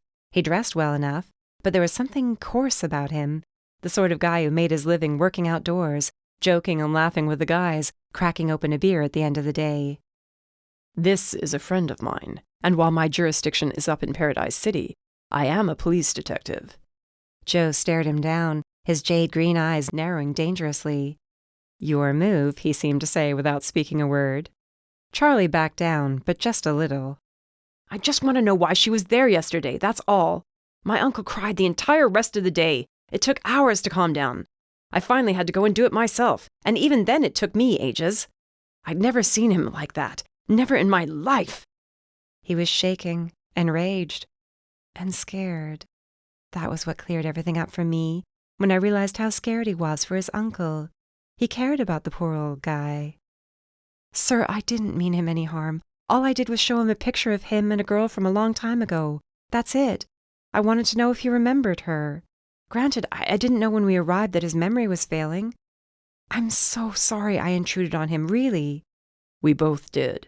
Joe piped up. I know this girl. She never meant any harm. The man's shoulders sank. He rubbed his face with one hand.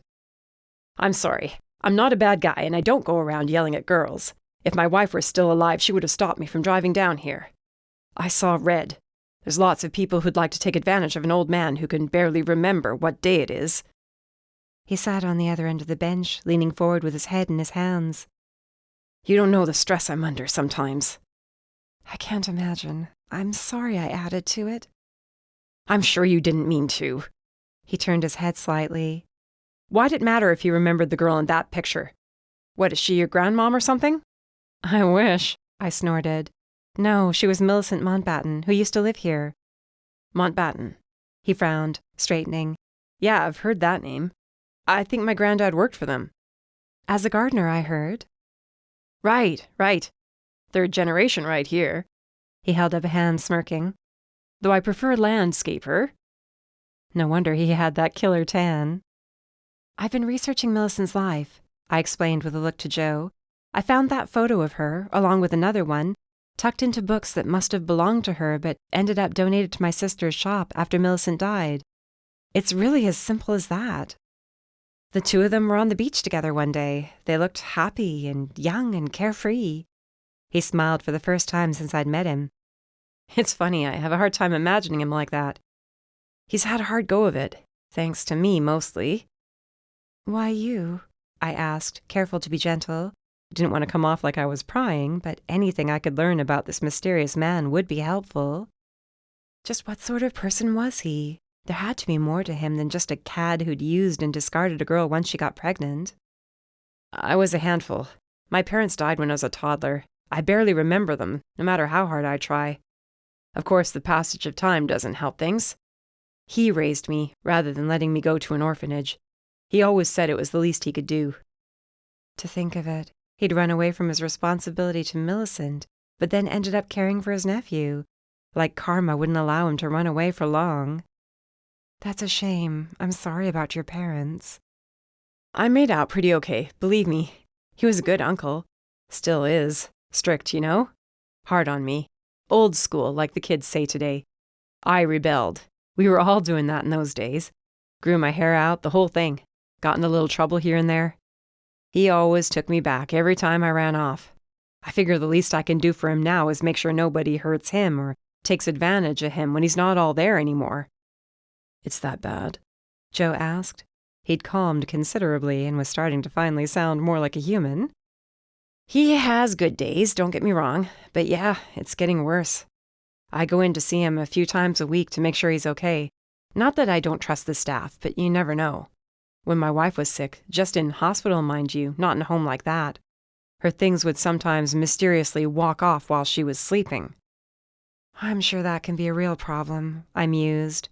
This was a good man, and to my surprise, Frank sounded like a good man too, like he'd done everything he could to make up for his big mistake by taking care of a rebellious nephew.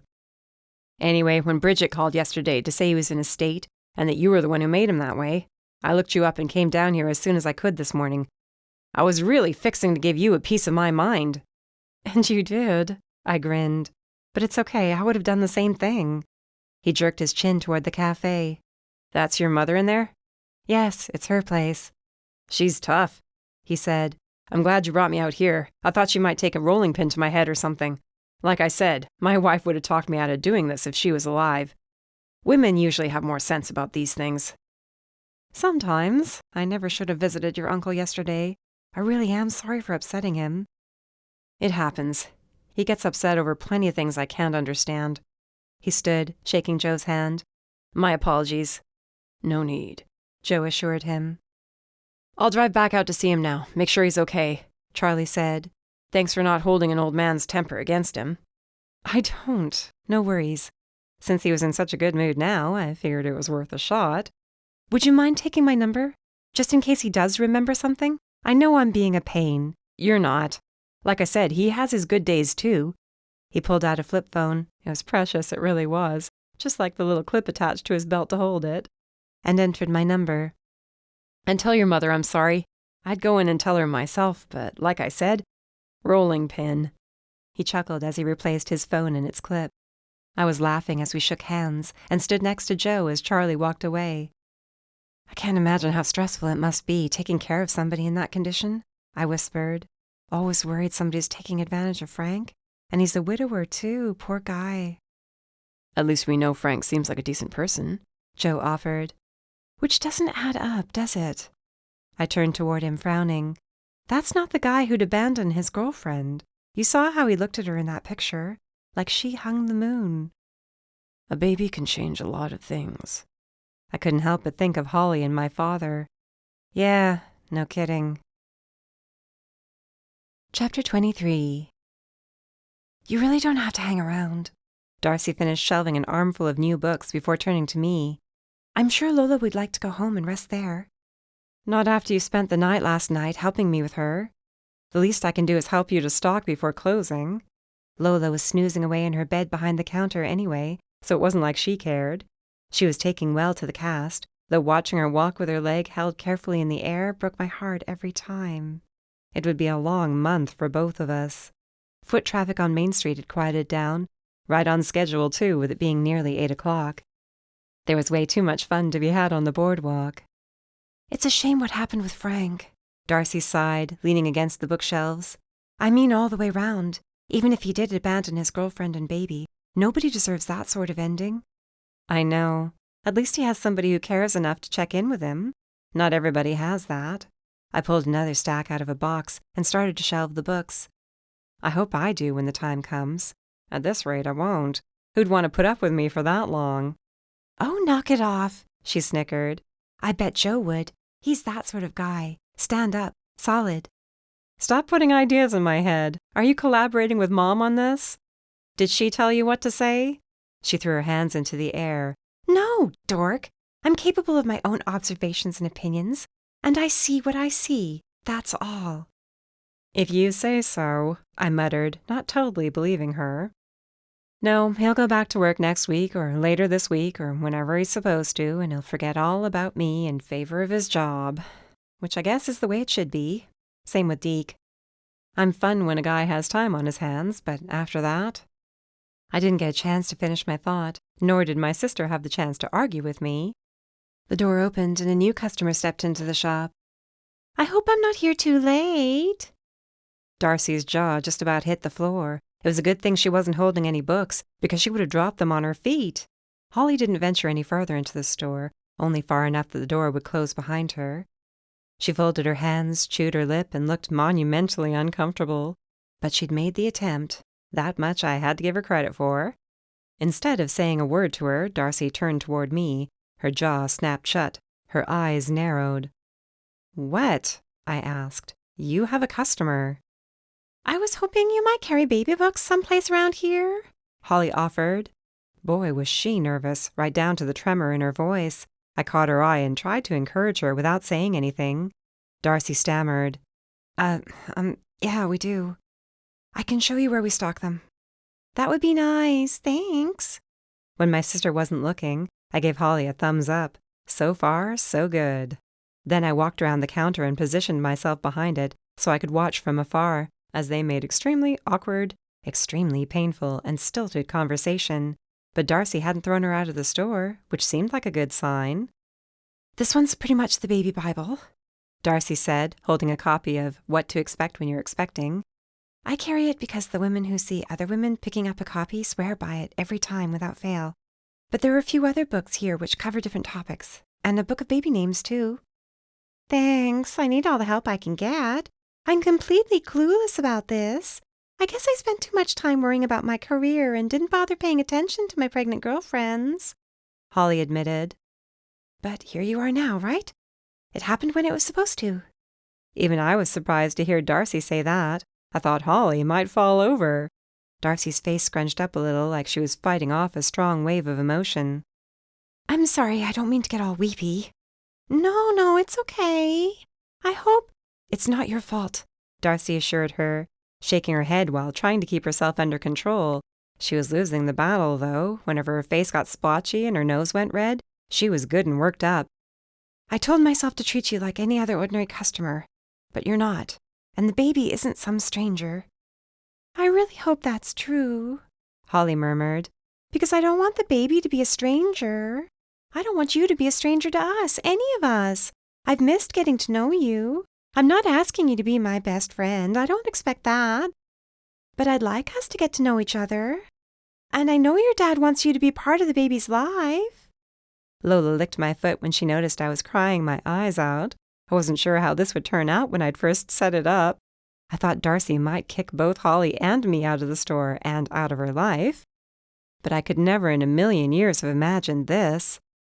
I left them to their conversation in favor of bending to give Lola a kiss. See, sometimes I get things right. I needed a win. We both did, right? She licked my hand in agreement. Darcy joined me at the counter. I still don't know whether or not I want to kill you, she whispered. You don't. You know you don't. I grinned at Holly, then rang up her books. Have you started thinking about names yet? I'm afraid we'll run through at least 100 names by the time the baby comes, she admitted. I've always imagined naming my daughter, if I had one, after my mother. He doesn't agree. What's her name? I asked. She grimaced. Ursula. Darcy and I waited a split second before laughter burst out of both of us. Holly was a good sport about it. Hey, it's a nice name. she insisted, giggling. Yeah, but I can't help thinking about the Little Mermaid when I hear that name, Darcy said. I'm sorry, I shouldn't have laughed. Anyway, your dad hates the idea. It's going to be a while before we reach common ground. Holly craned her neck to see behind the counter. Oh my gosh, he told me about the cast and everything, but I never imagined. Poor sweetheart. Don't let her fool you, I smirked. She knows how pitiful she is, and she plays it for all she's worth. But I wouldn't deny her anything, especially not now. Her face darkened. I just about died when that awful guy came into the diner, raving about some girl and her dog. The minute he said Maltese, we knew who he meant. I hope you hit him, the jerk. I should have, especially since he shoved me, I grumbled, thrusting the books into a tote bag. Just thinking about it got my adrenaline pumping all over again, like I was right back in that situation, screaming at me that it was none of my business whether he settled Millicent's estate or not. I mean, granted, maybe it's not technically my business, but he could have come up with a straight answer. He refused. I heard through the grapevine that he put up a stink when the house was donated with the purpose of having it turned into a museum, Holly confided, looking from me to Darcy. I don't know why he cared, but he did. He went to the Historical Society and everything. What's with this guy? Darcy asked. Entitled, I decided. Still thinks his opinion matters. Mad that Millicent didn't leave him anything, though to hear him talk about it, he was her best friend and closest confidant. She gave him permission to call her Millie, don't you know? I rolled my eyes. Anyway, he's a creep. He'd better hope I don't see him around town. Holly's eyes narrowed menacingly. Same here, Darcy agreed. Even though we were talking about a pretty unpleasant person, it was so good to see them agreeing about something. This was the common ground they could build something on. I just knew it. Their mutual dislike of Bernard Lewis. And the baby. What a strange world it was. I gave Holly another thumbs up before she left. She smiled from ear to ear. I could practically feel the relief pouring off her. I won't pretend I'm thrilled about that, Darcy murmured when we were alone. I don't expect you to be thrilled, but she's nice, right? You two seem to hit it off. It's easier to be nice to somebody than it is to be a jerk to them, she sighed. And yeah, she seems like a good person. I can tell she's sincerely excited about the baby. And the name Ursula, I reminded her with a chuckle. Yeah, let's make sure that doesn't happen. No offense to the Ursulas of the world, but that's a very big name for a very little baby. Darcy started turning out the lights while I opened Lola's stroller. She won't always be little, if it's even a girl, I pointed out. It could be a boy, and this will all be moot. The son Dad always wanted. A sad smile played over Darcy's lips. I do miss him. I know you do. You don't have to, though. I know, but how do you walk back years of refusing to talk to somebody? The fact that she was even willing to suggest repairing their relationship made my pulse quicken. If I was dreaming, I hope nobody woke me up. You just do it, I shrugged. You just show up and do it. I know he'd be happy to see you and talk to you. No pressure, but think about it. I will. I mean, I do. All the time, to be honest. I'm too stubborn. That's something I think we all have in common. I settled Lola in just before my phone rang. Joe maybe, or Deke, or some boyfriend nobody knows about yet? I couldn't tell you. I don't know the number. I answered anyway, though I rarely did when I didn't know who was calling. Maybe it was instinct telling me this was important. Is this Emma? It's Charlie Welburn. Like my heart wasn't already racing a mile a minute. Charlie! Hi! Yeah, this is Emma. I held up a phone to silence my sister. What's up? There was a nervous edge to his voice. Can you come? I know it's getting late, but something happened I think you'll want to hear about. Chapter 24. You can't bring a dog in here! The girl behind the front desk at the nursing home just about jumped over the counter when she saw me wheel the stroller into the lobby. There was no time for this. I might have been just a little more strident than I needed to be when I answered, She's strapped in, she's hypoallergenic, and she has a broken leg. I can't leave her home alone. Charlie Welburn called me to tell me his uncle wants to speak to me. He's having one of his clear nights when he remembers things. I have to see him. I don't know. She folded her arms, looking at me and my sister in turn. Please, we came all the way from Cape Hope and probably broke 100 laws trying to get here before it was too late and he was too tired, Darcy pleaded. Who knows when he'll want to talk to her again? Or if he will. Charlie said it sounded important, and Frank was starting to get agitated at the idea of my not coming. I was practically jumping up and down, desperate to get to his room before the fog settled in, and he couldn't remember why he wanted to see me in the first place. Please, please let us go. All right, the girl sighed. I give up.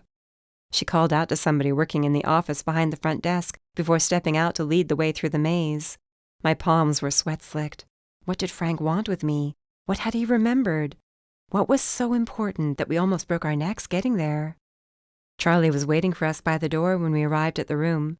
He looked bemused at the sight of the stroller, and my sister, but ushered us inside without protest.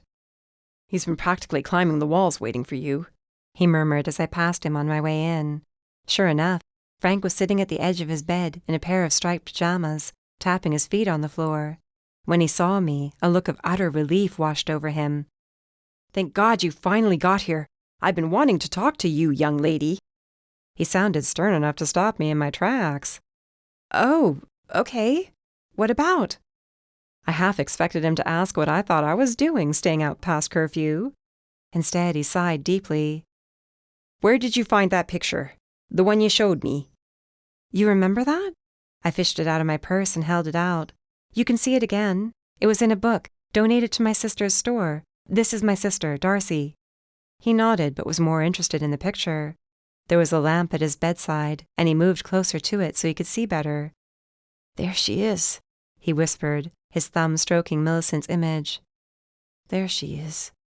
That simple gesture alone brought tears to my eyes. "So that's you in the photo with her," I murmured, moving closer. "You were her—" "We didn't call it anything," he was quick to explain in a choked voice. I gave him a second to clear his throat. When he continued, he never took his eyes from the picture. "We didn't have to. Besides, I couldn't sport her around town in the open. The old man never would have allowed that." "Her father?" "George."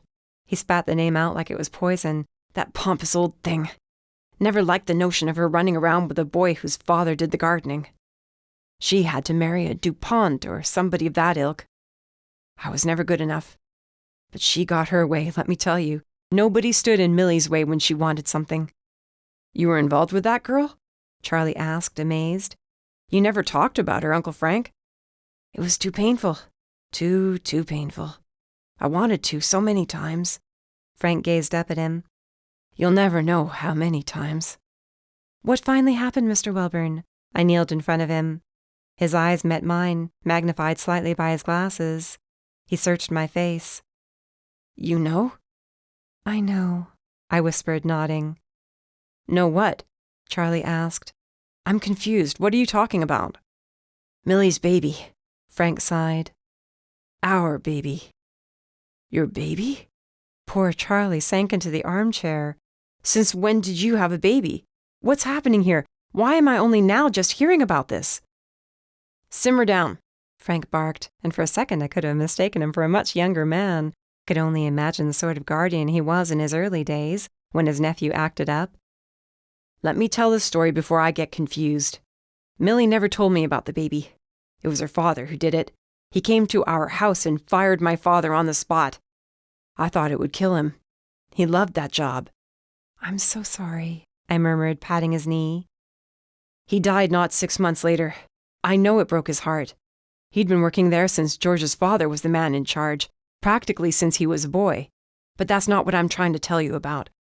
He turned on me then, screamed at me, called me every name you can imagine, and some you likely couldn't. I was sure that in the end he'd tell me I had no choice but to marry Millie." A tear rolled down his cheek, glistening in the lamplight. "I would have. I wanted to all along since the day I first set eyes on her. She was all I ever wanted. All I would ever want in my entire life. Nobody ever held a candle to her." "I don't understand. If you loved her and wanted her, why—" "Come on." His voice got that hard edge to it again. "Think.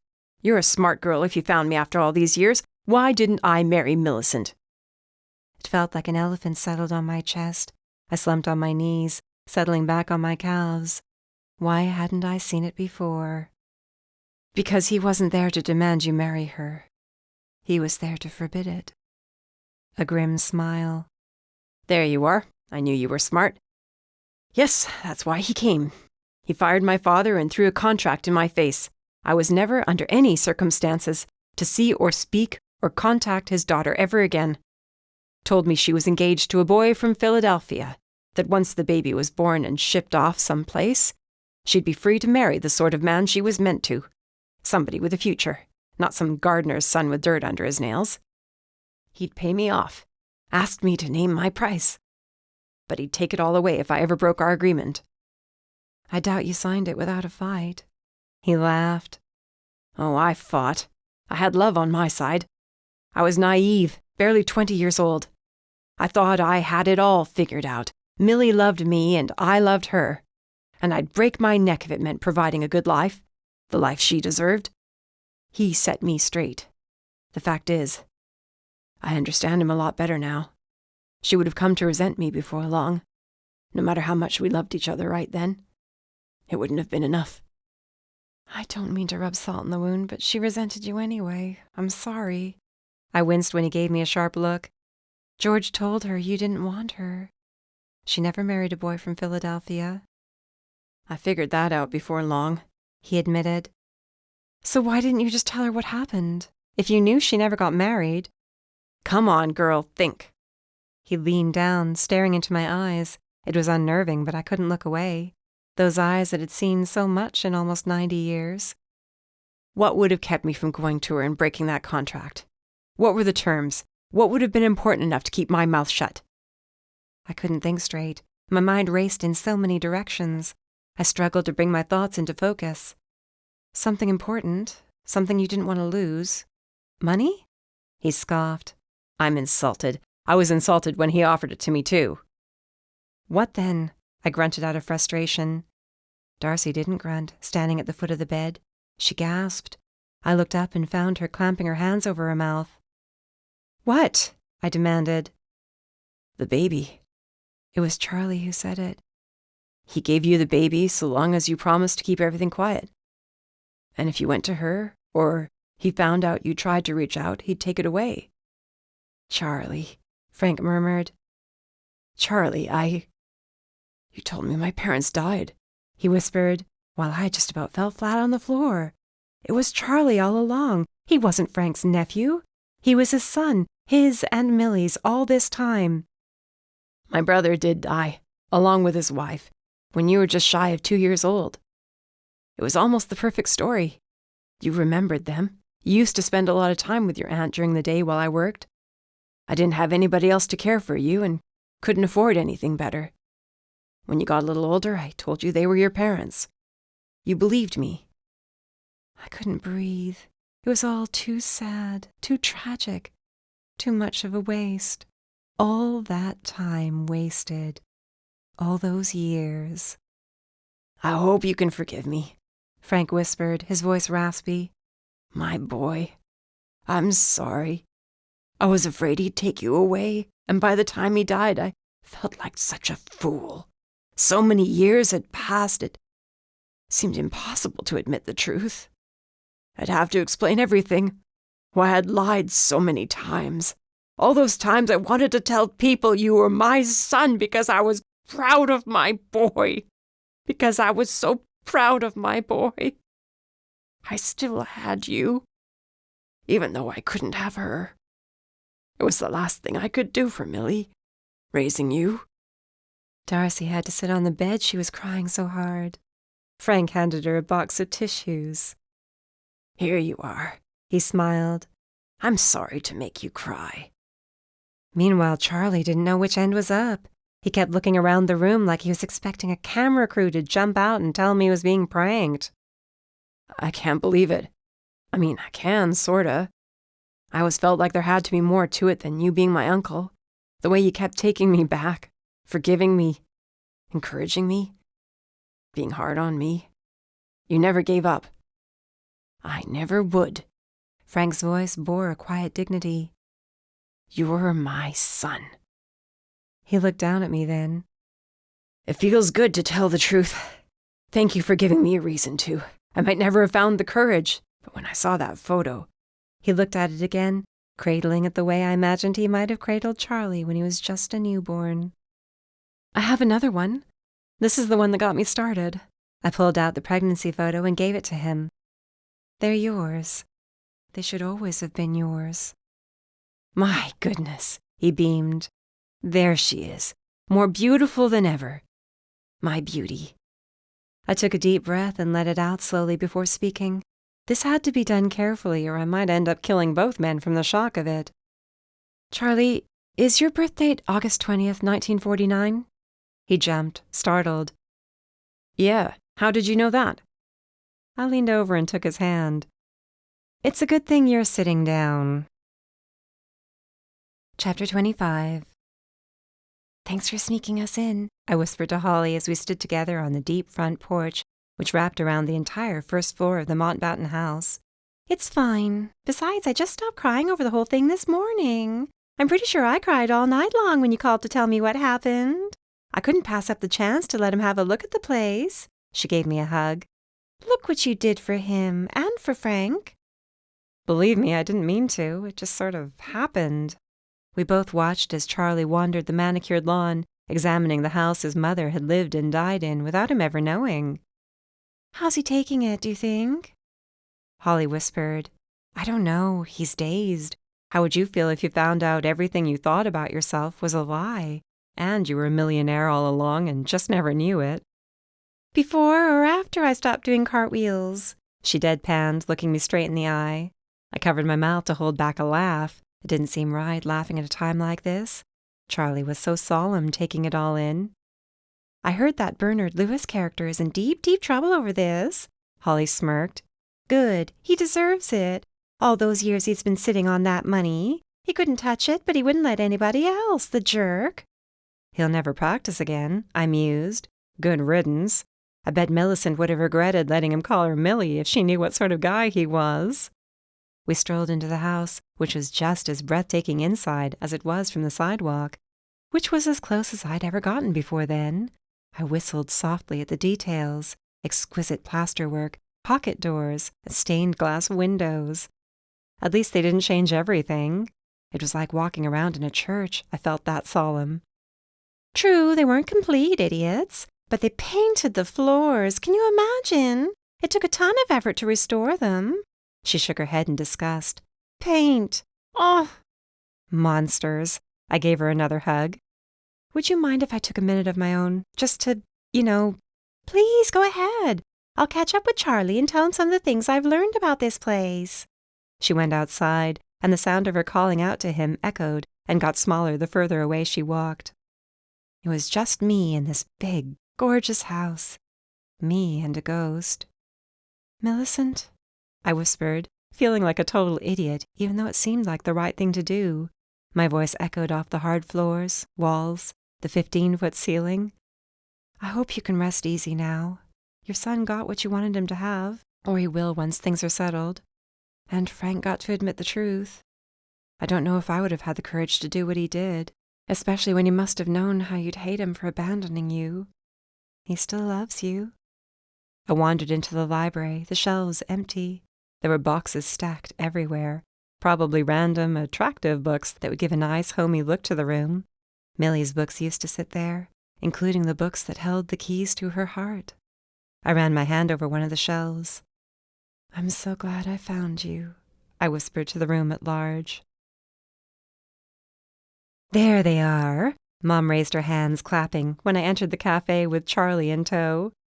What's this? He laughed at the sight of a cake sitting on one of the tables. Mom had written the word congratulations on it in frosting. She wanted to do a little something for you, I explained in a soft voice. She means well. This is much more than I ever would have expected. I wouldn't expect anybody to care. He looked genuinely touched, maybe a little overwhelmed. Who could blame him? You always have friends here, Mom assured him, and it isn't every day justice is served. Thank you, he croaked, looking around the cafe. Darcy was here, and Joe, Trixie, Nell, even Rance. Lola hobbled around on 3 legs. I was quick to scoop her up. Mrs. Merriweather elbowed her way to where Charlie stood. Your mother was one of my dearest friends, she said, taking his hands. She would have been proud of the fine man you've become. I left them to talk, since Charlie wanted to hear all about his mother. Joe was grinning, watching them as I approached. I gotta hand it to you, Harmon. You do good work. Maybe there's an open spot for me on the Paradise City Police Force, I suggested. I wouldn't go that far. I shudder to think of you with a gun. Shush. Anyway, I think this is my last adventure for a little while. I have a ton of work to do, and this little girl to take care of. I kissed Lola's head, and was rewarded with 1,000,000 chin licks. I doubt it. He smirked. Something will fall into your lap, and you won't be able to resist. You're addicted to this sort of thing. It's in your blood. I scoffed. Whatever, you act like you know me. Deke! Mom called out, probably a little too loudly and with way too pointed a look at Joe. It's good to see you here. Mom, relax, I whispered, handing Lola off to her. You don't need to carry her everywhere. She'll come to expect it. But I don't see you putting her down, do I? I turned toward Deke with a grin. Hey, I'm glad you could stop in. Me too. Congrats on another case solved. He waved with a smile at Joe, and I was gratified to see Joe's smile in return. So things had thawed a little, thank goodness. Not like I wanted them to be besties or anything, but I didn't want them fighting over me. Even if it was slightly exciting to think of them doing just that, as long as I was being honest with myself. Do you want a piece of cake? I asked, as Charlie started slicing it. No thanks. I wanted to tell you Marcia has me off on yet another assignment. He shrugged, sheepish. What can you do? Where to this time? Sicily. I know, my job is so difficult. He sighed deeply. Yeah, you're heartbroken, and I hate you. Maybe she'll send you there next time something comes up, he suggested. Anyway, thanks for taking some time with me this week. I really did need to clear my head, and being with you helped. Anytime, and I mean that. Just, call first. No more of these sudden appearances in my life. My heart can't handle it. He bent to kiss my cheek. That's a deal. I'd better get going. My flight's in a few hours. Talk soon? You know it. I watched him from the window as he strolled down the street, looking like God's gift to denim in those jeans of his. It wasn't easy to watch him go, to know it would be difficult to pin him down for long. You okay? Darcy asked, standing just behind me. Me? Sure, of course. We worked things out. For now, it'll have to be enough to drift in and out of each other's lives. I turned to her and winked. This way he can't get tired of me. What about that one? She nodded to Joe, who was busy being peppered with questions by both of our aunties. Rand stood back, watching with a grin. I couldn't tell you, honestly. I don't know what's going on there.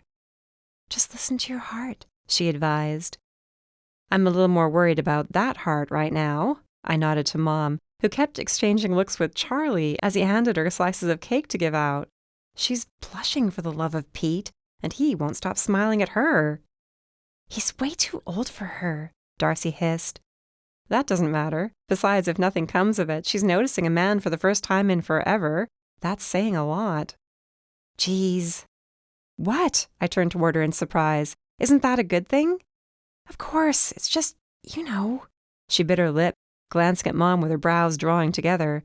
She's bad enough now when she's only trying to plan our love lives. What happens when she has one of her own? I think I'm gonna need 2 slices of cake, I groaned. Chapter 26. I got a call from Charlie today, I announced while cutting up vegetables for salad. He's already looking into another facility for his dad, closer to Cape Hope. He wants to move here. I guess he feels a connection to the town now. That's nice. It'll be good to have him around. He belongs here. Isn't that a strange thing to say? Holly laughed at herself, stirring the sauce on the stove. He's a total stranger, but it feels like this is where he should be. Not strange, Joe said. His mother lived here. This is where his parents met and fell in love. Probably where they would have lived if things had been different. To think they were only a half an hour from each other the whole time, I mused, shaking my head. I never could have kept a secret for that long. Somehow that doesn't surprise me, Joe snorted. I raised my knife menacingly before bringing it down in stabby motions. You're in my apartment, in case you forgot, I warned, stabbing the air. You're bluffing. You wouldn't want to clean my blood off the floor. Then I'll have to throw you out the window. I caught Holly grinning in a Cheshire cat sort of way and pointedly ignored her. I have to say, she said after tasting the sauce, yours is just as good as mine, maybe better. Now I know pregnancy brain is a real thing, because there's no way that's true. Dad entered the kitchen, took a spoon from the drawer, and dipped it into the pot. Only one way to find out. An impartial judge. Impartial? I asked, skeptical. He blew on it, tasted it, closed his eyes.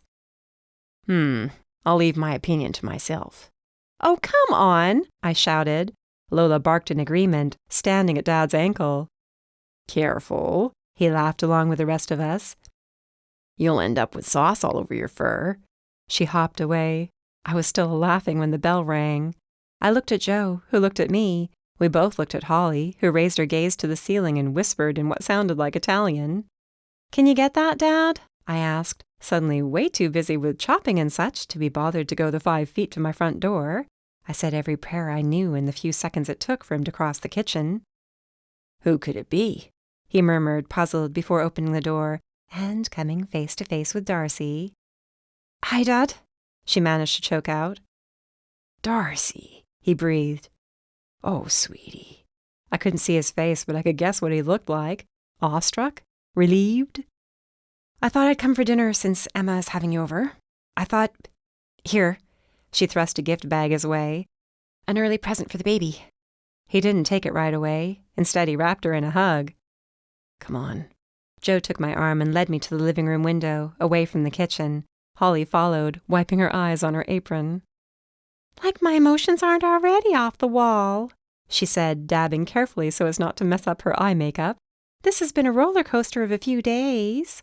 "Right? And I don't even have a baby to blame my mood swings on," I reminded her, also dabbing my eyes. Dad managed to pull Darcy into the apartment and close the door, but he hadn't let go of her yet. I wondered how long it would take. Maybe he'd eat dinner that way. Not that I'd complain. And from the smile on my sister's face, I didn't think she would either. "You got what you wanted," Joe observed. "She made the first move." "It's about time," I muttered, shaking my head. "Stubborn as a mule." "It's a family trait." "I know you're not suggesting I'm stubborn, Detective." "No, I'm flat out saying you are." "You too," Holly sighed, rolling her eyes, before wriggling her eyebrows up and down at me when Joe wasn't looking. My phone buzzed in my pocket. I was glad for the distraction, since Holly was just as determined as everyone else to make something out of Joe and me. Why couldn't we just be good friends who joked about killing each other and maybe flirted a little every once in a while? Why couldn't people leave it alone? "Speaking of people who won't leave it alone," I muttered when I found a text from my mother waiting for me. "What?" Joe asked. "Nothing." I opened the app to read her message. "I've been thinking about that whole online dating thing. How does that work?"